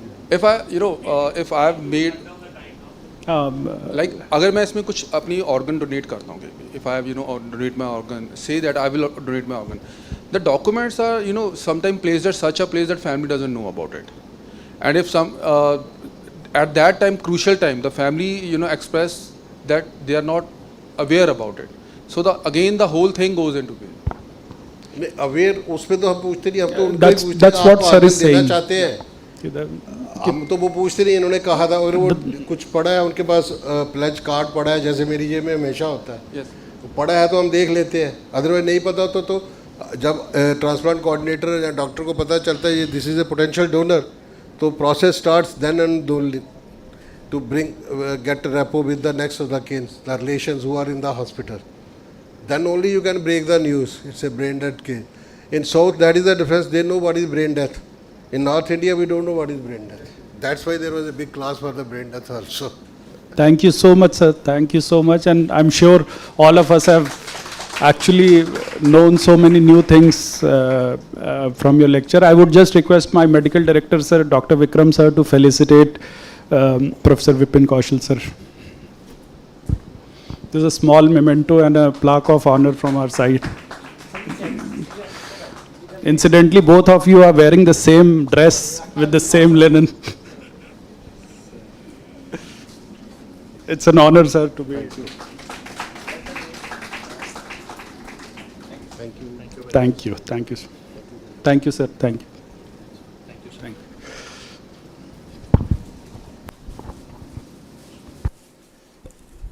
So after that, we move on to the next session, and that is again a very, very important and a very crucial session. Till now, you have been listening about brain death, brain death, brain death. So there's another aspect which is cardiac death. So again, it's a very extremely complicated topic, a bit difficult to understand and actually know how does it happen. But I'm glad in India, PGI Chandigarh is one of the premier centers which has started this program, and this is probably the only center in the country which is getting experienced in DCD, and more patients are, more and more organs are being harvested from DCD patients. So this is again a newer concept. It is very important to know, and whatever questions you have, whatever doubts come to your mind, please go ahead and ask. The speaker for this session is Dr. Anjana. She is an associate professor from PGI Chandigarh Department of Hospital Administration, and she has been involved in a number of brainstem death committees at PGI and has done a lot of administrative work towards the field of transplantation. With that, I invite Dr. Anjana to the dais.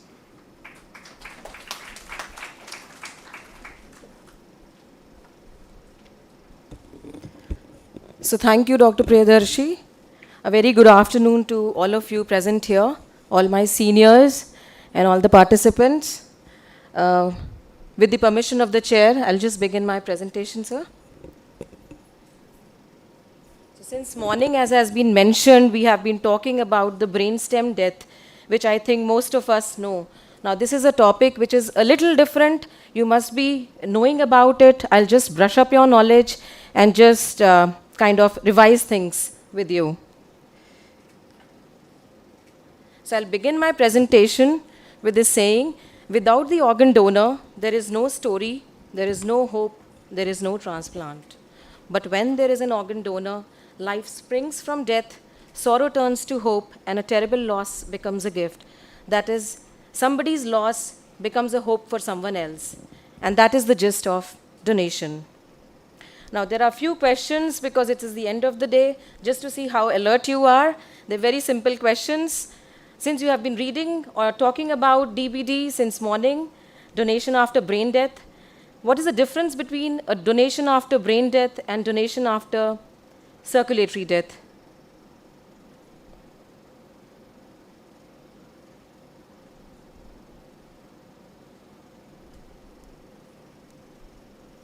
Yeah, please.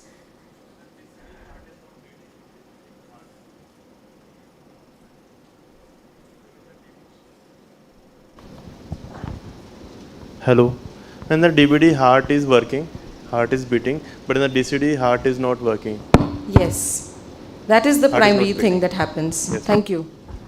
So why do we want DCD when the DBD is already happening? We are getting donors, we are getting DBD donors. What is the need for this? Why are we going for DCDs?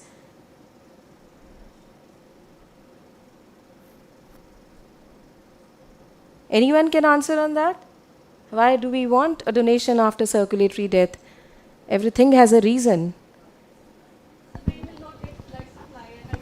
No, why are we going for DCD when you're already getting the donors through DBDs? Because ma'am, most of the deaths are because of circulatory death as compared to brain deaths are lesser. So you think that the donor pool will be increased? Yes, ma'am. That's what you want Yes, to say, ma'am. right? So is DCD legal and allowed in India? Okay. So when and where was the first DCD transplant done in India? Any information on that?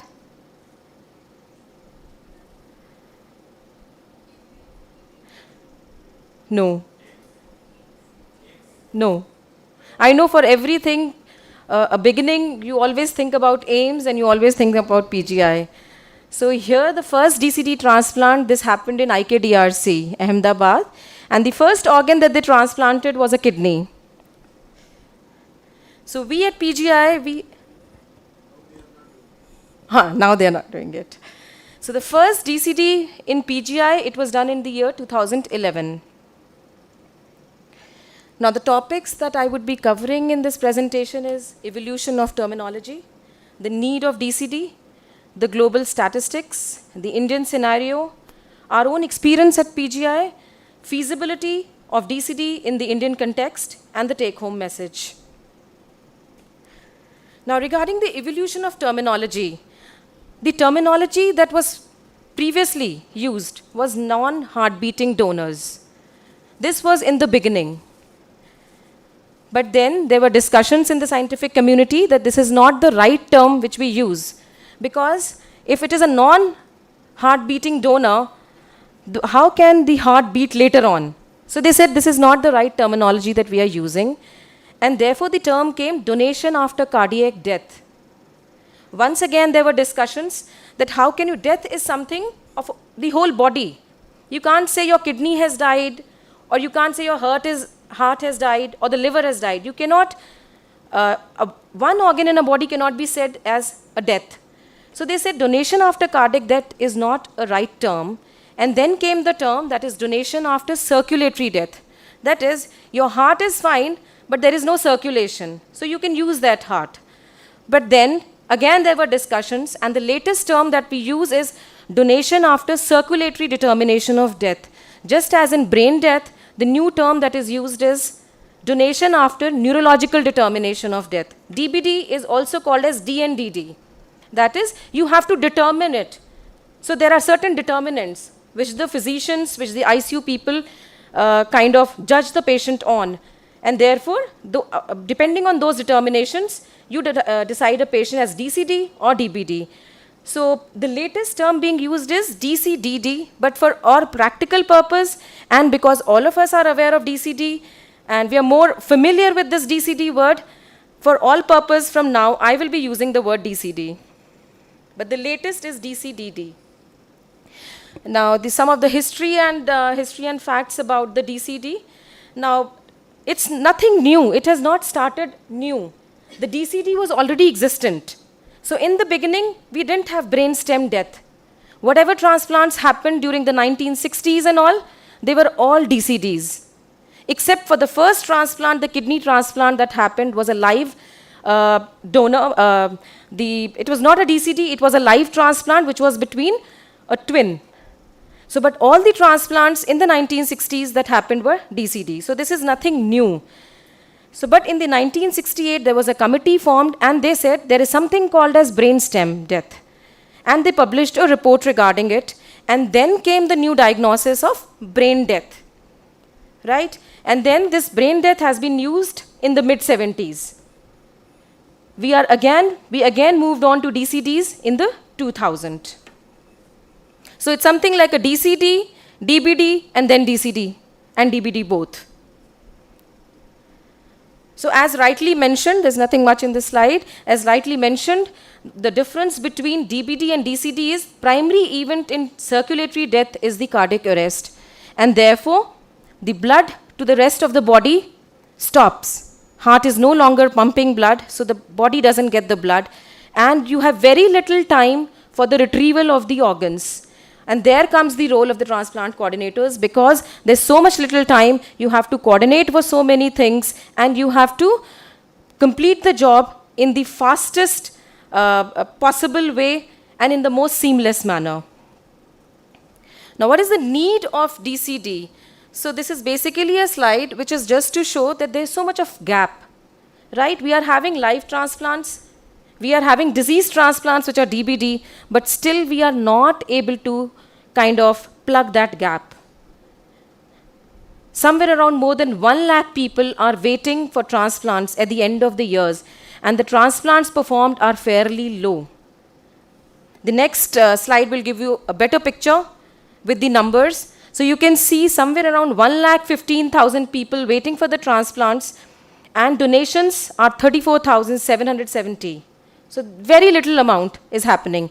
And that is the reason we are moving to DCDs.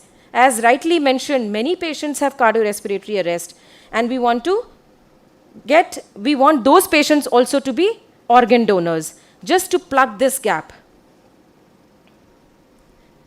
Every 10 minutes, someone is added to the waiting list, and 20 people die each day waiting for a transplant. That is the scenario right now. So this is once again a slide which is a data being taken from the Global Observatory on Organ Donation and Transplantation.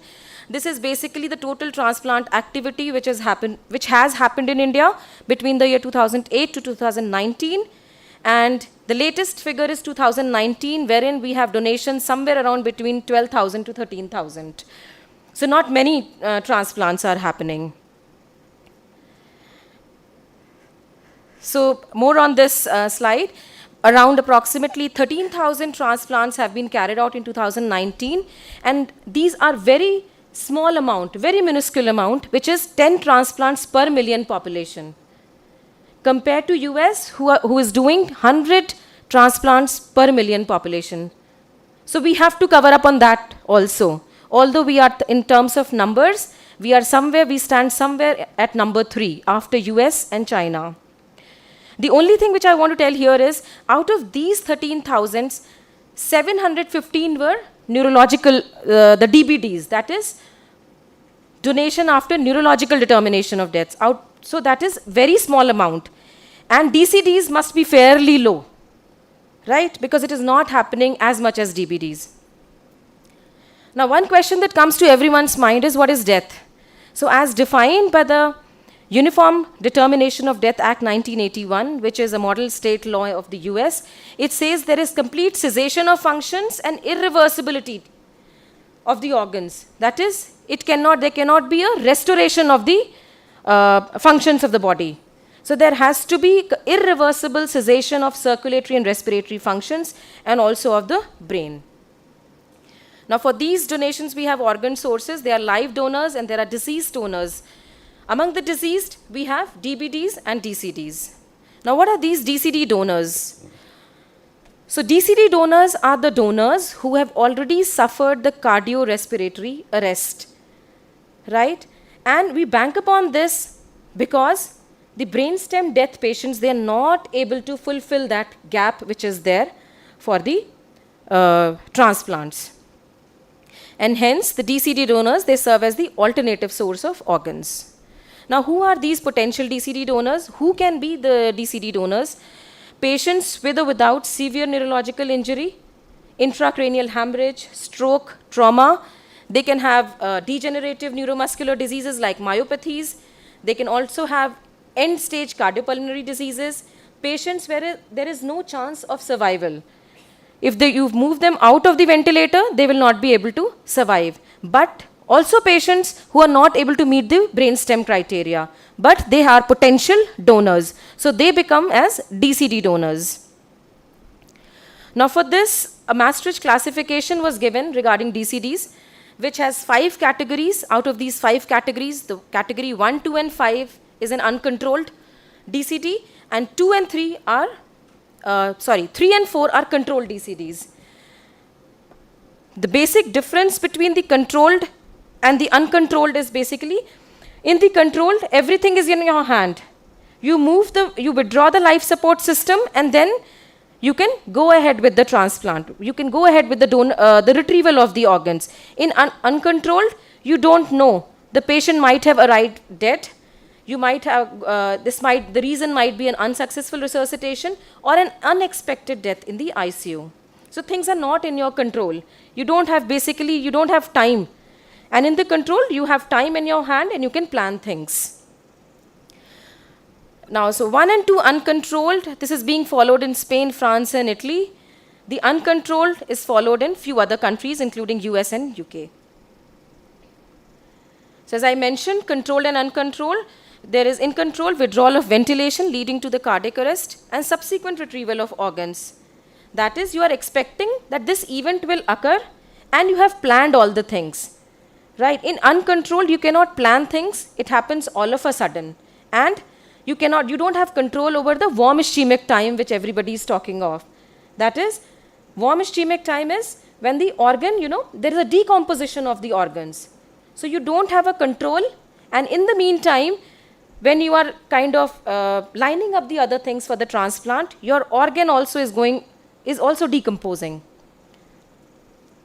So this is a pictorial depiction. That is uncontrolled, you can't do much, but in a controlled, you are completely relaxed and you can plan things. Now this is just again a comparison of DBD and DCD. The basic difference is in the DCD, what you have to remember is that you don't talk about the donation part with the patient attendant. There has to be a first decision of withdrawal of life support. Till that time, you don't mention the word donor for organ to any of the next of the kin and to any family member. So first there has to be a decision. Suppose a patient is in the ICU, there has to be a decision by the ICU physicians, by the treating physicians, that yes, there is a futility of continuation of treatment. And you believe that there is a futility of continuation of treatment.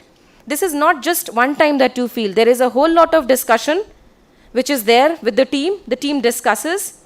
Again, there are series of discussions, or you judge the patient.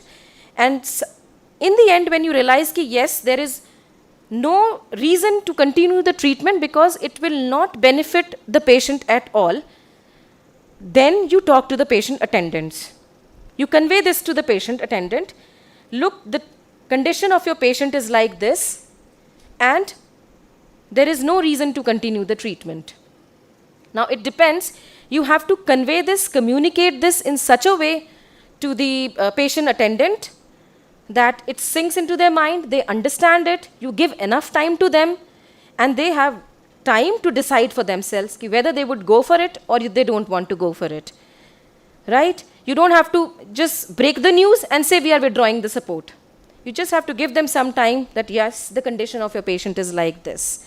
So this is the basic difference between this. Now, till this period of time in the DCD, the transplant coordinators, you have no role. Your role starts once the attendant agree that yes, you can withdraw treatment, withdrawal of life supporting treatment, and then the patient becomes a potential donor, and then you go ahead of discussion regarding the retrieval or that your patient, you give a choice to them that your patient can be a potential donor for organs. So this is the basic difference between the two. Now this is the pathway of controlled DCDs, wherein I just want to show that there is a treatment withdrawal, there is an asystole, and there is a permanent loss of consciousness and respiration. You give a minimum time of, after asystole, a minimum time of 5 minutes, and then as early as possible, you go for retrieval of the organs. So this is once again a difference between death and donation. So in case of DCDs, in case of DCD, you just appreciate that there is a delay in the withdrawal when you have death with donation. The withdrawal is delayed because you require time for all these activities. You check the donor register, you exclude the contraindications to donations, you approach the family, and in between you provide all kind of support to the family.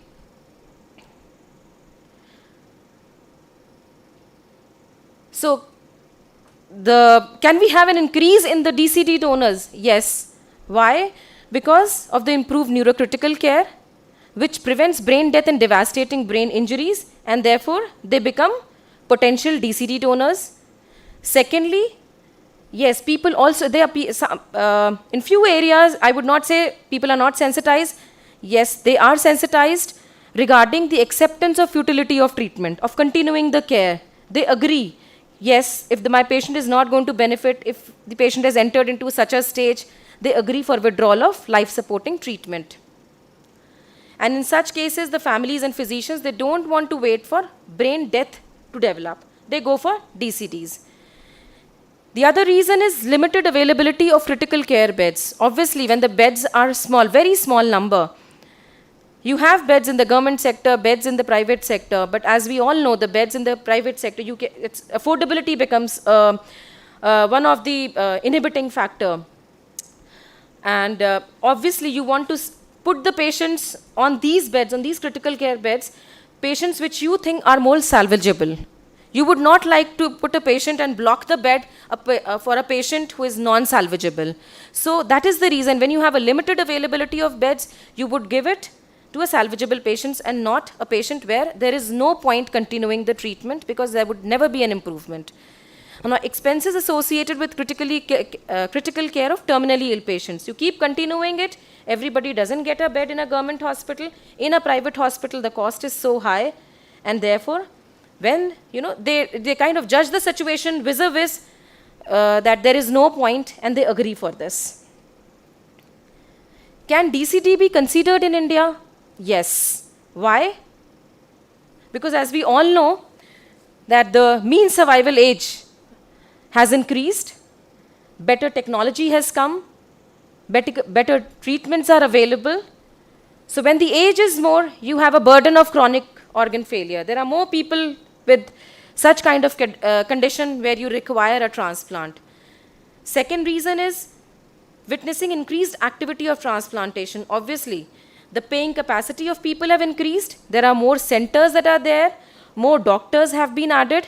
So there is an increase in the activity of transplantation. So DCD has to be considered. There's no choice. We have to consider DCD in India.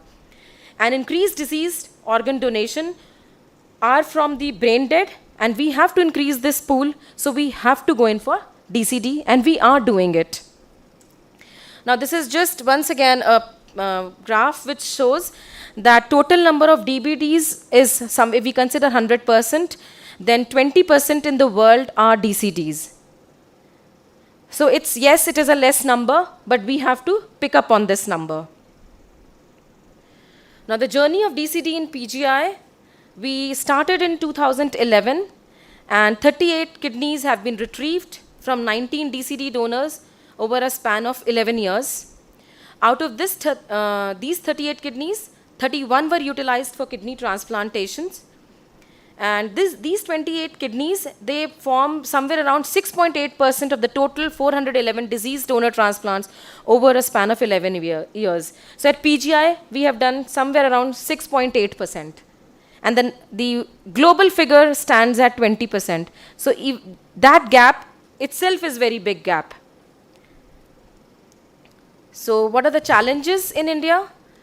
One is, for any program to be successful, and for a transplant program, most important is willingness of a team. These things happen and can only happen when everyone is motivated, everyone has a, everyone is willing to contribute their best, be it the transplant coordinators, be it the nursing officers, our physicians, clinicians, and the administration.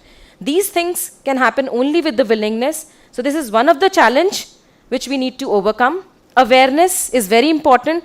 Sensitivity, as somebody mentioned, sensitivity is very important. See, you know a thing, but you're not sensitive to it, right? So you need to be sensitive to the issue. It's not me, it's not you. Somebody else is kind of benefited. It might be your relative one day. So just don't think about yourself. It is like we have to think about all of us. The other reason is transplant team cannot be on prolonged standby. We have limited manpower, which we all agree. Whether it is doctors, whether it is nursing staff, or whether it is transplant coordinators, there always will be a crisis, not a crisis, but there always will be a gap. You require 10, you have 4. So there will always be a gap. And the same gap applies for the transplant team also. You have a team which is working, but you cannot put one team on a standby mode. Ki jab aisa hoga, then you come into play. Right? There are no dedicated teams for this. Now the immunologists, they are also not working 24 hours. And you require them for HLA typing and for the other investigations. Administrative support, we have in PGI, we provide full support. But yes, maybe other institutions, they require more of the support for their programs to run successfully. And as mentioned, permission of the police and the consent from the family is a challenging task. Now, regarding the uncontrolled DCDs, another challenge is OT is not available. There are elective OTs, there are emergency OTs. Right? You can perform in the emergency OTs, but there are so many operations happening in the emergency OT. You want to perform, all of a sudden a case comes, you want to perform in the elective OT, you cannot, because the manpower is not there. Local cross-match tissue typing pathology lab, they're not available 24 hours. Right? You require auto CPR machines for these patients, which is also one of the inhibiting factors. Also, you cannot put the retrieval teams on prolonged standby. One is a transplant team, they retrieve the organs, but yes, they put the teams on a standby mode. Now the challenges of the controlled DCDs, so we have investigation और करानी है, जी हमारे patient को तो हमें allow कर दो, let me take my patient. So what is this? We are wasting organs. Hospitals say these patients move to their home, in between they die, the organs are going wasted. So we have to kind of sensitize the patients, the general population, that they can be source of organ donation. And of course, the willingness at all levels. So my last slide is the take-home message. The first is futility of treatment. As we have discussed, that you need to be first sure that this patient will not improve. Second is family approach and consent for organ donation. So this is something very sensitive topic. How to approach the family, how to take their consent, right? Third is assessment of the potential donor and viability of donor in consultation with the specialist. You have to, it's not that a patient is there and patient is an eligible donor, right? Patient hona is not eligibility. You have to go through a number of tests. You have to talk to the next of the kin. You have to seek the medical history. You have to go through the records, and then you decide whether this can be a potential donor or not. Now, organ offering and allocation. So we all know there is a central, you have to notify if there is any organ available, which is itself is a very time-taking process. So it's a lengthy process, which takes a little time. Management before treatment withdrawal, right? In between, you have to maintain that patient for the management and to kind of keep your organs in a good condition. Now, the timing of withdrawal of treatment has to be, kind of decided in such a way that all your retrieval team is there, your OT is available, right? All the tests have been performed, and most importantly, your recipient has to be kind of available, and then you decide on the timing of withdrawal of treatment. The withdrawal of life-sustaining treatment, this timing is very important. Why is the timing important? Because obviously, on the other side, the person who is transplanting the organ would like to know the warm ischemic time in order to kind of, predict about the organ functioning. Diagnosis of the circulatory death. So as I mentioned, you give a time period where it's a no-touch period, which is called as after asystole, and then you call it as a circulatory death. Then the work of transfer to the theatre and organ retrieval.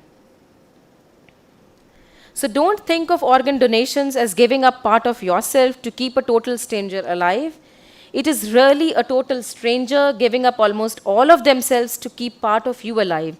So it's the other way around. We think कि हम क्यों दें? मेरा क्या फ़ायदा है? Right? Because हम तो चले जाएंगे. This is what we think, but organs do live. It's good if your organ is living, you are not there, but the organ lives. So it's actually the other person keeping your organ and keeping them live. Just change the thought process. Thank you.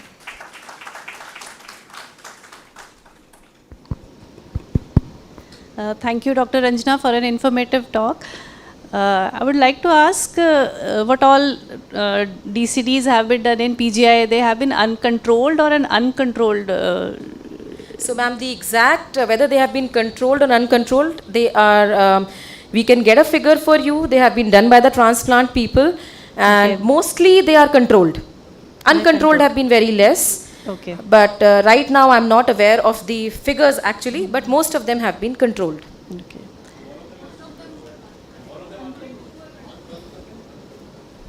All of them were uncontrolled. The transplant coordinators are aware of it. I think because withdrawal of life support is still not allowed here. It's not legal here. So controlled is not possible in our setup, I think. It's uncontrolled. It's uncontrolled. Okay. And as compared to a DBD, taking consent from the family in such a short span of time, I think it is very a difficult task and very challenging task.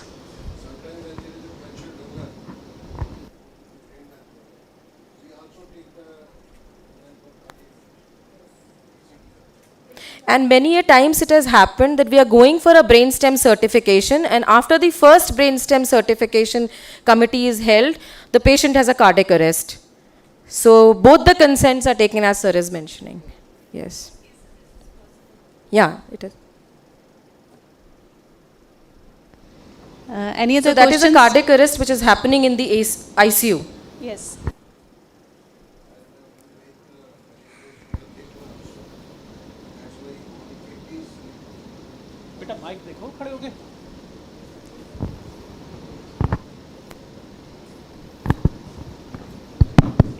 So theatre arrangements are also done because we know it. That's why it's a kind of controlled, but whole process is uncontrolled. We can't withdraw the sport. We have a time for preparation Yeah, of we the have time. OTs We and know the it now. It was there, so we do it that way. We have one theatre in the emergency, so we take it there.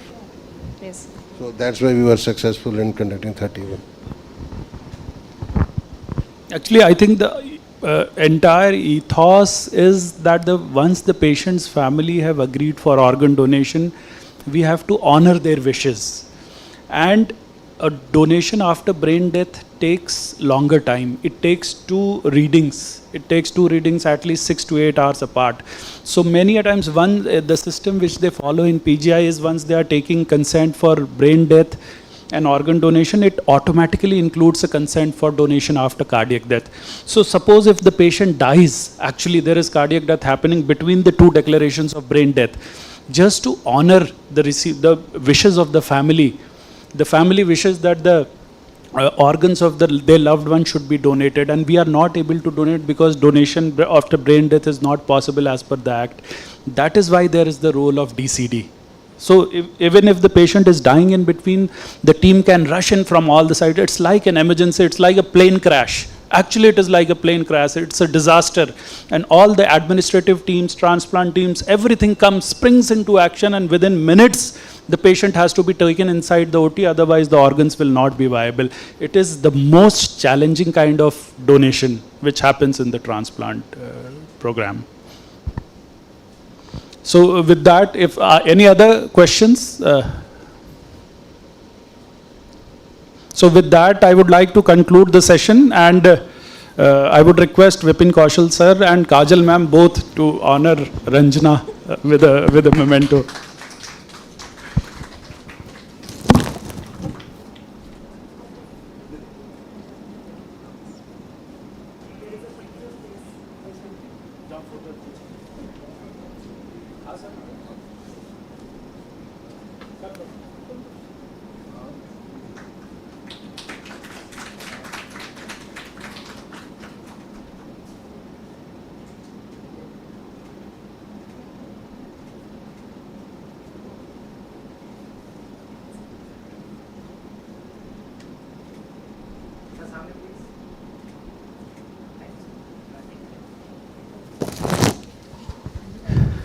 Okay.